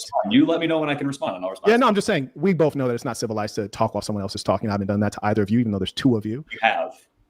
But I've only done it. I've only done it in the capacity He definitely have. of a journalist. I've not done it in the capacity. Okay, so you get to interrupt. My bad. Well, you have to remember the only reason I came out of the journalist position is because you've been asking me questions. 4 a.m.'s not that early, you told yourself. Then you found a cheap afternoon flight on Kayak. Yeah. Well, I was responding to a question that was asked to me. I didn't even get to respond to it fully without getting interrupted in the first place. Go ahead. So you said Kenya was a flimsy example. Look, it doesn't have to be a personal thing, but the reality is we have to ask ourselves, the question is very simple. Would you rather live in a society run by white people or a society built by black people? Kenya is a case study. Within a month of all the white British people leaving, the country turns into an absolute unmitigated disaster. It's not a personal thing. It's not a white supremacist thing, whatever that means. It's just the reality. Look at the evidence. Okay, so did you yield the floor? Well, yeah, sure. Go ahead. Okay. I only say that because you stopped talking. I just didn't want to interrupt you. That's if you fair. have an elaboration. That's perfectly fair. But he been interrupting them folks the whole damn time, and they done called it out. You can't say they getting emotional and all that stuff like that. Yeah, they are sensitive about the white farmers though. But they have he turned it into a debate. He's claiming to do the journalist thing, and he turned it into a debate. He didn't like their ideal. Okay, sure. I mean, there's more to be said, but go ahead. There's an infinite amount to be said. But the fact of the matter is the white supremacist perspective is interventionist. It's the inclination to rule over other peoples. It's a warlike mentality. It's a devilish mentality. That's what forms the core of the white supremacist perspective and behavior on earth, which has been dangerous to all of humankind. You see, if you were just a racially conscious white person, you said, hey, I don't hate other people. I'm all about being white. I'd say, cool, man, do you. Great. There's a ton of countries even today that are very homogenous. I do a lot of business in Poland. Lovely country, very orderly, peaceful, great culture, and it's overwhelmingly white, super white. Mm-hmm. Great place to go live if you don't like diversity. Mm-hmm. And if you were waving a magic wand.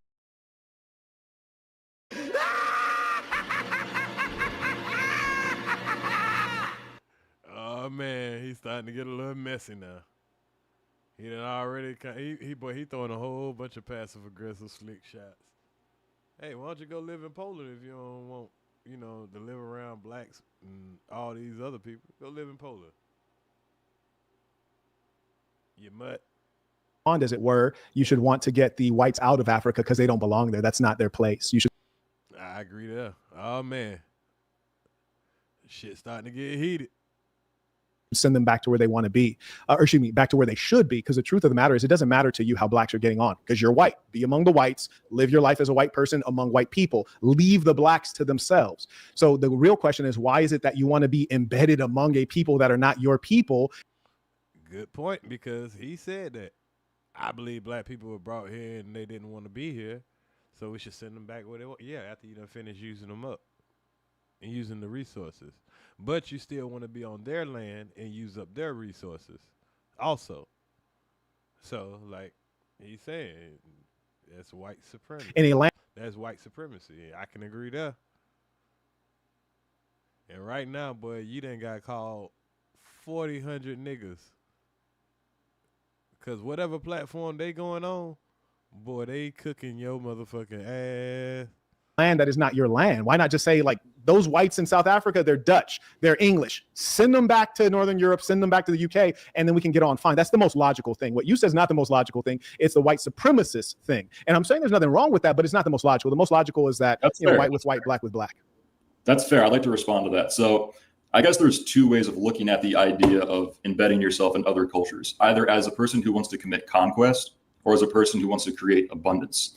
I have no interest in waging conquest on non-white people. I want to create abundance. And if that would encompass going to other countries, I think that ultimately that would be a good thing. And I think that, yes, there's a history. Abundance. But when you go to other countries, though, you take their shit. It's abundance for you, it's slavery for them. Nah, sir. Yeah. All right, yeah. Nah, we ain't going for that word salad. History of human rights abuse if you look at the colonists who came to sub-Saharan Africa. But I think that overall, in a lot of these countries, they built a better quality of life. So there is a question of like, look, if white people are running the societies. For who? For who? Why don't you ask those goddamn kids with the flies on their face and all that shit there? People overall are safer, if things are more efficient, wouldn't that be a more... Oh man, he giving that evil laugh. This is when you know he triggered again. But he triggered. More like morally acceptable rule of thumb? Why do you feel the need to be among black people? Why not just be in Europe and do I don't. I don't personally. Okay, so I'm saying, why are you arguing for whites to be among blacks instead of just going and being among each other? Well, I think because I agree right here, because he was the one that said if he could wave a magic wand, now I see the purpose of the magic wand situation. I didn't at first. Now the magic wand is making sense. I give you that. You are a genius. You are clever. I ain't gonna say a genius. You are clever. You might be a mad genius. Very clever setup. Because if you could wave a magic wand and send everybody where they'll be happy, and you sent us somewhere, and we're thinking we're going to be happy because, like you say, we don't want to be somewhere where we were brought involuntarily. So let's say we all say, let's go back to Africa. Cool. Now we go over there, but you still want to be overall superior over these people, and you're saying it's for abundance. So even if you wave your wand and send us back over there, you pretty much bring us back over here anyway, again, so you can have abundance of slavery. And you're saying that our quality of life would be better.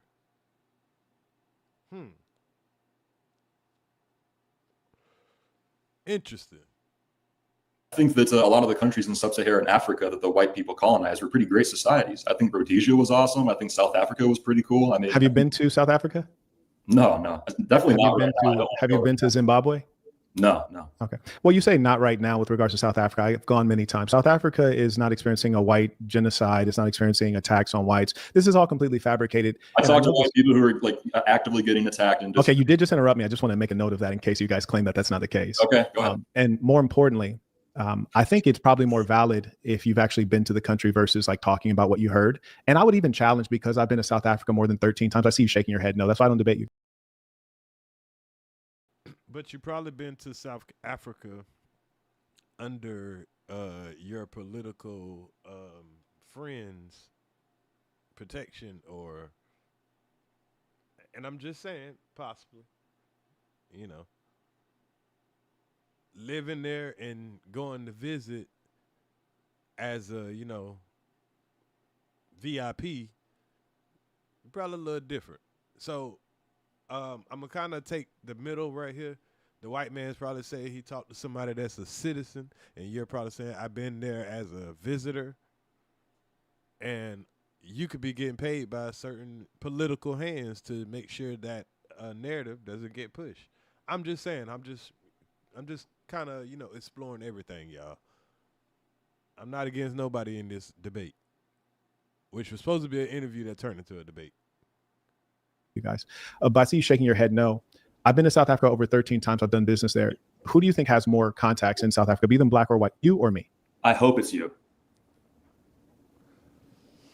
Jackson, we're waiting on your response. Who has more South African Do I have contacts? to experience something to be able to have an opinion? Jackson, I'm asking you, who has more South African contacts, you or me? I would assume you. Yeah, sure. Yes, and it's not even close. It's a huge gap. I have way more South African contacts, and they're in business, and most of them are white. And the reason that most of them are white is because whites control the economy in South Africa for obvious reasons. And as much as that's the case, you're operating on your biases and your emotions. Like, for example, between the two of you. And that's kind of what he's doing, because they said something and it made him kind of emotional, rightfully. And then you're saying that even when you go over to Africa, you deal with white people. I would say that Forrest comes off more reasonable, whereas you come off as psychotically racist. And racism itself is an irrational thing. It's a very irrational thing. And that's why generally I don't debate white supremacists, because they have trouble sticking to the truth. Like, you just tried to tell me anecdotes, and you also tried to speak with authority on a place you've never even visited to someone who's been there many times and has many contacts. I've hired employees there. I've done business there. So it would be very arrogant to try to speak to me with authority about a place you've never even been to. Have you ever been to the continent of Africa? Mr. Jackson, have you been to the continent? Like, I've given an opportunity. Real quick, Jackson, have you been to the continent of Africa?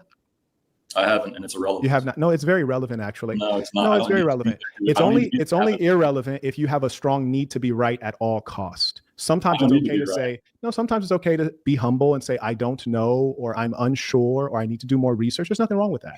Yeah, just take your own lesson. That's the way I try to approach the conversation, which is acknowledging what I don't know. You're talking from the Boy, this brother is the king of gaslight.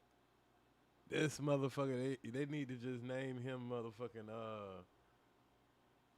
what's the name of that lighter fluid? Just name him lighter fluid. He start out cool and he gonna gaslight your ass. The experience of I heard, and you've not even been to the continent of Africa. I think that's pretty bad. Well, you saying that you have more physical experience in South Africa is also an anecdote, by the way. But I do want to chime in because I know I can speak to data, just like I spoke to data with the situations in Rhodesia and Congo. I'm not trying to debate because it would be too easy. Yeah, I don't have much of a dog in this particular fight. I just went back to the first thing, because when I was interrupting you, I didn't mean to do it rudely. I was just trying to chime in. No worries. Right. So the initial thing, you called his. Why y'all ain't just take note that he interrupted you? See, that's how you get a motherfucker like this, because he has no choice, because his narcissism will not allow him to not interrupt y'all. So you got to take count the same way. But you have to be skilled to deal with these type of people. That Waccoon shit, boy, he done got there. He'll give you plenty of practice. Point white supremacist. Am I lagging? Okay. Which is, mind you, not an insult. I don't consider it an insult. I just want you guys to both know I don't consider myself insulting you. I feel like he took it as an insult. I was trying to explain. I think it's an insult. No, because what it is, and he would put it better, it's terminological spell casting. It's a term that just imports a bunch of other things into it. But before you interrupt, I asked you, what does that mean? Because you said it, right? And you said, well, let's defer to white supremacists. So if I don't identify as a white supremacist and you want to defer to them, then who's supposed to define what white supremacist is? Really what it is, it's a means to just kind of silence an opinion. You said that the core of white supremacy is like wanting to like rule over people. I said in my initial answer, if I could wave a magic wand, we'd all sing Kumbaya. I don't want to rule over anybody. I didn't care about politics till I was 28 years old. Some of my favorite people in the world are non-white. So when people say white supremacists, they're importing all of these preconditions that I just want to like rule over people, and I hate non-whites because they're subservient to me. That is not at all what I think. But again, we're talking about the interest of representation, and that's why I am pro-white. So when you say white supremacists, it's like, what exactly do you mean by that? Because I don't say that. That's a good question. I guess I'll let you respond. And I think that you... And I respect the way he just worded that. That just, it brought me back into the middle. You know what I'm saying? And these white boys are kind of laughing at him because he think he's smart, and he is smart. I'm sorry. I ain't going to say he think. But, this is, it seems like they're just jogging in the park right along with him. You're not really exposing them because they came, just saying who they are. They're not getting offended by that you got white supremacists in the title. I don't know if he had it in the title when he did live, but, he definitely throwing a lot of jabs, and they hanging in there and keeping they cool. Are accurate, and I think you missed the point where I drew a line between the two of you. I realize you're both brothers, but you represent different positions, and I've asked you all the same question separately. And in some cases, there were separate answers. And in as much as that's the case, when we saw the differentiation, I said, okay, well, Jackson, you're more on the white supremacist descriptive. In as much as he clearly believes that whites are superior at running societies, which he's entitled to that perspective, and there's evidence for it. So I said, you're a white supremacist. And that's descriptive, and it's accurate. It's completely accurate. So I don't see I don't the hoopla. Well, I don't. It's not. Well, I don't speak for Jackson, but in his, his wand waving example, he said he would leave people to find their own destiny. He didn't say whites would conquest over all the non-whites. So I don't think. And that's fine. I agree. He did say that, and I kind of liked that answer when he said that. But then you turn around and say, the whites should be able to be in, other countries because they run it better. But why would you even be worried about if it's ran fucked up if people are just where they want to be? If it's so fucked up, people won't want to be there. According to the magic wand, that magic wand fucking everything up. His position, again, he can speak for himself, comes from a position of wanting that. And then second to that, what was the other thing? The example of why that's white supremacist is him saying that they built a superior civilization. South Africa is the one that existed before it. How was that supremacy? If there's a white basketball team and a black basketball team, and the black basketball team demolishes the white, how is that not black supremacy to say they're better? They're just better at basketball. Why does this have to import all of these preconditions and words and things? So I did not object to whether it was a. Did you just interrupt these people? See, I don't like that, bro. I don't like that. Just having certain rules, then that shows me that you're not doing it in good faith and that you're not winning the debate when you go against your own rules. A better society, I think we have to acknowledge it's like better for who, and that I destroyed effortlessly. And I said the most important thing is that why not just have the whites with the whites? We notice consistently the problem with the white ruling class is their inclination to go around the whole planet Earth and commit many of the crimes that the white speakers today like to talk about: murder, RAPE, all forms of immorality and violence, which is essentially how you establish colonization, right? You use extraordinary levels of violence and genocide. And so in as much as that's the case, the people there clearly did not consider them to be welcomed, which is why they threw off the yoke of colonialism circa the 1960s. One particular country was never colonized. Do you know which country in Africa that was? I don't know, but I do have a response. Jackson, do you know which country? No, Liberia actually was created to repatriate Black Americans back to the continent of Africa. And that was a really interesting experiment. Yeah, it was until they got rid of Gaddafi because, Black people were supposed to be able to go to Liberia. Did y'all know that? You know how they used to say, go back to Africa or whatever? They had a spot for us over there. But, yeah, they fucked that up, too. But it was Ethiopia, the opposite side of the continent. Anyways, I say all that to say, the white supremacist position is that Black people need you. They're embedded, like helping them, and they don't need you. And if they're going to suffer, let them suffer. It's fine. Leave the whites in Europe, leave the whites where they come from, and leave the land of the Blacks to the Black people. It's the supremacist mentality that wants to be there ruling over others. And the idea of supremacy, or that you should rule over others, has created much violence, death, and bloodshed. And only the white supremacist is not able to acknowledge that because they're psychotically racist. It's irrational. That's why enslaved Africans came to America on a slave ship named Jesus. So the kind of psychological issues you have to be a good Christian while having a slave ship called Jesus, it's extraordinary levels of delusion.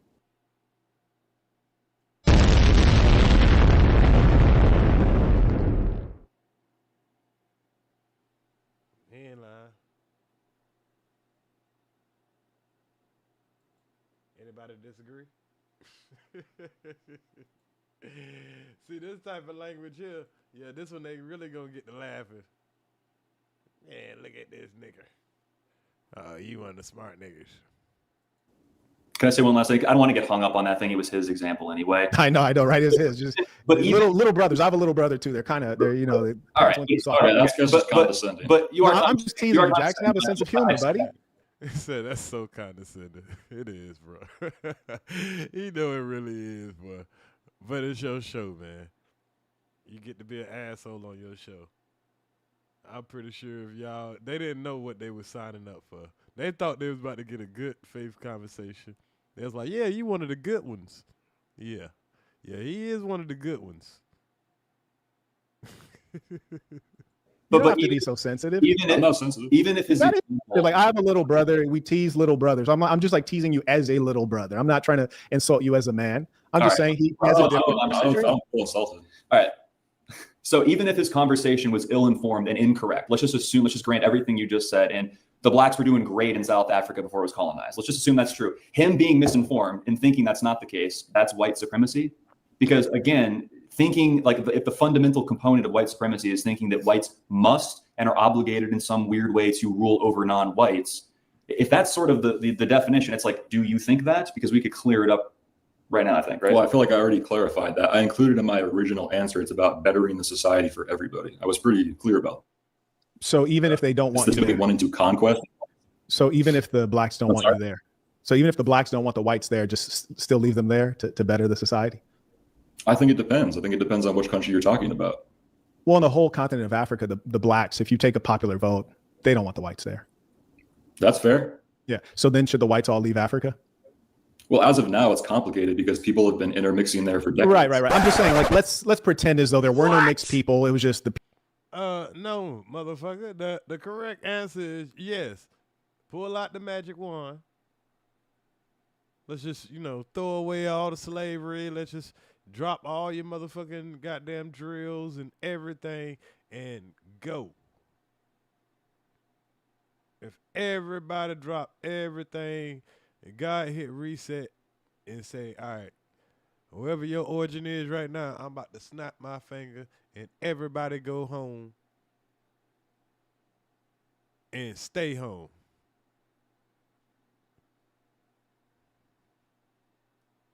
I know it'll be complicated, but pull out the fucking magic wand, brother. Pure blacks and the pure whites, and the blacks say, hey, we don't want you here. Should the whites leave? Yeah, I think people should be allowed to be left to their own devices ultimately, but I do think it's also part of the white destiny to spread abundance to different places that they go. I think that's part of what makes us European. It's called colonization, sir. Homie, don't play that. Damn, boy, he good. He should go into politics. I agree. He said he thinking that white folks should spread abundance. But if the people, why is it that y'all can spread abundance, but the Mexicans can't spread abundance when they got them crossing the border? This is our country. Get out of our country. Why is that? Why is it when y'all in on other people's land, the guy didn't put you there, but you in America, or you was wherever it is, like I said, if God snapped his finger, put you back where you was from. If you check your bloodline, you are not from there. Why the fuck you have to rule over other people? Because you can. Because you're willing to be the most violent. Yeah, that's a crazy word to use, abundance.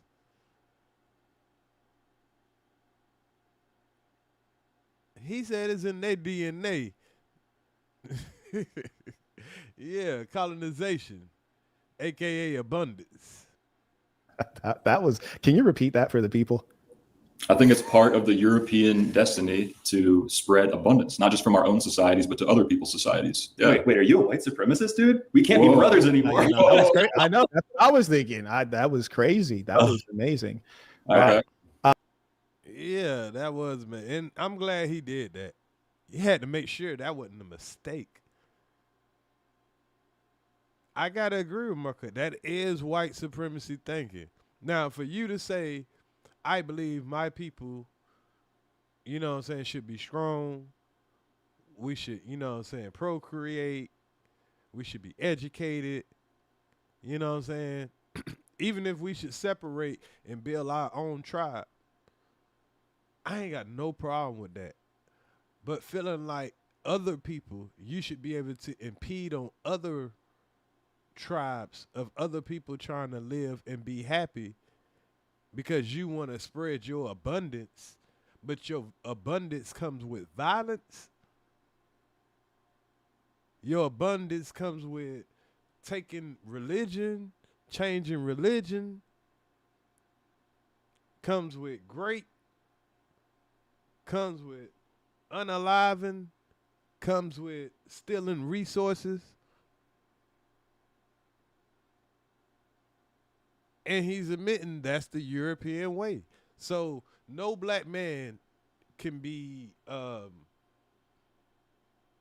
what's the word I'm looking for? Demonized for saying that white supremacists sole purpose, I ain't gonna say their sole purpose. He says in their DNA to spread out to other cultures and spread abundance. But that abundance,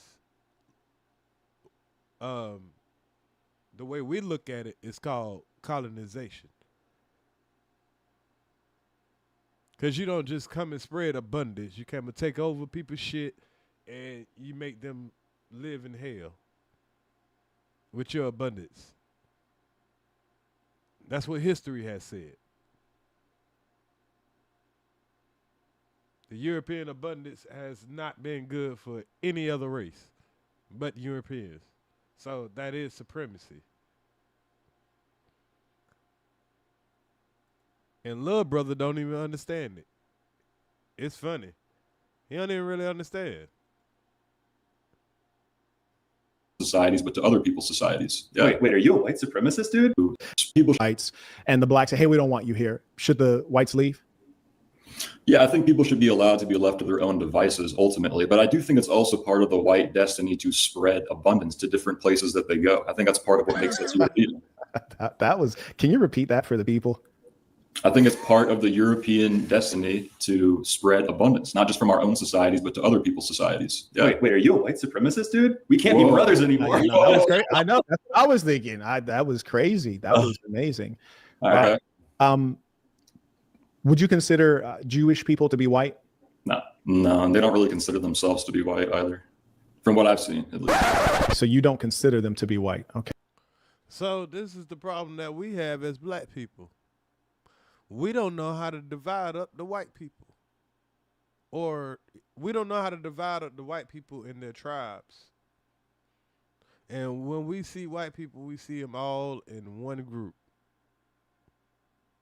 And I think it's the same way, vice versa.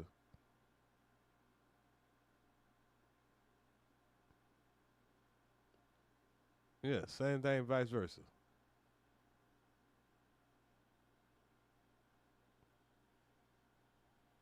Okay. They seem to sharply dissociate themselves from white people, even though the Ashkenazi tribe are between 30 to 55% European, Eastern, and then the others like Levantine or Canaanite descendants. So that's what they say, but they're like half DNA tests are not permitted in Israel. Well, that's the thing about DNA tests that I'm apprehensive about, by the way, because I don't know if I can even trust the results. So that's kind of what I meant earlier. Is like they're all owned by the same people, not to get all JQ conspiracy. Yeah. Let's stay away from it. If we were to define white and we had 3 points, like just to say like you're white, you're not white. Like for example, Barack Obama. If I could send him over to your team, I absolutely would. Like I'd much rather him be white as opposed to black. So draw the line in the sand for me. If I maybe 3 points, I just usually like 3. Like if you pick 3 points. But wouldn't that apply to yourself too, sir? Because you self-admitted that you're over 14% Caucasoid. And I think I've heard you speaking of Indian or Cherokee or something in that nature. So I mean,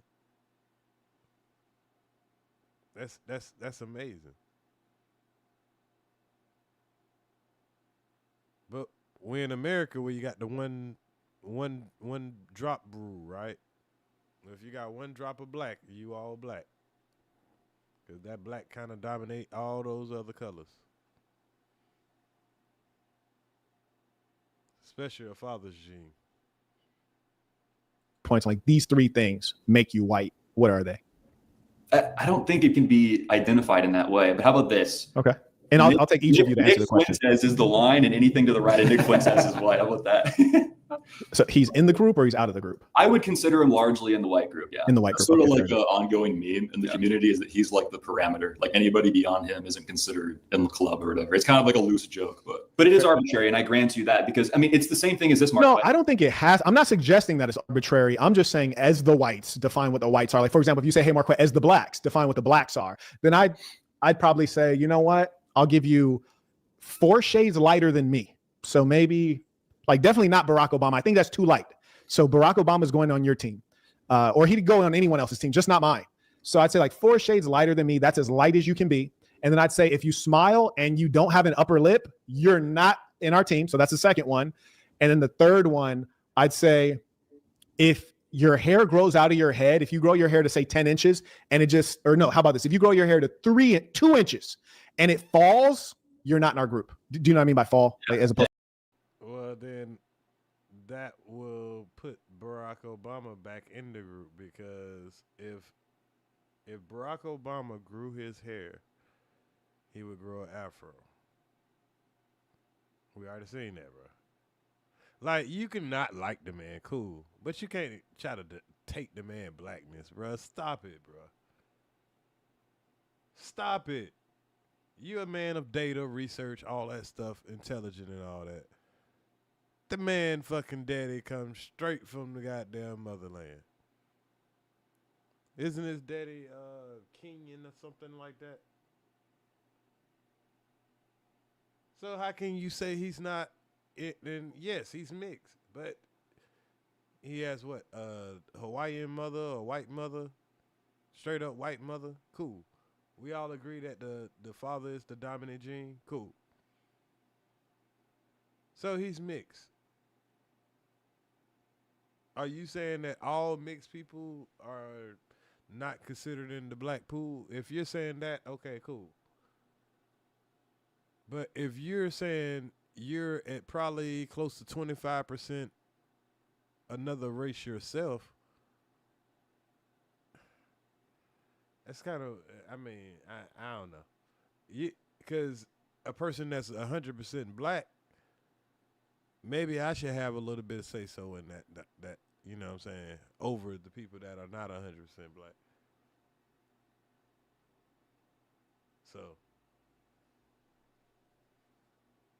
I'll say at least Barack Obama black gene is way more dominant than his white gene. Let's just put it like that. It's like, you know, so it doesn't necessarily have to be tightly coiled, but if it falls, you're not in our group. So I'd say we'll take the hair measure, we'll take the complexion measure, and then we'll take the lip smile. That's my racism. You're black if you're within those 3 categorical pieces. So if you each, and you don't have to have the same ones, but what would be your, and mine are just examples. Like, don't call me a racist, damn it. Not yet. That's funny. I think your answer is a little bit tongue-in-cheek, which I appreciate. I would say this, because there is an arbitrary nature, because I think that the whole skin thing is too superficial to be a parameter. Because if you are losing your racist points, good Lord, this man is an artist. Well, listen. Well, hear me out. So if I tan more than him, am I less white? I wouldn't say in my so, racist book, yes. Yeah, but what if my genetic code is 100% pure Nordic and his is like 12% like Arab or something, but he's just more white? Then we're gonna have to get it retested. All right, I see what you're saying, but again, the point is that the skin. On the 12th day of Christmas, my true love get to me. Oh man, journalists. It's all muddy. It's all muddy. Yeah, right, because again, it's like, was Michael Jackson black? It's like, yeah, but he looked like a white guy. And you could say it was a skin condition. Vitiligo, yeah, vitiligo. Well, exactly though. We're keeping Michael. For the record, this bro tried to steal Michael. That was crazy. Hell no, we're not giving up Michael, buddy. No, you can have. It is arbitrary, and it's okay that it's arbitrary, because race, I think, is real, as I think you would acknowledge is real. But defining white and black categorically is arbitrary, in the same way that you say, what constitutes an adult? Well, we largely agree in the United States it's 18. Well, why isn't it 21? Mm-hmm. Well, I mean, it could be, but it's 18 because why? We agree socially, and you have to draw a line. Otherwise, PDF file is legal, right? So you have to draw those hard lines. So what constitutes a white person? Well, that's not really up to me, is it? It's up to sort of no, if we're building a white movement, and I'm trying to help with this white movement, damn it, by bringing some shape to it. That's what I'm asking. We're building a white movement here, God damn it. I need to know who's in. And I think that eventually it will get clarified, but there'll be a great mind who will clarify it, because frankly, what we look at in the Third Reich, which was fast. Yeah, that would be nice. If y'all building a white movement, we trying to see who all in. Is it black people too? Because I think y'all saying that y'all will let black people in too, if they do enough work for the movement. You don't have to be actually white. Fascinating stuff. They're very scientific about it. Even though much of it was pseudoscience, they were still scientific about it. And a lot of it, in fact, was borrowed from the United States eugenics movement, which I do actually, in fact, support eugenics. But we'll go on to Jackson. I feel like your racism is a little stronger. So do you have some demarcations? Do you have some demarcations for what is white? Well, I mean, sort of alluding to what he said before, it's difficult because of the amount of mixing and the different categories we have. It's become sort of arbitrary over time. If I had to draw a parameter, I wouldn't do 3 points like you said. I would probably do 2. Wow. I would say you're I would say European and Caucasoid. So people hailing from the continent of Europe and people who are of the human subset Caucasoid. But what percent? And then how do you define, like, I'm not going to say what percentage of Caucasoid I have in me. Is embarrassing. I'm not going to say. I'm not proud at all. But what percent is going to get someone in there? Because obviously there's levels to it, right? That's a great question. Again, that goes back to Oh, we would love to know what percentage of Caucasoids you are, sir. Marquett. And for a black man to be this black and he's saying that he's a percentage of Caucasoid, he could be just fucking with them. Y'all think he fucking with them just to, make them feel better?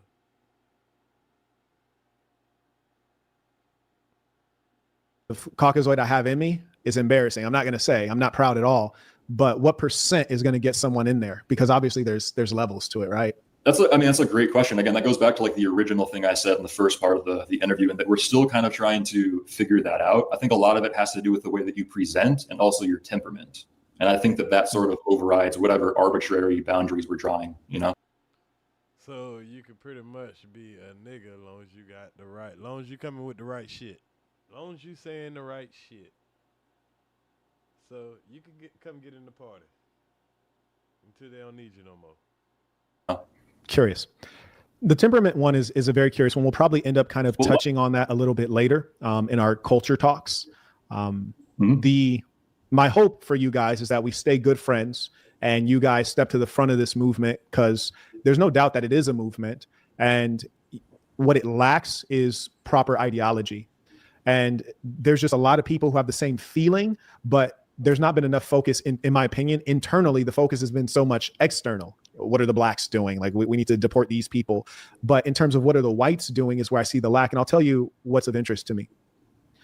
Like, and then I'm going to stop because I'm supposed to be interviewing you guys. But when Donald says make America great again, I really believe that we have to make Americans great again, which is going to involve reinculturation, is going to involve education in particular disciplines so that America can compete and so on and so forth. And for that to happen, it's largely going to depend again on white Anglo-Saxon Protestants, because that's the core of this country. Not because I want it to be, but just because that's what it actually is, in as much as whites are 60%.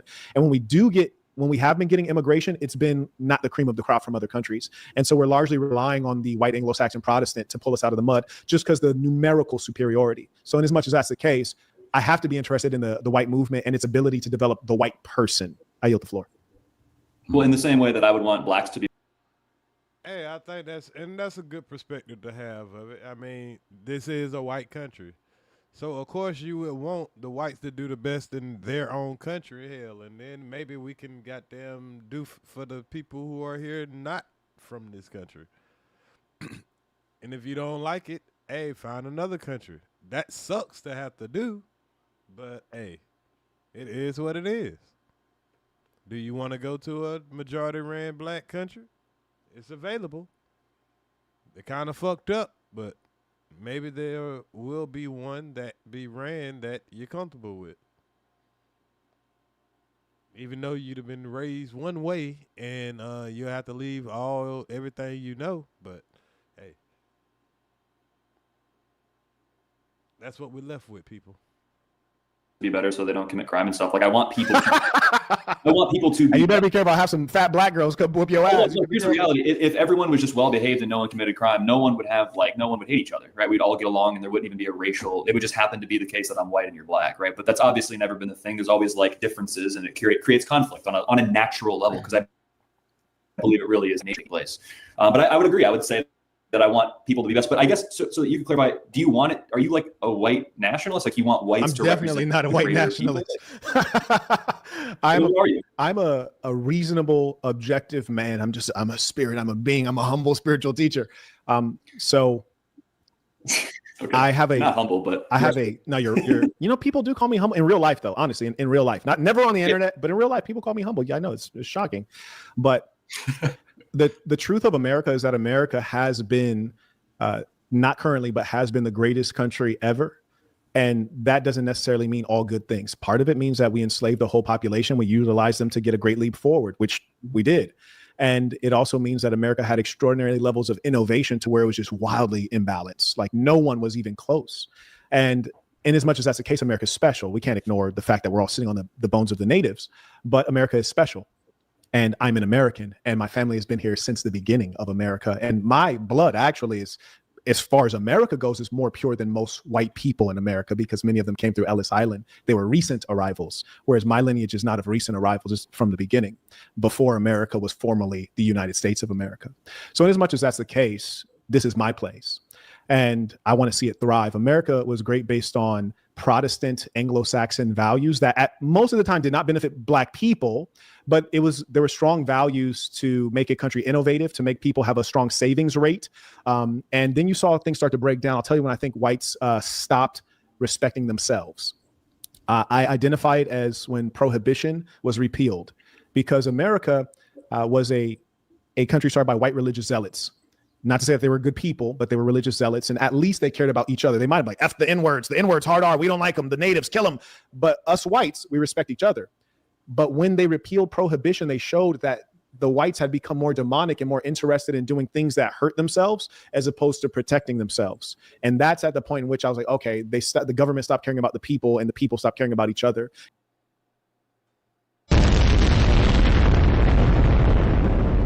Cooking right now, man. When you're cooking, you're cooking. When you're right, you're right. And sometimes white people need to be told when the hell they are wrong or where they fucked up. They tell us about when the civil rights, how that fucked everything up. But shit, you know, we telling y'all where y'all kind of fucked up at. I think it's a good point. There's way more to it, but that's a good point. And then it starts to tank from there, culturally, in my perspective. So I say that to say this. The innovative nature.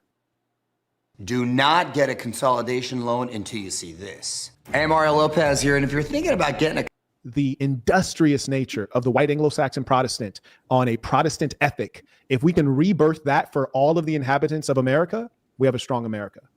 But we have a lot of degenerates, both white and Black, but the white degenerates are more dangerous because there's more of them. Not necessarily by a percentage of population, but by an absolute number of. So that's my only interest in the whites, which is, if the whites go down, I'm going down with them. Like, God damn it. So there you go. That makes sense. Would you admit that the reason why I won't admit anything? Well, do you perhaps think that the reason why the country was so great at its inception was was characteristic of the people that devised the Constitution and the Declaration of Independence? Do you think it was unique to that people group? Or do you think anybody could have done it? So are you saying genetically or culturally? Well, right, because the way that you describe the inception of the United States is very similar. I think it's cultural. Yeah, well, the way you describe that is very similar to the way people say, well, it's Black culture or it's this culture, when culture is downstream from genetics, right? Obviously, there's other factors. It is downstream from genetics. So isn't everything else then? That one, there's no evidence of. But like, for example, if you said something more offensive, like if you said IQ comes from genetics, then I'd be like, okay, we can have a conversation. There's genetic trait. Right, we could have a conversation about that because there's a lot of evidence on that. You say genetics and culture, it actually. Well, IQ isn't the end all be all, right? There's incredible. No, IQ is really important. I'd say it's about 90% of your outcome is IQ. But to your point, I do not believe that culture roots from genetics. However, IQ and genetics are connected. And I believe culture is going to be a function of a number of things, namely environment, for example. And when you take those factors added together, it will create strength in certain peoples. Like, for example, I'll tell you one thing I observe about Europeans. I truly believe it comes from having an ice age and having strong winters. Mm-hmm. Europeans tend to be good planners, long-term thinkers. And you have to be a good planner and long-term thinker if there is going to be a winter. Mm-hmm. Conversely, if you're in a place where there will be no winter and you can enjoy the good weather and you can hunt big game year around, you are not culturally situated on being a long-term planner or someone who can do a SWOT analysis and respond to threats. There's no doubt that there are differences in genetics of all of the varieties of humankind. And so I think we agree there. Now, with regards to the particular whites that came to the Americas, I mentioned that a little bit earlier. If we lived in a world where all races just use their strengths to, care for each other like God probably meant it to be, it would probably be a better place. It would be a utopia.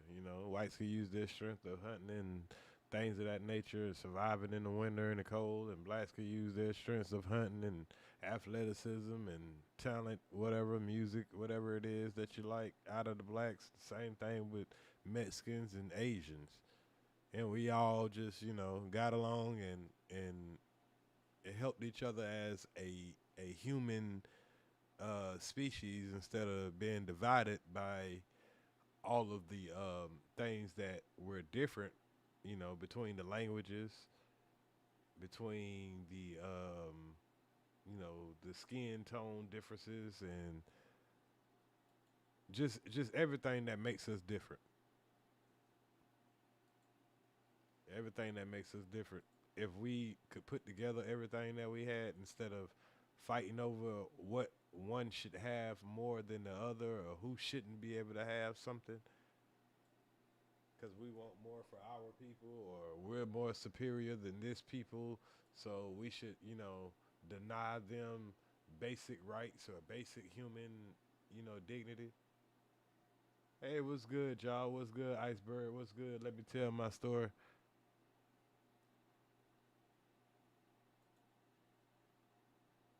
So let me continue on just a little bit more. I was about to wrap this up, but I think I could go a little bit longer.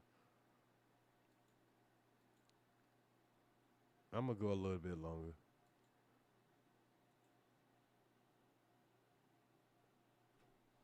I think that culturally they were a unique type of white person, white human.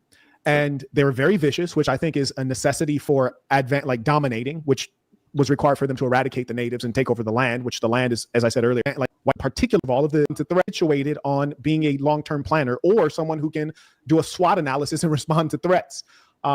There's no doubt that there are differences in genetics of all of the varieties of humankind.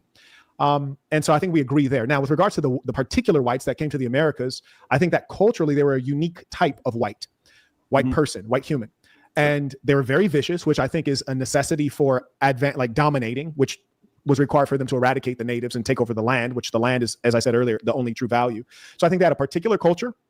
And most of that was, you got to remember, these are the people who decided to leave Europe for whatever reason, whether it's to have their own religion, religious freedom, or to find economic opportunity, or whatever the case was. But it's the same explanation of why Nigerians do better than Black Americans. They don't necessarily have superior DNA, because a lot of Black Americans have Nigerian DNA. It's because the ones who came from Nigeria are the ambitious ones and the upper class ones. So you're comparing Nigeria's upper class to the foundational Black Americans' entire class. Where does same thing with the Europeans. Go ahead. Where does ambition come from? Do tell. Well, I don't know. I'm asking him. It's like, is it not an intrinsic characteristic of your being? Is someone not sort of born ambitious? Obviously, you can teach ambition and perseverance, but you have to also be taught by someone who has that inclination. It's like, where does this come from? It seems to me, I'm sort of like a determinist. I don't believe in free will even. I believe in absolute determinism. So I think everything really is downstream from not just genetics, but like nature. Right? I think when we think about things in the context of you culture, said downstream from genetics, and then you faded out. So just rewind for us. You said, yeah, it's not that I think everything's genetics, but it's like everything's downstream from nature, I think. So when we talk about religion and art and you know, culture, where do these things come from? They're emergent properties, much like consciousness is, which again, consciousness we can't account for, but I do consider those other things emergent properties of the people. And we largely agree about the reason why that is. People evolved differently at different parts of the globe for different things. Africa is an incredibly resource dense place, and they didn't need to conquest and go through long winters. So they're different. So like, would you say, I would say that Black Africans could not have created the United States. And I don't think that that's a moral quality. Well, that's a good question. You might say, well, hold on, you might say that that's white supremacist. But again, I think that we kind of largely agree. I mean, what do you think about that? Which part? Like the last part, Black Americans, would you say that's Black Africans could not have created the United States? Like that piece? You can do quotes, but that's what I think. I would say. No, I'm not quoting to like be dismissive. I'm just saying I'm quoting to say like this is the part of the sentence I'm quoting from you. That's what I mean.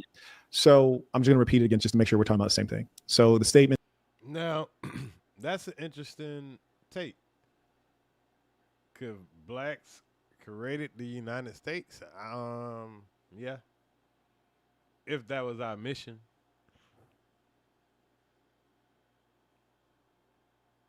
Is Black Africans could not have created the United States. End quote. Yes. That's it. Okay. Could not, hard to say. Are highly unlikely? Absolutely. And I'll tell you why. I think that there's a multivariate explanation. The most important variable, one of the things I'm certain is different, even though we may not have had the studies on it and we may never get them. The European is far more ruthless than the African by nature. I don't think that's true. What about the war, Eugene? Am I answering or are you talking? What? He said he don't think that's true. He said, what about the warrior gene? Well, I can speak on that. I mean, the warrior gene is for protection, for defense, to hunt.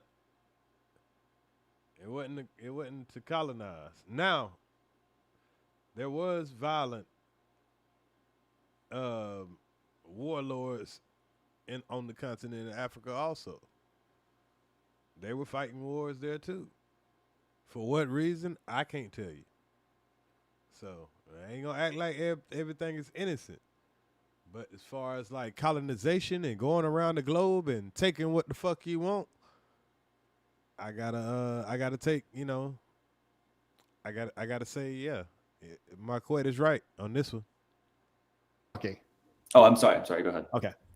The European is far, far more ruthless than the African. Like, it's not even close. So there's that, and I believe that is genetic.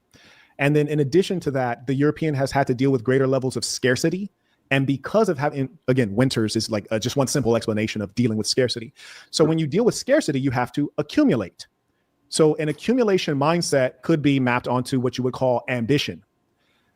The problem is when it goes a little bit too far. I think the Europeans tend to go too far. So number one, to create the United States of America, the first thing you have to do is arrive here and kill everybody. I do not think the Africans have that in their DNA. I'm not talking about from a technological standpoint. I'm not talking about from a technological standpoint. I'm not talking about. What the hell is so funny? I agree there. We ain't built like that. To come over here and just kill everybody over here, force people off of their land and take shit. Nah, we ain't built like that.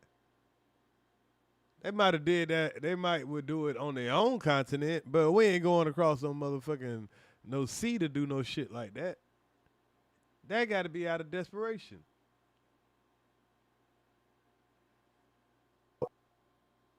Anything other than the actual genetic vicious spirit of mass murder.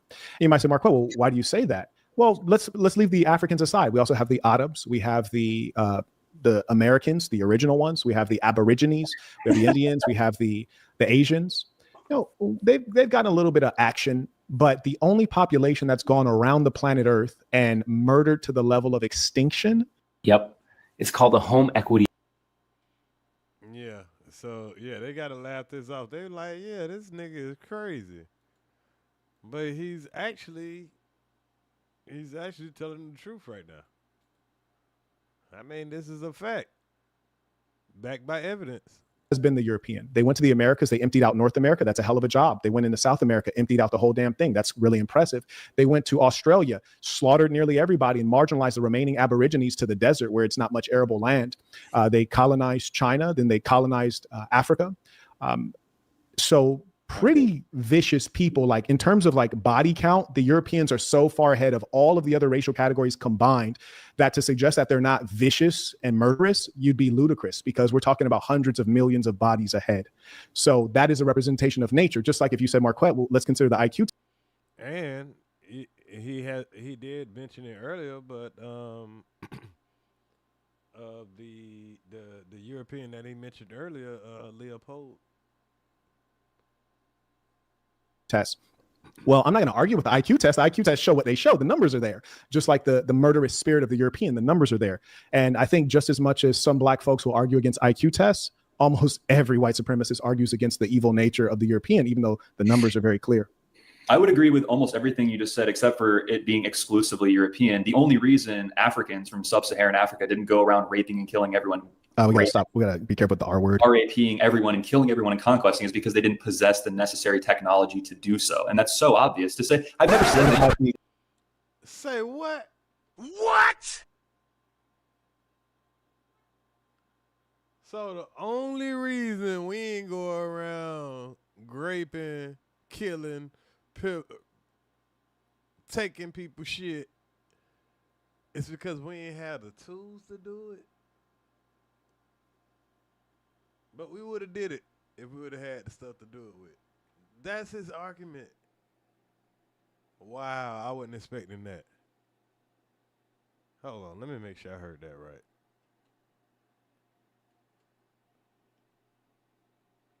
You redeeming yourself, Marquett. Evil nature of the European, even though the numbers are very clear. I would agree with almost everything you just said, except for it being exclusively European. The only reason Africans from sub-Saharan Africa didn't go around raping and killing everyone, We gotta stop. We gotta be careful with the R word. RAPing everyone and killing everyone, conquesting, is because they didn't possess the necessary technology to do so. And that's so obvious to say. I've never said that. What about the people in the Americas? Is that true of them and the Arabs and the? I'm sorry, you interrupted. Go ahead. I'm saying, like, aside from the blacks, because you'll notice when I gave my argument, I said aside from the blacks, like all the other people groups. So did none of the other people groups have not? I think every people group has done all sorts of crazy, terrible things that we would. We're talking about scale. Right. Well, that goes to my original point, is that it comes down to the ability to do that. Yeah. So the Europeans were able to commit those atrocities on that level of scale because they had the required technology. If you gave the atomic bomb to sub-Saharan Africans, do you think we'd all be getting together in a circle singing Kumbaya? Come on, man, give me a break. So is your suggestion that the Asians have a lower IQ, significantly lower than the Europeans? What? No. Okay, very They good. have a higher IQ. They have a higher IQ. Okay, great. So now let's take that. So you basically suggested that none of the other human populations have created mass murder at scale because they don't have the technology to do so. But you're talking while I'm talking. But the Asians haven't done that. And we look at the Chinese, they're a behemoth with 1 billion people, and they still have not committed the colonial efforts that you see from the Europeans even to this day.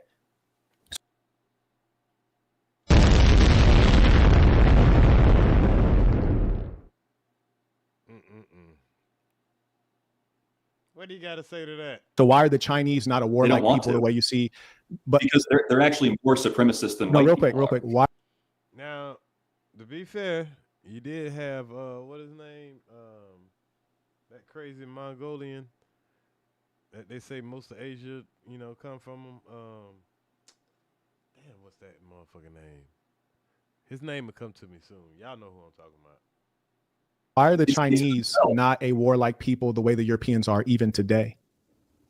I don't agree with, I don't agree with that accept at all. They're way more militant than we are. They're about Again, to, that's why, like in that, I say racism is a deeply psychological thing because you become irrational. You just said that the Chinese are more militant than America. If you look at budgetary spending, does the Chinese budget come anywhere near the United States' budget on military? Yes or no? You're going to say a Chinese. Okay, boom. So that's eradicated. That argument's eradicated. The American military budget, is way higher than anyone else's. That's number one. Then number two, if you look at military bases around the world, the United States has more military bases than most investigative journalists can count. You compare that to the Chinese, it's not even comparable at any level. Then number three, if you look at number of wars started, the Chinese don't even compete. No one competes. In fact, you could take the Western countries, which is to say the white countries, versus the entire remaining planet Earth, and there's no comparison because because you got to add in all the Europeans. That's including Hitler. That's including Stalin. That's including all the brutal dictators, Mussolini, all the most brutal dictators you can ever think in history. Alexander the Great, fucking Julius Caesar, anywhere you can think. Genghis Khan, there you go. I made Helima pop about the bushes to make sure she give me that information. Shout out to Helima. Genghis Khan. He might be the only non-European that, what the word they was using? That didn't want to spread abundance. Because, hey, Helima, you missed it. You're going to have to go back and check it out. The white boy said Europeans they have the destiny to spread abundance to other cultures, because he was asking like why is it that you think that South Africa should be occupied by Europeans? Because he said he would wave a magic wand and send everybody back to where they feel comfortable at. So cool, we all go back to where we at, where we want to be at. So say all the black people go back, and then he asked them, well, yeah, what about the white people in South Africa? Do you think that they should, go back to their homeland? And he said, nah, because, the evidence shows that, they run the society better. So he's saying, okay, then that means you're a white supremacist because you feel like, white should overrule most things. And I'm trying to catch Helima up a little bit. And now we're getting to the point of, they're explaining. It's getting heated right now. The white countries are very vicious and violent. Even if you look. Oh, we're getting to the point where he's explaining to them that the European over history, with the evidence that they've been the most violent ever in history. And these guys just literally said the only reason other countries didn't go rob and grape and take other countries' land is because they didn't have the technology to do it. And now Marquett is breaking down a very important point of China, Asia. There's been a lot of great powers that didn't go to the extreme of stealing people from one country, taking them to another country, building that country, and claiming that they're great and that they should be superior to everybody else. Look at right now, the United States is trying to provoke a war with which country? I think we could largely attribute that. Just real quick though, I asked you a question right now. What country is America trying to provoke a war with?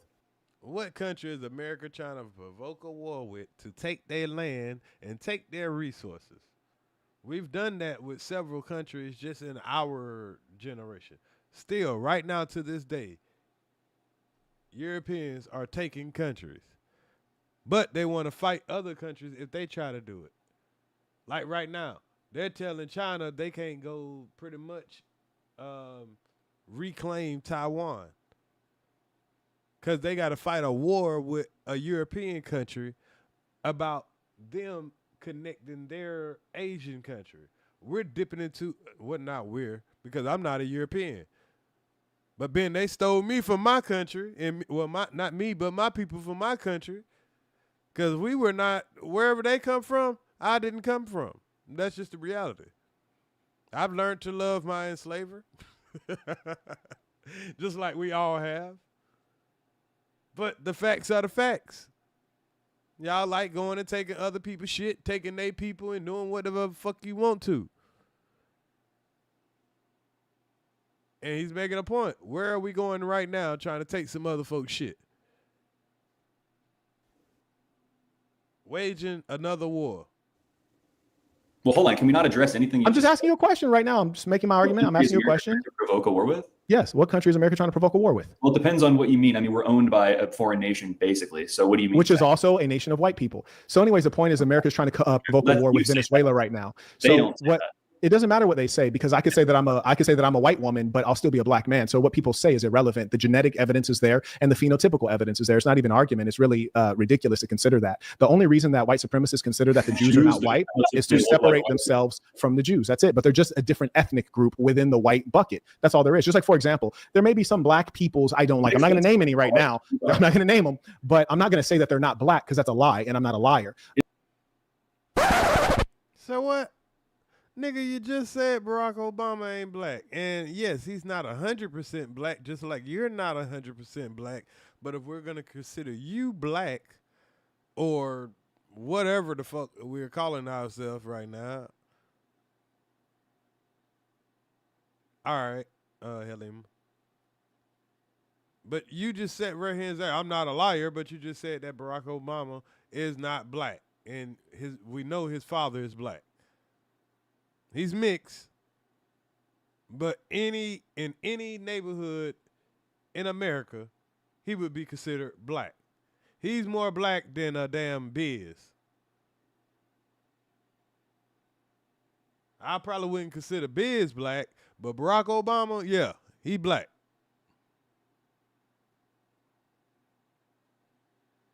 But we often see that white supremacists lie. Damn, man, you was doing good, Marquett. Then you go with the bullshit.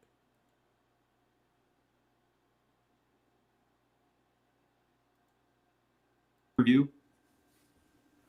He would fit in. So there's 3 racial categories, as far as I'm concerned, just to keep it simple: Negroid, Caucasoid, Mongoloid. He would fit most neatly into the Caucasoid category. But if I were a white supremacist, like a real one, like, for example, let's just say I was from Sweden. If I was a Swede, I'd be like, nah, bro's a Latino. And I'd say that on the basis of his height being quite short, and I'd say that on the basis of his mixed blood. And if I was a white supremacist, ideally I'd want to be in Europe and I'd want to have pure blood, and I'd probably say the Americans are like mongrels anyways. Like those are not really like, they're like messy.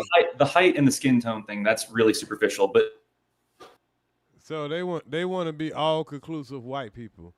At this point, they ain't even saying we want like a certain bloodline of white people, and I think that's kind of what Marquett is pointing out. Like y'all don't really stand on a bloodline. Y'all are just saying anybody that identifies white, anybody that got some white. Because Marquett done made a valid point. Well, shit, I got a percentage of white in my blood. Do I get to join y'all fight? I don't look like it, but I'm in it. And pretty much they're saying, hell, anybody that'll fight for us, anybody that'll serve a purpose, you cool with. They don't care if you're actually white. They really don't care what color you are. They just need numbers at this point.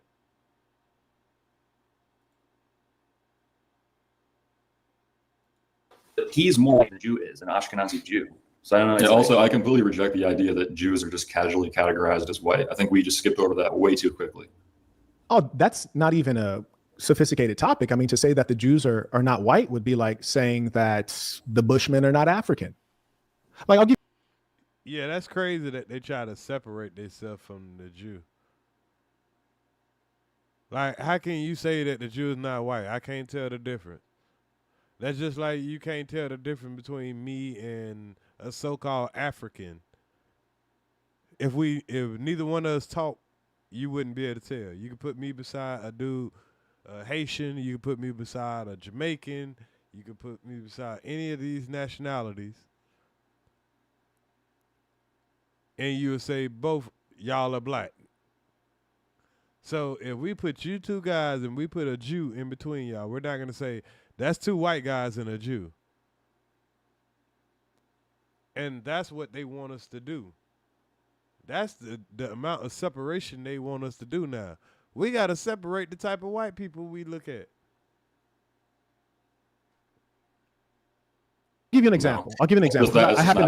I happen to know a lot of Jews. I know quite a bit of them. Yeah, I bet. From around the world. Yeah, I do. I know a lot of them. They say I can tell. I know Jews that are literally blonde with blue eyes. And I'm not talking about bleach blonde like most white women are bleach blonde. I'm talking about literally blonde hairs growing out of their scalp and in their eyebrows, and they have blue eyes. In addition, I know Jews that are redheads.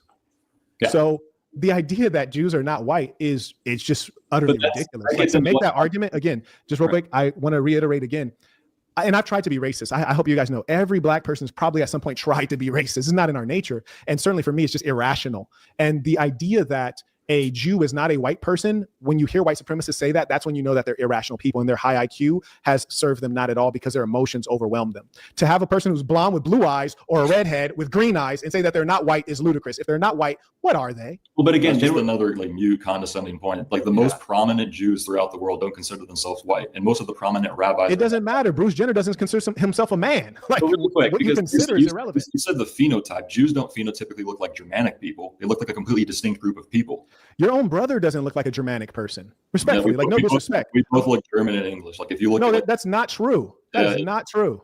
And just side note, respectfully, the English are not good-looking people. I wanted to say that earlier. I was holding it in. The English are not the best of Europe. Okay, I'm talking about the women here. But yeah, they got messed up teeth. That's besides. That's not what's taking them out of the game. They do have messed up teeth. Past this because think of the arbitrary nature of what constitutes a Jew, because it's a matrilineal thing. It's ethnic and religious. So even if your mother's mother was half Jewish, you are a Jew. So you identify with that tight ethnic group. So you might have blue eyes and blonde hair, but again, we're talking about things in terms of identitarian movements, right? What is a Jew? It's an identity. Right. So again, it gets into the arbitrary nature. We can talk phenotype. No, because they say that it goes through blood, right? So that will make it a biological reality. Yes, if you would just give me one moment here, I'm just going to see if some of the folks have questions for you guys. Shout out to Candace supporting the work. Always love to see the women supporting, even though my guests tried to take away your right to vote. Shame on them.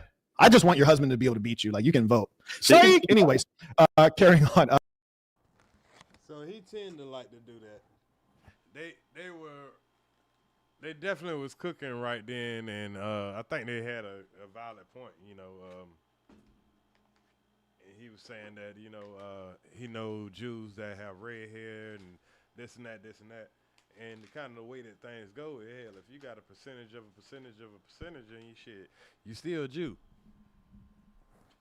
And if you don't even know that you're Jewish, hell, you ain't gonna go by all of the, you know,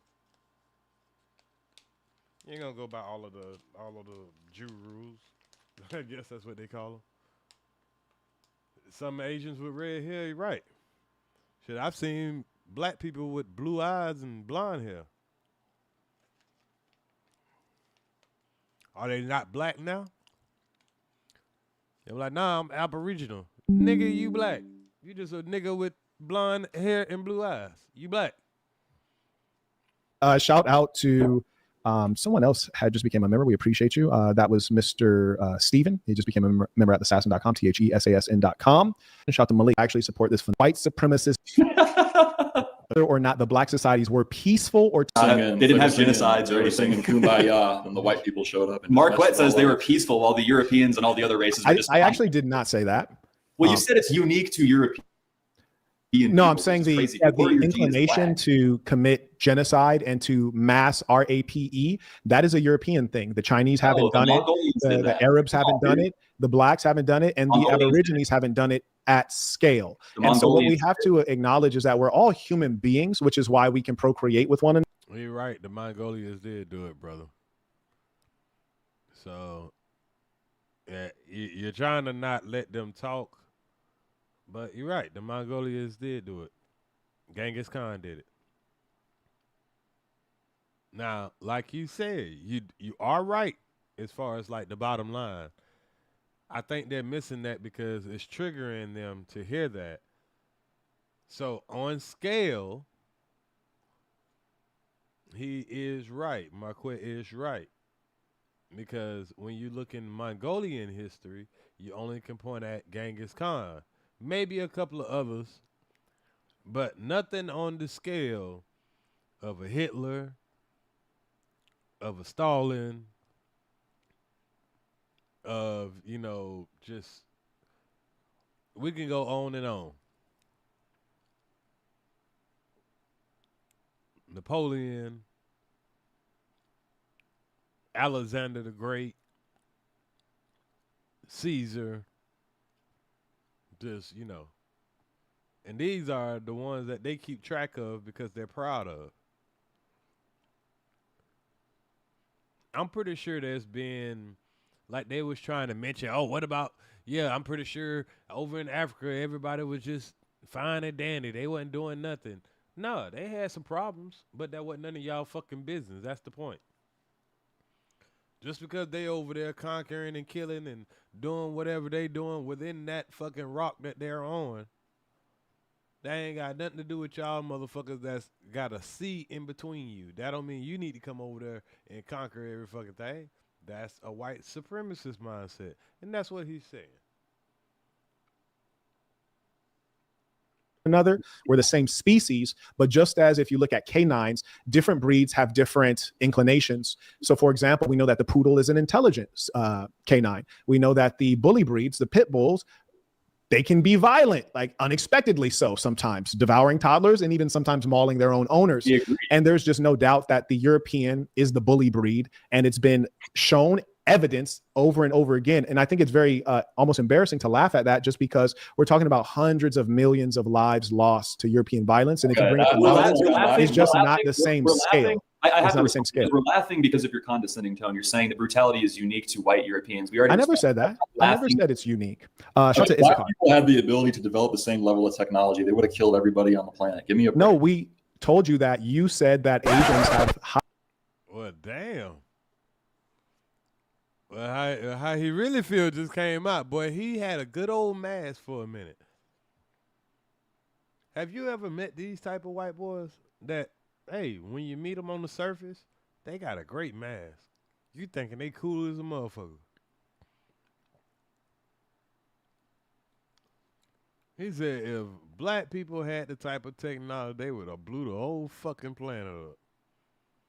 So when Massa Musa was the most richest black man on the planet, he, what? Did he go and rule the whole planet? Did he try to spread across nation after nation with his, you know, with his fortune. That's amazing. Higher IQ. And I said, well, then why have the Asians not murdered at the scale that the Europeans have? What's your answer? They've also committed atrocities. I said, why have the Asians not murdered at the scale that the Europeans have? And let me tell you why that's a brilliant question. At the scale. You're too smart, sir. You've been smart this whole conversation, and now all of a sudden you missed that scale. You know what the fuck a scale is. I'm a high school graduate. And it's crazy how these super smart motherfuckers, they get dumb when you ask certain questions. They don't understand no more. That you cannot answer. It's a brilliant question because you said the reason the Africans didn't do it is because their IQ was too low. I said, okay, well, earlier I set you up. I said, do the Asians have low IQ? And you said, no, the Asians have higher IQ. I said, okay, fantastic. And then later on, you stated that the reason Europeans were able to murder at scale is because they have high IQ and that yielded good technology, murder technology. So then I said, well, then why is it that the Asians, who are superior in intellect even to the Europeans, why haven't they murdered at scale? It's because may I respond?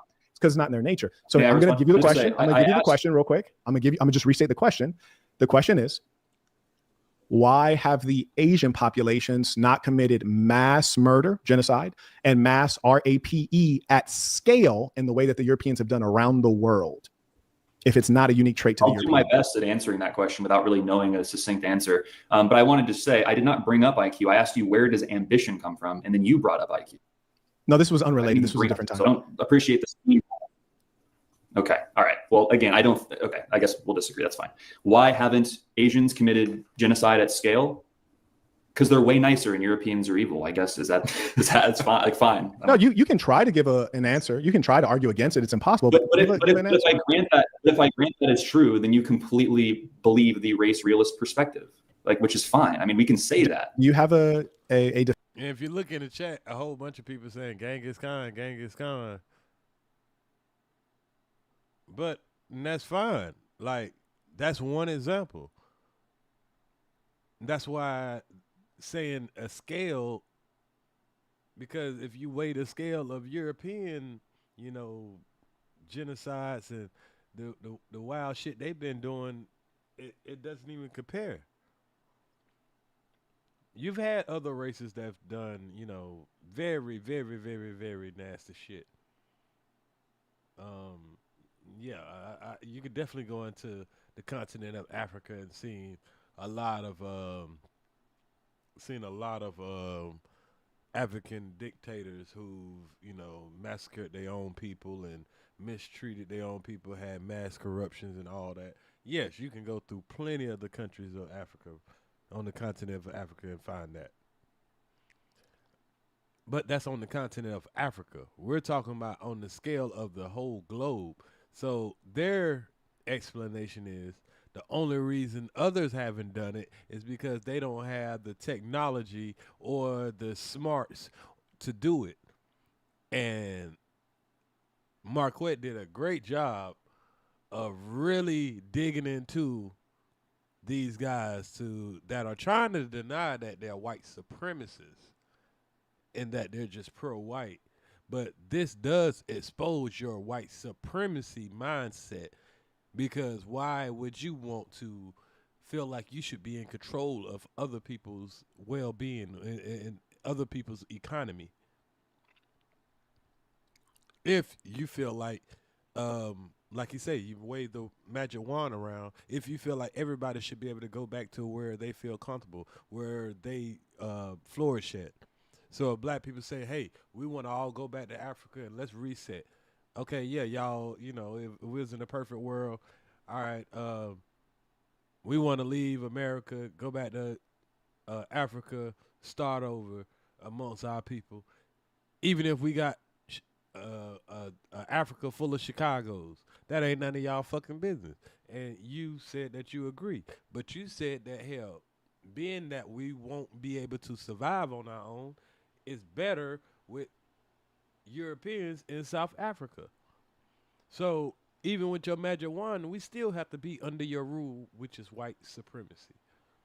And I think Marquett did a great job of breaking that down and exposing that, that's the mindset. Now, I think a lot of times when they do make good points, he's trying too hard to try to make them look a certain way. I don't think he has to try that hard. Just let the people use their own mind. Defense of the nature of the European ruling class? I reject the idea that committing atrocity is an exclusively European characteristic. I think all that's a straw man. That's not what he said. He said it's not exclusively a European. He said it's just a trait that's strongly in you guys. That's not the argument. The argument is that the Europeans have that trait much stronger. Yeah, because they developed that level of technology. That's the whole point. What do you say to that? I already addressed that. Okay. Do you think that the Chinese are technologically behind the Americans? No, they've mastered replication, but not innovation. Most of the replication. You know what? I like what you said, and I think that's my fear. That's my fear for our country is that mentality, because that used to be true, and I fear that and I'm going to say our white supremacy, because unfortunately in the hells of North America, we're in the boat with you guys, and I think a lot of us believe in the white Anglo-Saxon. Would you rather be here or Africa? See, his ignorance had to jump out. He feeling like he getting outsmarted here. Because I like what he was just about to say. He's about to tell them that he's a white supremacist right along with y'all. They rooting for y'all. We want y'all. We agreeing with you. We're just acknowledging that we know what's good. What's up with you. He said, would you rather be here in Africa? Yeah, that might not be a bad question to him. There's a lot of people that might say, hey, I'd rather be Africa. There's a lot of people moving to Africa because they'd rather be there. The continent of Africa, there's a lot of countries there. Do you want me to? You mind if I answer the question I asked? I was. Well, I'm just curious to know that. No, I'll address that. That's a good question. I will absolutely address that, and I think that's a valid question. I think that's a valid question. But I'm going to address the piece right now with regards to China. And again, just so we all know, have either of you been to China? No. Nope. Okay. I've been to China many times. I know. That's why I'm qualified to speak on this topic, because I've done the research. No, because I've done the research. And I've done business there, and I've been there many times. So that makes me a more qualified speaker. That's just the truth, respectfully. Right. No, nigga, because even the most intelligent black man, you can't tell, you're still lower than the most ignorant white man in their eyes. That's why they can laugh at you. This nigga that's been everywhere. So this nigga think he fancy, huh? He fancy, huh? Oh, you been to China, so you can't tell us that. Fox News told us what the fuck to think. Nigga, you don't matter. That's just the truth. Yeah. So you haven't been there. You've not been. Yeah. But if you guys are being honest and reasonable, you can say, Marquett, you're right. You're more qualified. I mean, there's nothing wrong with that. No, that's wrong. Oh, you guys know more about China than I do. No, that's not what I'm saying. You don't. No, I'm just trying to feel like, where did you guys go to university? Marquett. Beckham, go. Now, I ain't gonna lie, that is a big flex. When you get to fuck with white people about their education. And do it with a serious face. Because usually the white people get to do that to you. Oh, this dumb nigga, he ain't got no education. Hey, I went to the University of Wisconsin. My name is pronounced Marquett.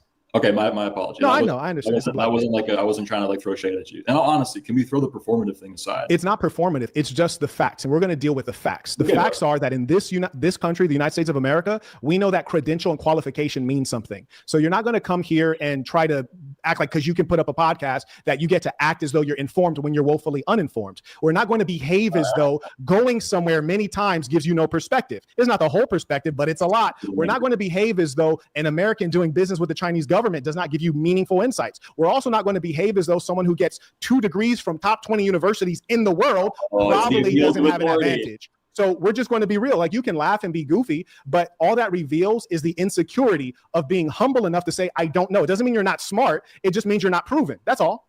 I can both say that I don't know and also say that's an appeal to authority, which is a logical fallacy. And you went to Berkeley, so you should. No, that's not a logical. That's not a logical fallacy, and authority does matter. You're misapplying that, unfortunately. So, right. Are you suggesting that in your country, the United States of America, you don't think it's highly likely that someone with 2 advanced degrees from top 20 universities is probably more informed than someone who's? Okay, good. So then let's deal with the generalities, because that's what white supremacists often deal in, generalities. And let's deal with the generalities, right? Right. Now, My bad, dude. My bad. Yeah, Dude. let's deal with the Do I generalities. have to visit somewhere to have an opinion on it? Is that the? No, you can have an uninformed opinion. You've already done that. You don't have to visit to have an uninformed opinion. But what I'm pointing out to you is that it's very arrogant to be so strongly invested in a certain perspective of South Africa. You haven't even touched down in South Africa, much less the African continent. You know so much about China. You've never even been in China. You don't know how behind we are. So, for example, the reason that Donald Trump resonated with me when he said "Make America Great Again" is because I'm a great patriot. And when I had an office in South Korea, I hated the fact that the South Koreans on our tax dollar were more advanced than we are. I hated the fact. I know what the state of South Korea is. I know what the state of China is. I was in the software business. And if you know anything, you know that government innovation, especially in weapons, often comes from private industry.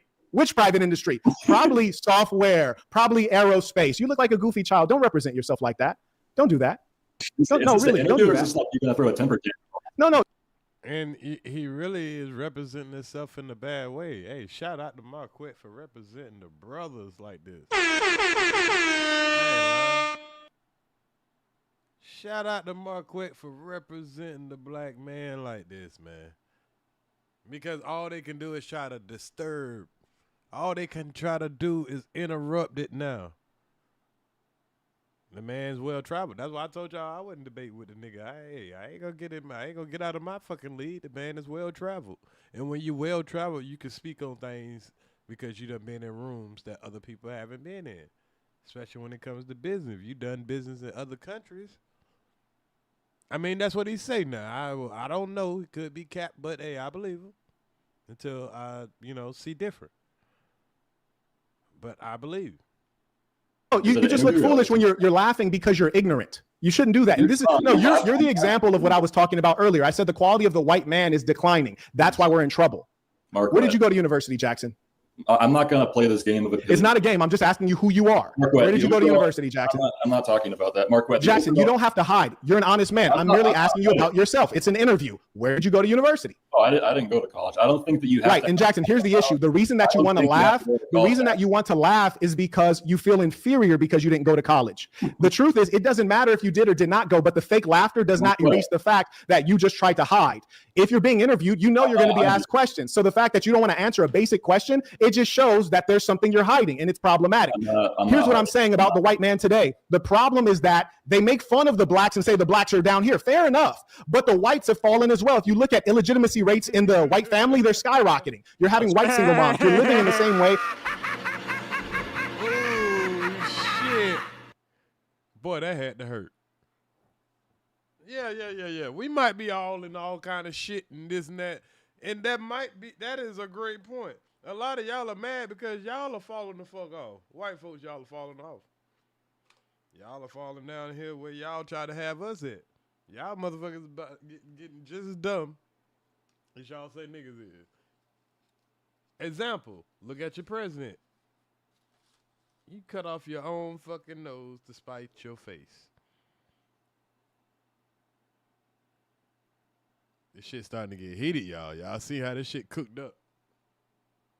That the blacks are living that you like to disparage. So all I'm saying is just be honest, which I know is quite a task. Just be honest. If this was an interview, you have to be given the opportunity to actually say something. You've been taking up most of the space. You didn't even want to answer the question I just asked you. So please don't try the deceit. It does not work. Marquett, you didn't answer the thing we said 10 minutes ago. I mean, let's be honest. Do you recall when I was answering the question, your brother interrupted and I said, may I answer the question I was asked? And then you started cackling like a girl. One of the things.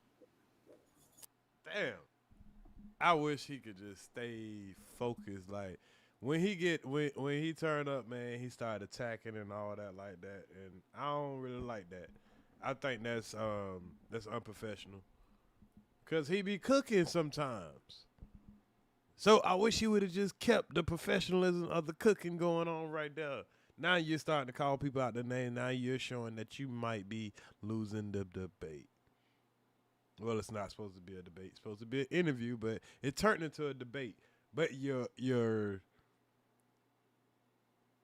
your cooking moment was good, bro. You ain't have to go to the name calling, because now that just makes you look just as childish as you was trying to call them. One of the things we're trying to say is that you don't have to experience something anecdotally to have a perspective on it. So I reject this appeal to authority point of view. I don't have to visit China or South Africa or wherever to have an opinion on it. You seem to be like very defensive of that, though. It's kind of, I don't understand what's going on there. It's because you think that you're using the logical fallacies correctly and you're misapplying them. And that probably is because you did not learn them in a formal setting. You see, if you learn logical fallacies in a logic class, which was actually a philosophy class at the University of California, Berkeley from an expert, you're going to learn it really well. Whereas in your case, you're misapplying it. Like you're suggesting that someone who's been to China many times and done business with the government there in the software vertical doesn't have any advantage on you when speaking about China. That's just foolishness. And it's because you're arrogant that you can't concede the simple and obvious. Okay, so does a black person have to experience slavery to know that it's wrong? Give me 1 sec. I need my charger. Give me 1 sec. Yeah, charge up. Hey there, I don't know where my charger is. Would you be kind enough calling his to white run through my office and see if it's in there? I think that's where it is. If it's not in the office, who knows? Okay, thank you. Bye. Okay. Is that your white slave? Oh, you saw the Burton plantation? Yeah. Oh yeah, thank you. I appreciate that. We'll have to talk about that at some point. But anyways, I yield the floor. Unless you wanted me. Oh shit! I think he do got a Burton plantation. I forgot about that shit. He got a reverse slave plantation, y'all. I gotta go look that up. I think I remember hearing about this. Charlie Kirk didn't want to debate Marquett. Nah, Charlie Kirk don't want to debate nobody that's actually educated. He done got cooked by a whole bunch of motherfuckers. Me to answer a particular question. Well, I feel like we got trapped in the weeds there for a little bit, got a little emotional there. But all we're asking is that I have to take issue with this idea that you have to experience something anecdotally to have an opinion on it. How would you? Let me ask you a question. Let me just ask you a question. Let me ask you a question. Marquett, respectfully, you've been talking for a long time. Please let me ask. I just said let me ask you a question, so that means I'm going to give you the floor to talk. Isn't that what that means? It cut out. I couldn't hear you. Sorry. I said, let me ask you a question, which means I would give you the floor to talk. Your questions are more like diatribes, but go ahead. Well, I noticed that you've been very sensitive throughout the entire time. You felt as though you were I'm not the one screaming and yelling the whole time, but go ahead. Well, I know you usually resort to the fake laugh, which I've seen at least 7 times. It's not a fake laugh. I actually am entertained, but go ahead. I don't think you're entertained. I think you're mostly embarrassed. If someone asks you where you went to university and you say, I refuse to answer that, but you're in an interview, literally it's about you. I'm a college dropout. I just said I didn't go to college. Yeah, but why did you not want to answer the question? You've exposed me. Why did you not want to answer the question? Because I was trying to answer something you said 10 minutes ago. So you're saying you didn't want to answer that question because you were trying to answer a question from 10 minutes ago? Dude, we're jumping from Kathy Newman, bro. Topic to topic. Like I'm trying to answer something you're saying from 10 minutes ago.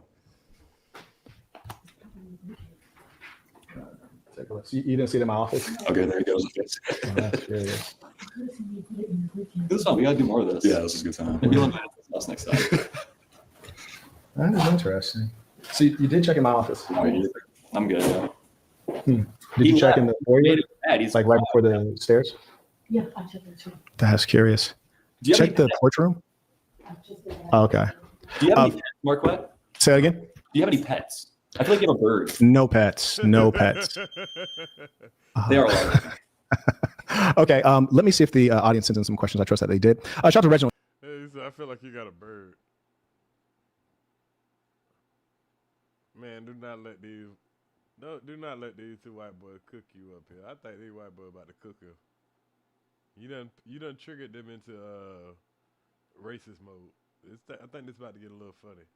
Like a cultural trope or something. No, it's something that generally is taught in university.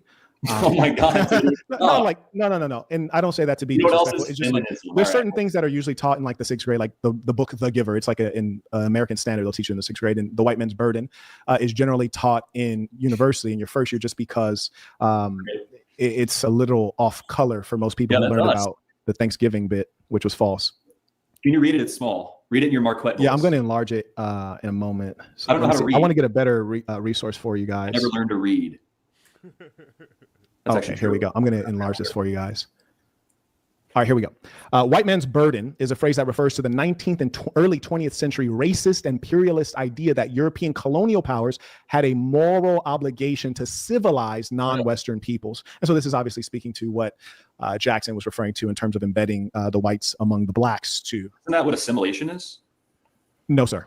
Okay, well, what's the difference? Because one is one way and the other is imposed by force, or what? So assimilation is the concept that a non-native people would come among a larger group and fit into that group. Whereas colonization is actually quite the opposite. The non-native people come in and take over the other group. But how is that they're quite opposite? Already colonized. That's what I'm saying. I'm just saying, like, wouldn't it just be assimilation at this point? Repeat the whole sentence, please. Well, the United States has already been colonized. We're past that. I don't have any desire to leave or colonize anyone. So at this point, wouldn't it just be a matter of assimilation rather than some like weird? Oh, like, he wasn't referring to the. But that ain't the point though, because like I said, we had the doorstep of Venezuela. So as a country, it don't matter. The person who sent in the PayPal was not referring to the United States. Rather, he was referring to Jackson's remarks on whites in Africa. Shout out to Reginald. He writes, "What a tangled web you weave, Saint. Let them continue to also acknowledge over the spread in full. Just that be okay." No. Get any questions? Everyone hates him. Give me racist questions. I'm not interested in bodying anybody. It has nothing to do with what I'm talking about. Unless it's in the booth. It's an interesting question. But I mean, hypothetically, I guess it's an interesting question. If he's saying like the same idea that I'm talking about, but in reverse, if black people were able to travel to Europe and civilize like native white people, that could be a good thing. Yeah, 100%. And if they could do it, they would have already done it by now. So what are we talking about? You know what I mean? Well, I think we disagree on the nature of the populations because you said if they could do it, well, the Asians certainly could do it. You said they have good technology, and you said that they're intelligent, and also we know that they have the population to do it. Their population dwarfs the European population, so why haven't they done it? Well, intelligence, I don't think, is the main predictor of conquest. That's why I asked you where ambition came from. Then you brought up IQ, which is correlate to a lot of things. Correlated, rather. Well, you're kind of saying the same thing that Marquett is saying now, because if it ain't intelligence that's lacking them from doing that, then it's just in them to want to conquer other people. You kind of, making his point. You just have a violent nature where you want to, take these people's shit. Rather, to a lot of things. But it's not like, is a really good artist a high IQ person necessarily? No. There's What's that? I'm sorry. I was just informing someone. I apologize. I was just telling them that I found an alternative for electricity. Go ahead. So like a really good artist, right? Does that mean that they have a high IQ by necessity? It's like, no, they possess a characteristic that is distinct from like mental faculty and memory and whatever constitutes IQ, right? So obviously IQ is correlated with all sorts of things, like whether or not you'll end up in jail, whether or not you'll get married once or twice or have kids out of wedlock, all sorts of these things. But IQ isn't the end all be all. That's why I brought up the characteristic of ambition, not IQ. Because I would say, and I think your note on ambition, and you'll recall, is that that's essentially a euphemism for the ruthlessness, which is inherent to that population because they come from a place where they experience scarcity, which means they have to compete for resources and they have to accumulate resources and be rational and do it in advance. And well, so let's say that I accept that. Where do we go from here? Because then we just kind of agree. No, that's a really good question. Where do we go from here? And that was actually the question I started off with, which is like, if you had a magic wand, because when we can figure out where do we go from here, if we figure out what the outcome is, magic wand, then we can identify the steps. And that's why I wanted to get really clear on what that would be. That's why I want to know what you're asking with the magic wand, because the whole concept of absolute power corrupts absolute. You're saying, what really motivates Forrest? What would I do if I could control everything? The law. I get the magic wand concept now. That's a great psychological setup because it just kind of simulates if you had power.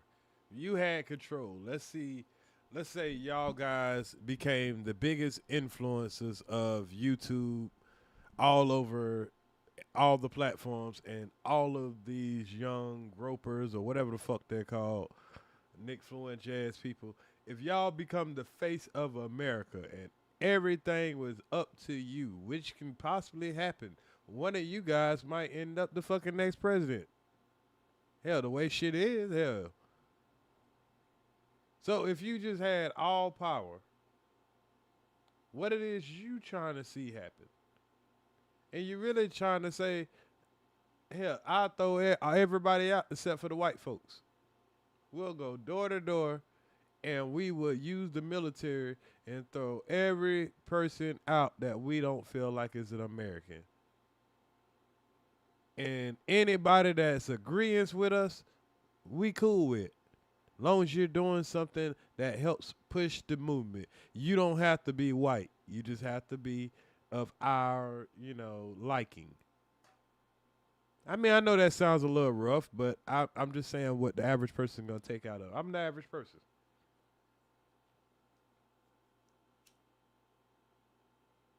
But you're still saying that you want to have dominance over the globe of other races of people because you feel like the way you run it is better.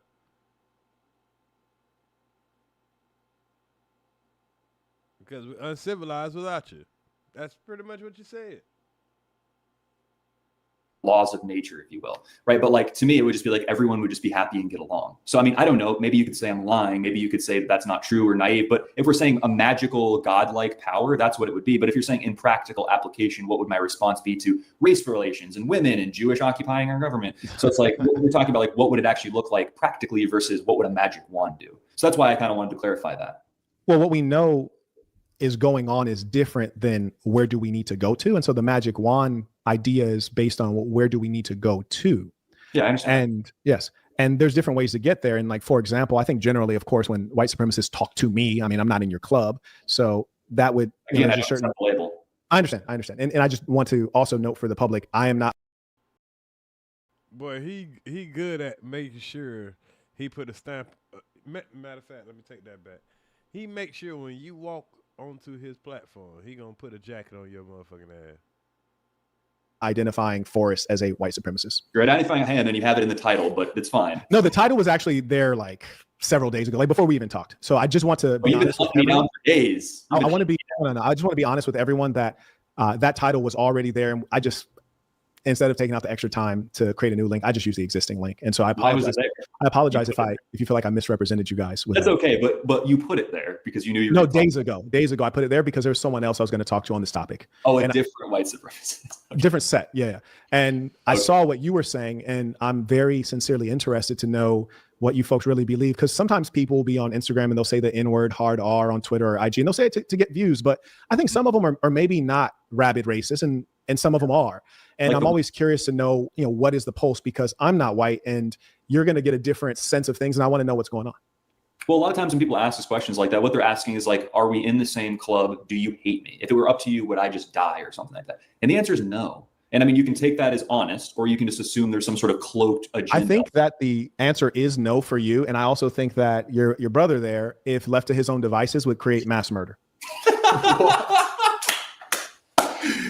I think maybe it's just because I smile more. Is that what's going on? Because we don't really disagree. Marquett, one of the first things I said, in the interview as the bedrock for my now transforming ideology is how do we better society for everybody? I have no interest in killing anybody. I just feel like very much your thesis on how that's attained, right, which is through white leadership. It ignores the reality that the white leadership you speak of, that you say was so good in Africa, was it was violent. Yeah, see, I get what you're trying to say, Marquett. And he said he want the greater good for everybody, and we've heard that type of language. The greater good, sometimes some people gonna end up fucked. Thrown out through revolutionary warfare, which is to say people risked their lives to get the whites out of there because it was brutal and unpleasant. So your thesis that colonialism was a good thing and that there was a happy Africa under colonialism would suggest that you'd be willing to reestablish that. And that can only be reestablished through violence. And so just the fact that you're able to psychologically skip over the fact that it was thrown out lets me know that you'll probably try it again, and that would require mass murder. And I'm not saying you're a particularly bad person. I'm just saying that you are representative of the vicious white ruling class. Okay, I didn't neglect the fact that they were overthrown, nor did I say that Africa was just happy because it was ruled by white people. It's obvious that under any sort of regime, there's going to be no shortage of human rights abuses. That's not what I'm saying. I wouldn't say that just because white people are in the area that everything's just going to magically be perfect overnight. I'm saying that overall, I think white people build a certain texture of society, and I find that texture to be more preferable. That doesn't mean that I want to go out and kill people. I don't understand how you're characterizing it that way. And if you're telling me it's the same way, I'm just going to respond since he spoke. I'm just going to respond since he spoke, and do remember what you were saying, and I'll just come right back to you. And I did give you a heads up that we'd have to extend the interview just because there's two of you guys. So to respond to what Jackson said, what you're saying out of your mouth is reminiscent of the nature of the white American Christian who was still able to enslave generations of people, beat them at the whipping post while being a good Christian.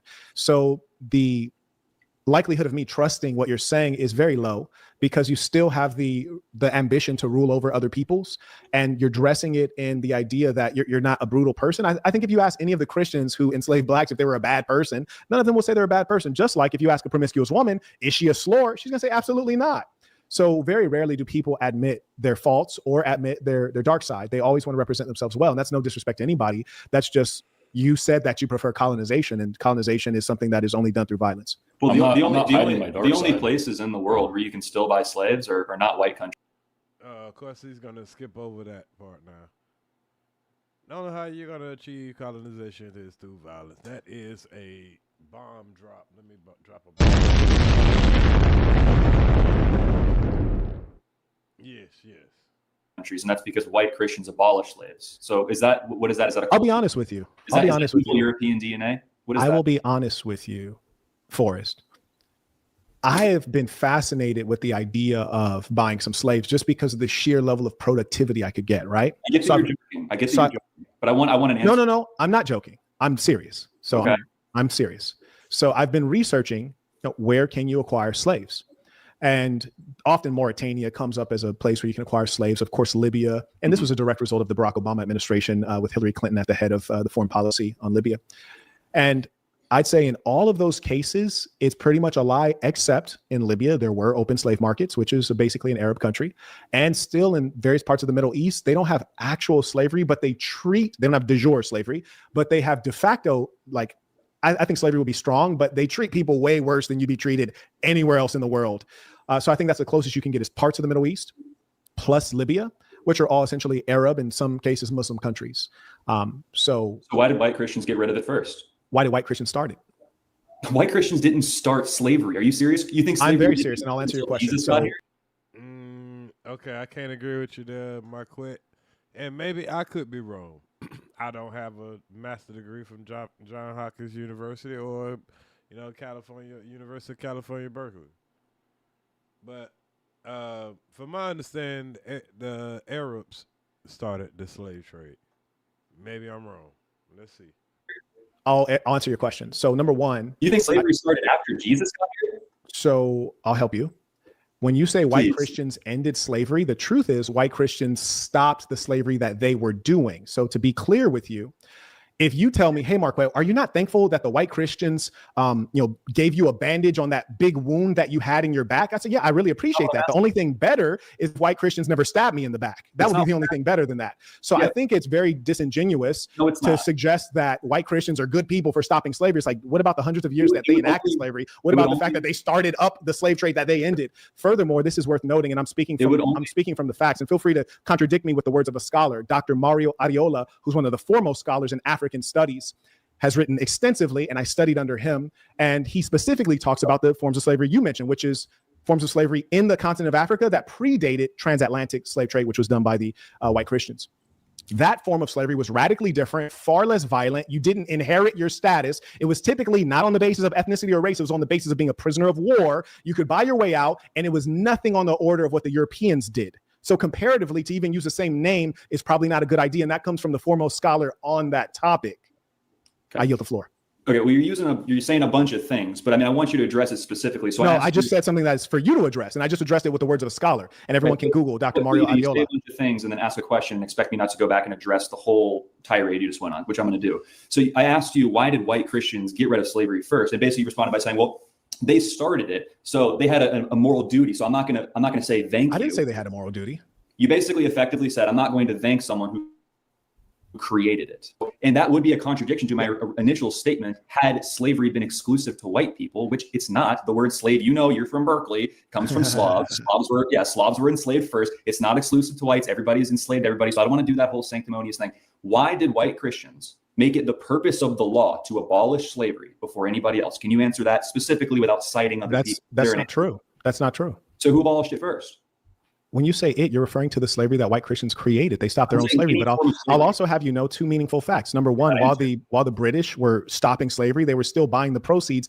They were still buying goods that were created by slaves. And you can actually Google and find that evidence. Is very clear. In addition to that, it's the evolution of economies. Even people who suggest that the Civil War was to end slavery, this is utter nonsense. The reason that slavery was easy to end at a certain point is because of mechanization, the cotton gin. So when you realize that you do not need huge populations of black Africans working the cotton fields, then you stop enslaving them. Furthermore, from an economic standpoint, you start to overproduce a particular good. You have to have a market to sell it to. Of course, they're sending part of it abroad, but they also want a domestic market. And as much as that's the case, they needed to have more consumers, people who can spend money. And so you don't have the black slaves working on the fields because we have the machines. We now turn them into an additional consumer class, albeit a second-class citizen. And it is the evolution of the economy. That would have never happened earlier on. It had to happen when the necessity for slavery became economically inefficient. And how did that happen? How did it become economically? Did you not understand what I just said? Yes, I did. I want you to be. I want you to. Then why would you ask that? So you're saying the Industrial Revolution essentially contributed? I did not say the Industrial Revolution, but it became loosely an easier way to understand it. Right. It became more lucrative to not have slaves, basically. Okay. In layman's terms, is that kind of what you're saying? Therefore, there was nothing moral about it. It was, and it makes more money if we use a machine. Free the blacks. Yeah. Pretty much, and you're trying to act like it was a moral thing, or maybe I'm confused, because it wasn't a moral thing. It definitely was an economic thing, and it definitely was a thing because a lot of blacks was goddamn breaking loose of their plantations and running to the north. And you better start freeing these niggas because you need their help. John Brown over there motherfucking goddamn trying to he just tried to free a whole bunch of slaves to rebel. We just had damn near had the federal government taken over by John Brown and slave former slaves. So yeah. It was no morals. Motherfuckers willing to give their life to keep that slavery going. Is that what you're saying? What is the point of your argument? Are you suggesting that like white people are good people because they stopped enslaving people? Like, is that the argument? It's bizarre. The whole question was, why did whites abolish slavery? And you went on this whole thing about how the Civil War. And I answered your question 2 separate times. Hold on. You went on about how the Civil War wasn't about abolishing slavery. Which I gave you an analogy. Like I gave you an analogy of something that's the wrong assumption. Okay, but you didn't answer my question really. Why did white Christians abolish slavery? The cotton gin, is that your answer? I'll yield the floor for you to explain. I'm asking a question. I just answered it twice. And so now I said I'll yield the floor for you to answer the question. I'm trying to learn. I don't know the answer. I wasn't there, but I'm asking you because you seem very certain. You're repeating yourself. You don't repeat yourself. Okay. Because I'm not going to repeat myself. Oh, because you already answered it. Okay, well, I guess we'll leave it to the jury for review. The jury, people in the jury were saying that you guys are playing dumb. I know what they're saying. Yeah. What other question would you like to ask us, Marquett? Thank you for that. Let's see. Yeah, we do have a live stream in 15 minutes, but absolutely. We're doing good here. Let me go see if the folks sent in any questions, and then I'll hop off. Shout out to Patrick. He writes, "You're a genius, Saint. These guys don't measure up." I also acknowledge Mark. Acknowledge Brandon. He writes, "He must be when faced with being pieces." He writes, "I would like to ask." I feel right. I say that too, man. Yes, literally don't see it, and these gentlemen have to. I don't even want to say quick. I don't want to lie. Who knows? It's up to you guys. But we'll start with whichever one of you wants to start. If there was one thing in Black culture, so I was about to end this a long time ago, but of course I want to try to get as much as possible, man, because it's acting like that is, it got some spikes in here, like these are good parts of it. So. It's still about 20 minutes left. Let's just see where this conversation is going. This is a 2-part question. I'll just give you the first part, let each person answer, and I'll give you the second part. If there's one thing in Black culture that you could fix, you just pick one thing, what would you fix? I think a lot of people would agree fatherlessness is a pretty big problem. Having the foundation of the masculine figure in the home is one of the most important things for any flourishing community. It starts in the family and then it goes from there. And I think it's pretty much inarguable. Thomas Sowell, people like this have been talking about removing the father figure and the absolutely catastrophic effects that's had on the Black communities. So I think after that, you'd see a lot of improvement, honestly. Well, damn. Is he right? Was he wrong? So, if a white supremacist know exactly how to target the black family, and that's taking the father out of the homes, if we've been dealing with a society ruled on white supremacy, what did you think that they target in the black community?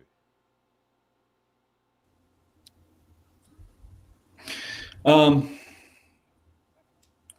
about some gratitude? I would appreciate a little bit of gratitude because I mean, blacks, and granted, you know, someone like Marquett, if we're just being honest, you're educated, you're successful. I don't know your whole business, but I suspect you're doing well for yourself financially. I know you're a tech guy. You are what most would consider an exception by global standards, let alone your specific racial group. You know, so you don't really represent the average black man. The feeling that I get from the average black man is sort of a lack of gratitude because they do live in the West. And when I wake up in the morning and I look around and I see all the things that I have and all the things that my ancestors fought and died for, I have a sense of gratitude. And I don't take claim to those things as if I'm responsible, but I have a sense of pride and that I'm the offspring of that. And I have a sense of duty to kind of upkeep that.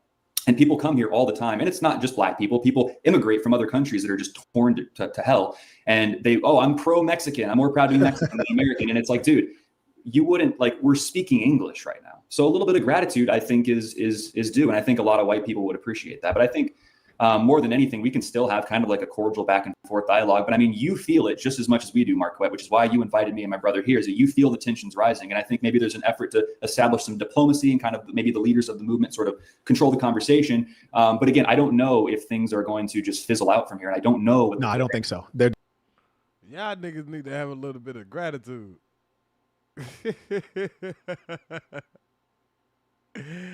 Hey, I want to see. I wonder if he put their damn link in the chat.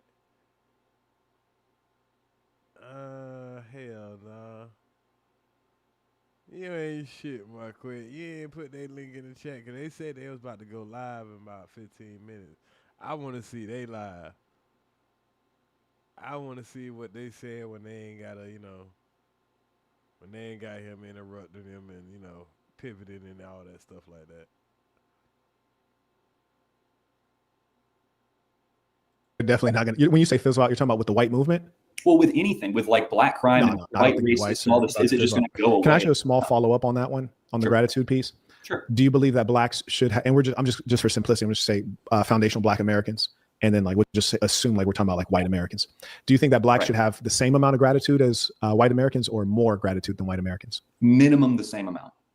What do you think is appropriate? If I was black, I would like to think, I wouldn't think the same way, would I? But I would like to think I would have more because again, you were brought here against your will, and that's not anyone's fault, but the people who brought you here. Now I'm going to hit you guys with my second question. Okay. Who answered first the first time? It's did. Jackson, right? Okay, cool. Then I'll let you answer first this time. Sure. If there was one thing you could improve in white culture, what would you improve? That's a good one because you made the point earlier that we've fallen, and I of course agree with that. I would say self-interest in the group because we're the only group of people, by and large, that go out of their ways to meet every other group where they're at and make egalitarianism the purpose of, I guess, just sociological mores and also the purpose of the law with DEI and all those things.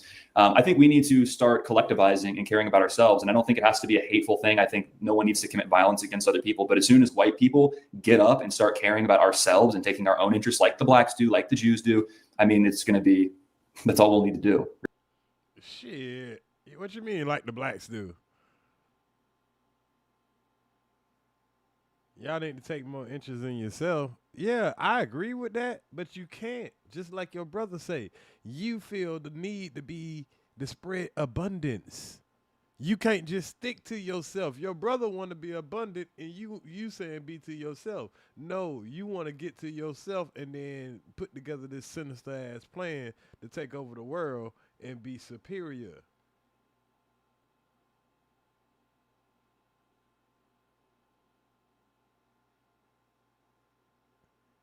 That is crazy. Yeah, this shit is telling. Really? If I could improve one thing with white people, I would say pride. We are the best. It's time to start acting like it. There it is.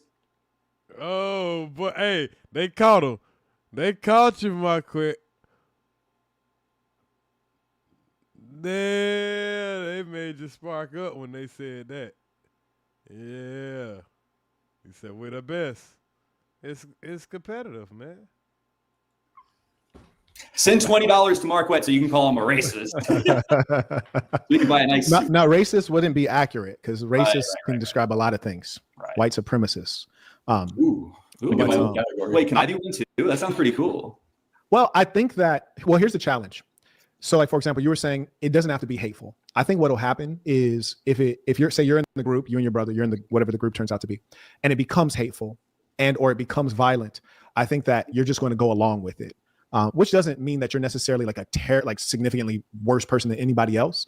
It's really the fact of the matter. You mentioned self-interest. It wouldn't be in your self-interest to go against violence. If people say, hey, we're gonna eliminate the blacks, we're gonna take out the Asians, the Arabs, and everyone who's not white in America, bloodbath.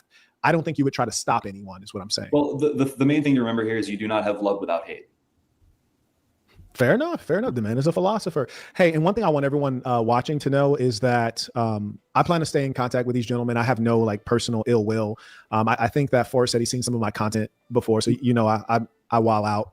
But it doesn't mean that I hate you guys. Pardon? I watched you demolish Adam 22, which I actually took a little bit of glee in, by the way. One thing I'll say before we get off, and just so that I can make sure that we all get banned. Yeah. One thing I truly believe in is that a portion of the Black and white population actually does need to be eradicated, which is to say that, we have some ones, I hate to name specific names because I might catch a case, but we have some ones that are just too down bad. And we just need to eradicate them because they can't be re-educated.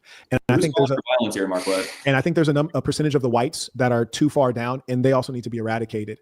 And from there, we can spring something worthwhile. Well, those are your words, not ours, but I hear you. Safe to say the white men aren't the ones calling for violence here. Good to know that. Well, do you want to join in? You don't want to join in?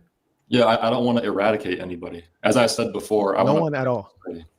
Okay, he's paying for trips back to Africa, ladies and gentlemen. He's paying for trips. Hey guys, I appreciate you. I appreciate you guys coming in. Shout out to Calvin. He writes, "Can you ask them about their take on IQ and temperament?" If you guys got to go, just say you got to go. I don't want to. Honestly, this is fun. I mean, look, we're supposed to do a little time. We got like 7 minutes. Okay. IQ and temperament, dude, I don't know. Again, I will defer to people who actually study this stuff because Taylor. I have somewhat of a bit of humility despite what Marquett might think, but I don't know everything. I take some interest in psychology. So, according to the University of Delaware, people with an IQ of 115 and above can perform. IQ matters objectively. And I can say that as someone with an average IQ. Someone who has an IQ of 140, they're going to mog me, right? They just are, okay?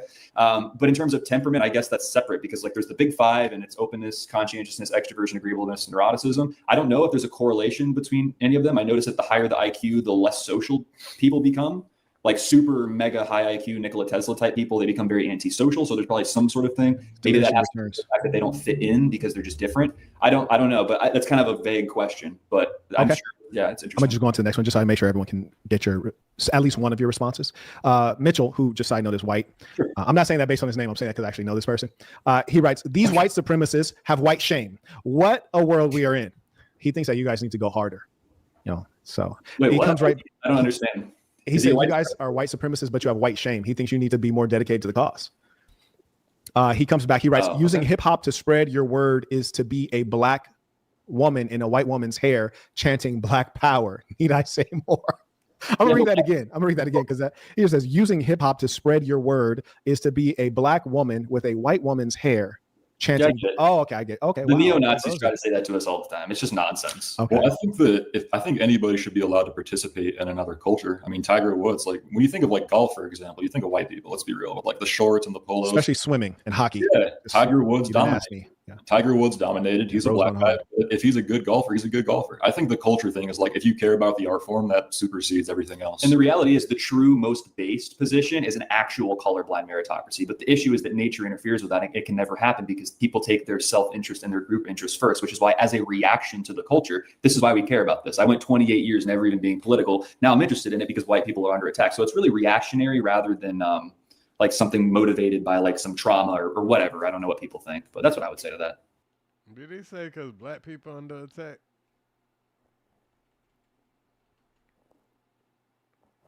Y'all think he's trying to be sarcastic? Let's be real. Like the shorts and the polos. Especially swimming and hockey. Yeah, Tiger Woods Even dominated. asked me. Yeah. Tiger Woods dominated. He's a Rose black went guy. home. If he's a good golfer, he's a good golfer. I think the culture thing is like, if you care about the art form, that supersedes everything else. And the reality is the true most based position is an actual colorblind meritocracy. But the issue is that nature interferes with that. And it can never happen because people take their self-interest and their group interest first, which is why as a reaction to the culture, this is why we care about this. I went 28 years never even being political. Now I'm interested in it because white people are under attack. So it's really reactionary rather. Oh, okay. He said because white people are under attack. Okay, I heard that too fast. And he definitely has a great point. Sometimes people just, gravitate to something because at the time they feel like they're under attack. White people do feel like they're under attack. Black people always feel like they're under attack. Hell, I'm pretty sure immigrants in this country are going to feel like they're under attack. Everybody under attack right now.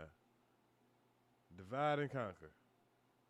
Rather than like something motivated by like some trauma or whatever. I don't know what people think, but that's what I would say to that. Okay. Hey, Marquett, are we going to be able to talk after the live ends, or it's just going to like end altogether? You're saying like you and I without the audience? Yeah.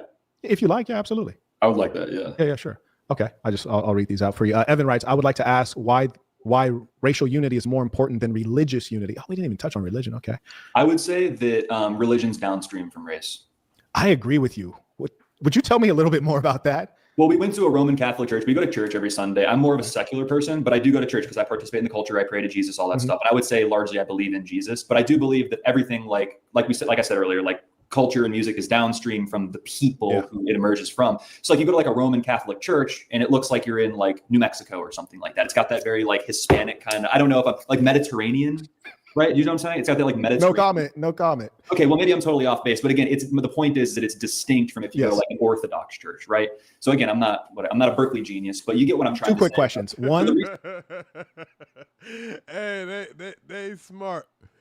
So, but and they giving him hell that he's struggling with two, a college dropout and a guy that didn't go to college.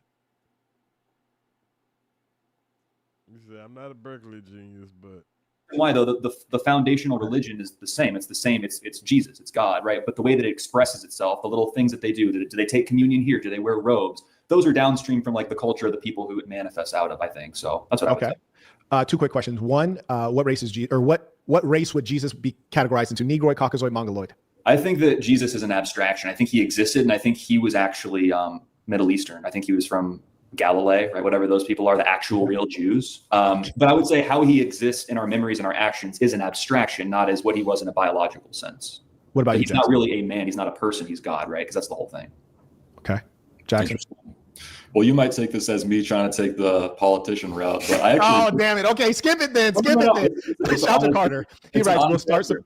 What's that? Let me answer the question. Okay, I thought you were just like, hey, bro, don't ask me this. All right, go ahead. No. I actually want to answer. I'm saying you might interpret it that way. I'm just saying that I think that, you could say Jesus Christ is an abstraction, but as far as like the racial categorization, I think that if you look at Christian religion as being a universalist doctrine, that would sort of mean that Jesus Christ encompasses all races and all ethnicities and all nationalities. He's sort of like an amalgamation of all people as God represented in human form. That's sort of like the best way to look at it if you think being a Christian is about being a universalist. So I think that's an idea that I kind of toy with.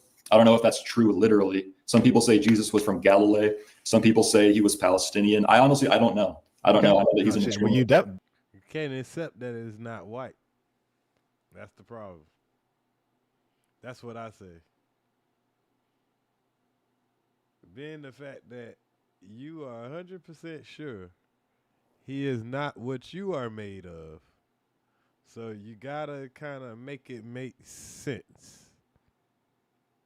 Even where it doesn't make sense. It don't matter how smart a motherfucker could be.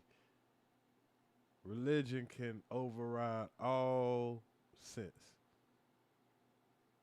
Or I could be wrong. Because sometimes it's about what they worship in the comfort of their own home. We may never know what it is that they truly believe. That might be a secret because none of us are Catholic. And if you are Catholic, hell, you might know that. Hell, you probably more believe what goes on in your home stays in your home. So no one else probably would know what goes on or what you truly believe. You definitely don't know. None of us know for sure.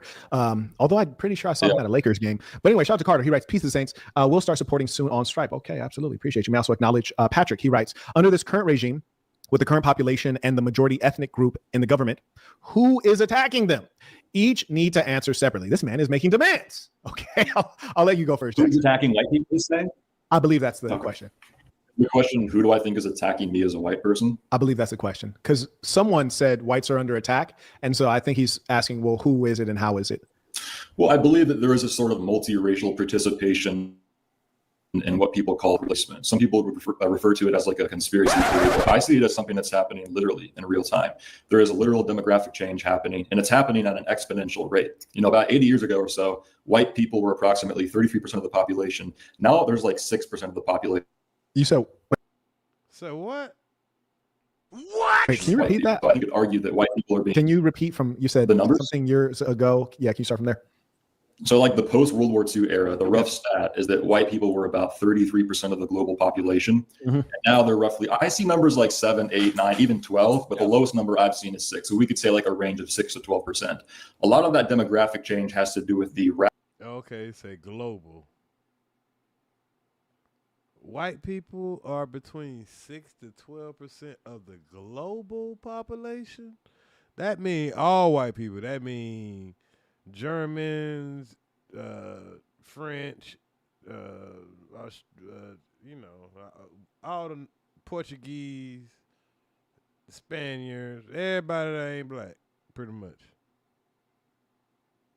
Or what they call Mongol. rapid introduction of mass migration into all of the Western and white European countries. So I would describe that as a form of ethnic cleansing, frankly. I think that white people are being sort of rooted out in the societies that our forefathers created. I would also argue that over the past like 10 or 20 years or so, and some people would say that this is a product of like woke culture, but white people sort of being demoralized by the media and movies and entertainment as always being the evil, oppressive one. I think there's been a very big misrepresentation of white people throughout history through recent media and the Western world. What? Get the fuck out of here. Misrepresentation? You right. They haven't really showed y'all real true colors. We need more motherfucking slave movies. We need more Django movies. We need more conspiracy movies that really show the underbelly of America. It look like you asking for more whitewashing. I'm sorry, sir. Good white people are amazing. I can attest to that. But as a whole, nah, bro. Just trying to say, bro. As a whole, y'all bombed the Mongolian people. I mean, come on, bro. I know you fucking lying. Y'all bombed the Mongolian people. Y'all enslaved the melanin people. Say what? Is how I would say. He's smirking. Okay. Oh, sorry. I prefer the term smiling or grinning. You smirk, dude. I saw you smirk. I didn't see it. So I'm going to take your word for it because I didn't see it. Right. But I'll respond to that real quick. So there's a couple pieces. Number one, the gentleman said, basically, you're saying you're being attacked in America. Trump's in office. White people are the majority. Who's attacking you and how are they attacking you? So then you give your answer. And you started off mentioning the percentages of the planet that are white, like the percentage of humankind on the planet Earth which is white. And you said it's declining. Mm-hmm. You also use the term replacement theory, which I think is a fascinating term. I think the nomenclature is really bad because whites aren't being replaced. They may be reducing in numerical superiority in certain places, and that's largely, in my opinion, I think in part because of feminism. But you guys are having fewer children than you used to. In fact, most populations in developed countries are having fewer children, and that's not an attack. That's like something that's well within your control. That's number one. Then you mentioned so that dispels the piece about the population percentage, because whites have not been killed in mass except by other whites. That's the only time whites get killed in mass is when whites are killing each other, which is what World War II was. Pardon? Jews mass killed whites. It's the biggest genocide. Jews are white. We'll disagree on that one. Yeah. Then the second. They don't want to accept that Jews are white people. Why is that, man? That's weird. That is one of the weirdest things. And I used to wonder that when I was a kid. I used to think Jews was different colors or something like that. And then I realized it was like that. And Jew, that's a white man. It's black, white, Mongolian. I mean, Caucasoid, Negrozoid, and Mongolian. That's what the signs say. And I'm glad that listening to Marquett kind of remind me of something that you did learn in school. A lot of things you learned in school, like you had to learn it so fast and just store it in the back of your brain somewhere. But when you hear it, it does, ring a bell. And that is a fact. I'm pretty sure that's something that we can pull up. That technically those are the three, genetic races. Everything else kind of come from that. Second piece is you described the decline in white population globally as ethnic cleansing. Ethnic cleansing is a term that describes people being wiped out through violence, and that has not happened to whites except when whites are murdering each other, which is not ethnic cleansing. In those cases, it was war. Like they've not really suffered any genocide by whites themselves, unless you want to name a genocide that whites committed on each other. Then the third piece is you talked about the immigration policy. I agree with you here. I think the immigration policy has been terrible for a variety of reasons, but this has been occurring in countries that are majority white. The majority of the population is white. The majority of the voters are white thereby. And the majority of the republic, meaning the agents representing you in the republic, are white. So whites have created the poor policy that you're speaking of. So that would be whites attacking whites again. The main distinction. And the last piece, I'll get the floor when I finish. Then the last piece is you talk about the immigration. And I agree. Like I understand not wanting mass immigration from other countries. However, like you had spoke to colonialism before, similar to colonialism, when you engage in interventionism or you bomb other people's country, like Yemen, Syria, Afghanistan, Libya, Iraq, Vietnam, I could go on literally the whole show. When you destroy their country, then they have to leave to get roads, working water systems, hospitals, all these things. So your ruling class has actually created the situation that causes the mass immigration. And I think that only maybe countries like Sweden should really complain, because maybe they're not involved, but probably they are through NATO. Anyways, that's my response to what you just said. I think they might have more questions for you guys. Did you have like a quick note on that? We can't. I mean, the whole white replacement thing, it would take us an hour. Maybe we could do it another time. Absolutely. We have to get to a live stream. I just posted on my story. We said 8:30. We pushed it, so we want to go. They're being honest with that. I'm going to end this one right now. Check these guys out at Frojax on YouTube, and as well, is it Frojax on Instagram? Instagram, Frojax _ FROJX _ and then YouTube, Frojax official. Okay. That'll be the best place to find us. Yeah, which I'm sure your fans will come and spread lots of love to our channel. My fans are pretty civil. I mean, they might not agree, but they're not going to troll you guys or be hateful to you. They want to eradicate us, so I don't know. Pardon? They seem to want to eradicate us. Oh, that was that one guy. I also think that one guy might have been white too. If anyone DMs me and asks for your channel, I will definitely forward it along. I'm going to shut out this live stream unless you guys want to announce anything else. Frojax. Okay, FORJX.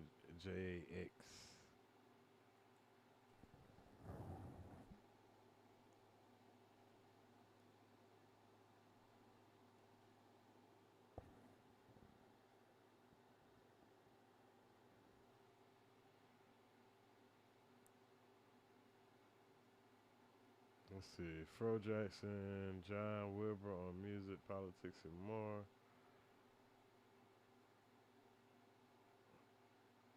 Fro Jackson versus Marquett Divine.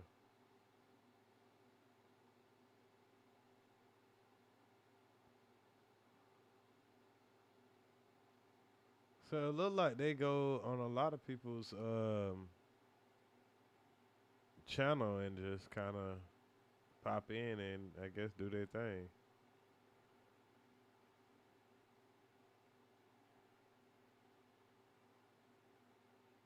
Okay.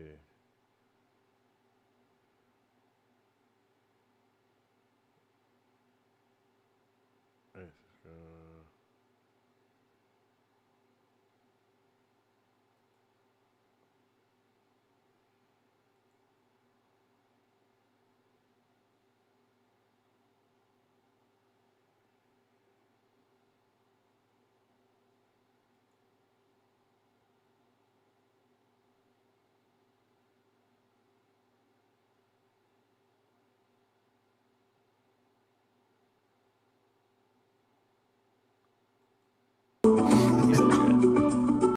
And black sub-Saharans that were there previously. And Because Okay, so I guess they didn't do a reaction on this.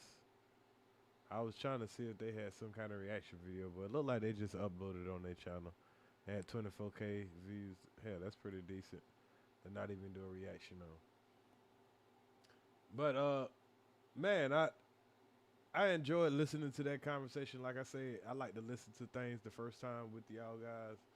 So it's a little bit funner when you do a reaction like that. You know, listen to it and react in real time. That was enlightening though, man.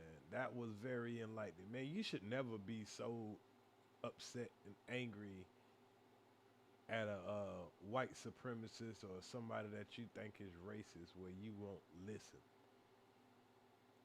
Ain't nothing wrong with listening to what them folks gotta say. Nothing wrong with it. They'll teach you exactly how you need to be moving around. That's all. You ain't gotta be, you know, in your feelings because they say they don't like black people. So what? Hell, because you thinking in the back of your head, you probably don't like their ass anyway. So why the hell is you always running around mad because you talking about somebody don't like black people? When most of the time you don't like their ass either. Most likely because it's just a, you know, difference of opinion. Or you don't want to be accountable for whatever the fuck going on. That's a lot of times the situation.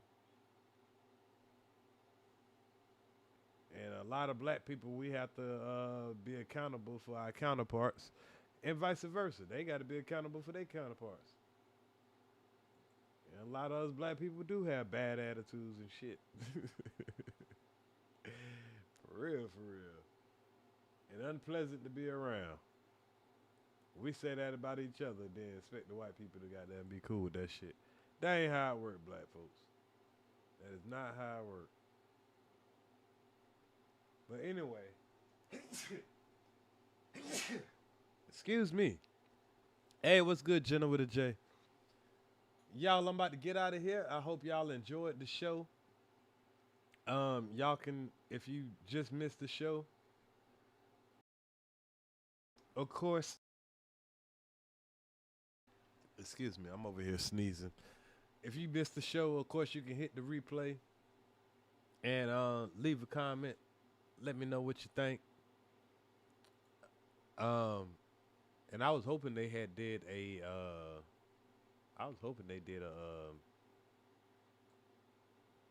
some kind of reaction or whatever, because I was gonna make the next live a reaction. But anyway, y'all enjoy the new Krucial Kaa track. Well, it's new to y'all, but it's old to us. But I found this gem, and I just love how Krucial Kaa and Boss Man Blake freestyled on this. And this is just how raw, you know, brother from another mother, Krucial Kaa, and my brother from another mother, Boss Man Blake, ripped this thing up. So y'all enjoy it on the way out. All right, yeah, go check this out from the beginning, man. We talked about Nick Fuentes, and we, you know, I broke into who he is and all that stuff like that, because I'm going to be doing more lives and breakdowns of some of his content, because I believe that he's going to be the next, one of the top influence when it comes to the Republican Party for the next couple of years, and when it comes to the next election. I believe he will be moving the needle a little bit. And I mean, he just came under my radar because, like I say, I worked with a young white guy, 19 years old, and he told me that he was one of his favorite guys to listen to. So I was like, okay, let me see kind of what this guy is telling motherfuckers. And, you know, of course, I seen all the kind of racist shit that make you get all emotional and like, fuck that motherfucker. I don't like that motherfucker racist and all that crazy shit. But then I listened to what it was saying. I'm like, all right, outside of a couple of, you know, things that I don't agree with, and I think that just come from an ignorant state or a prejudiced state, you know, or not saying that he's a bad person, but everybody can have a prejudice bias if your only interaction with people come from bad interactions, especially if he's, you know, came up in a city like Chicago.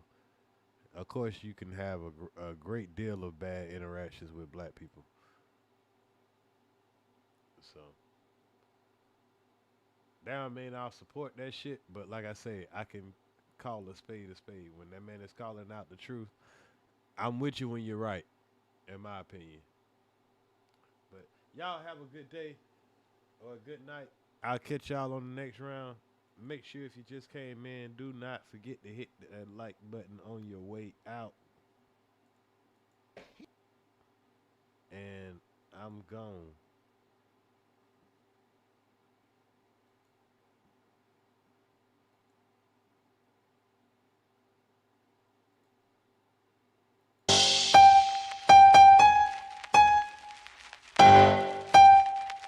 Kevin, this is nice.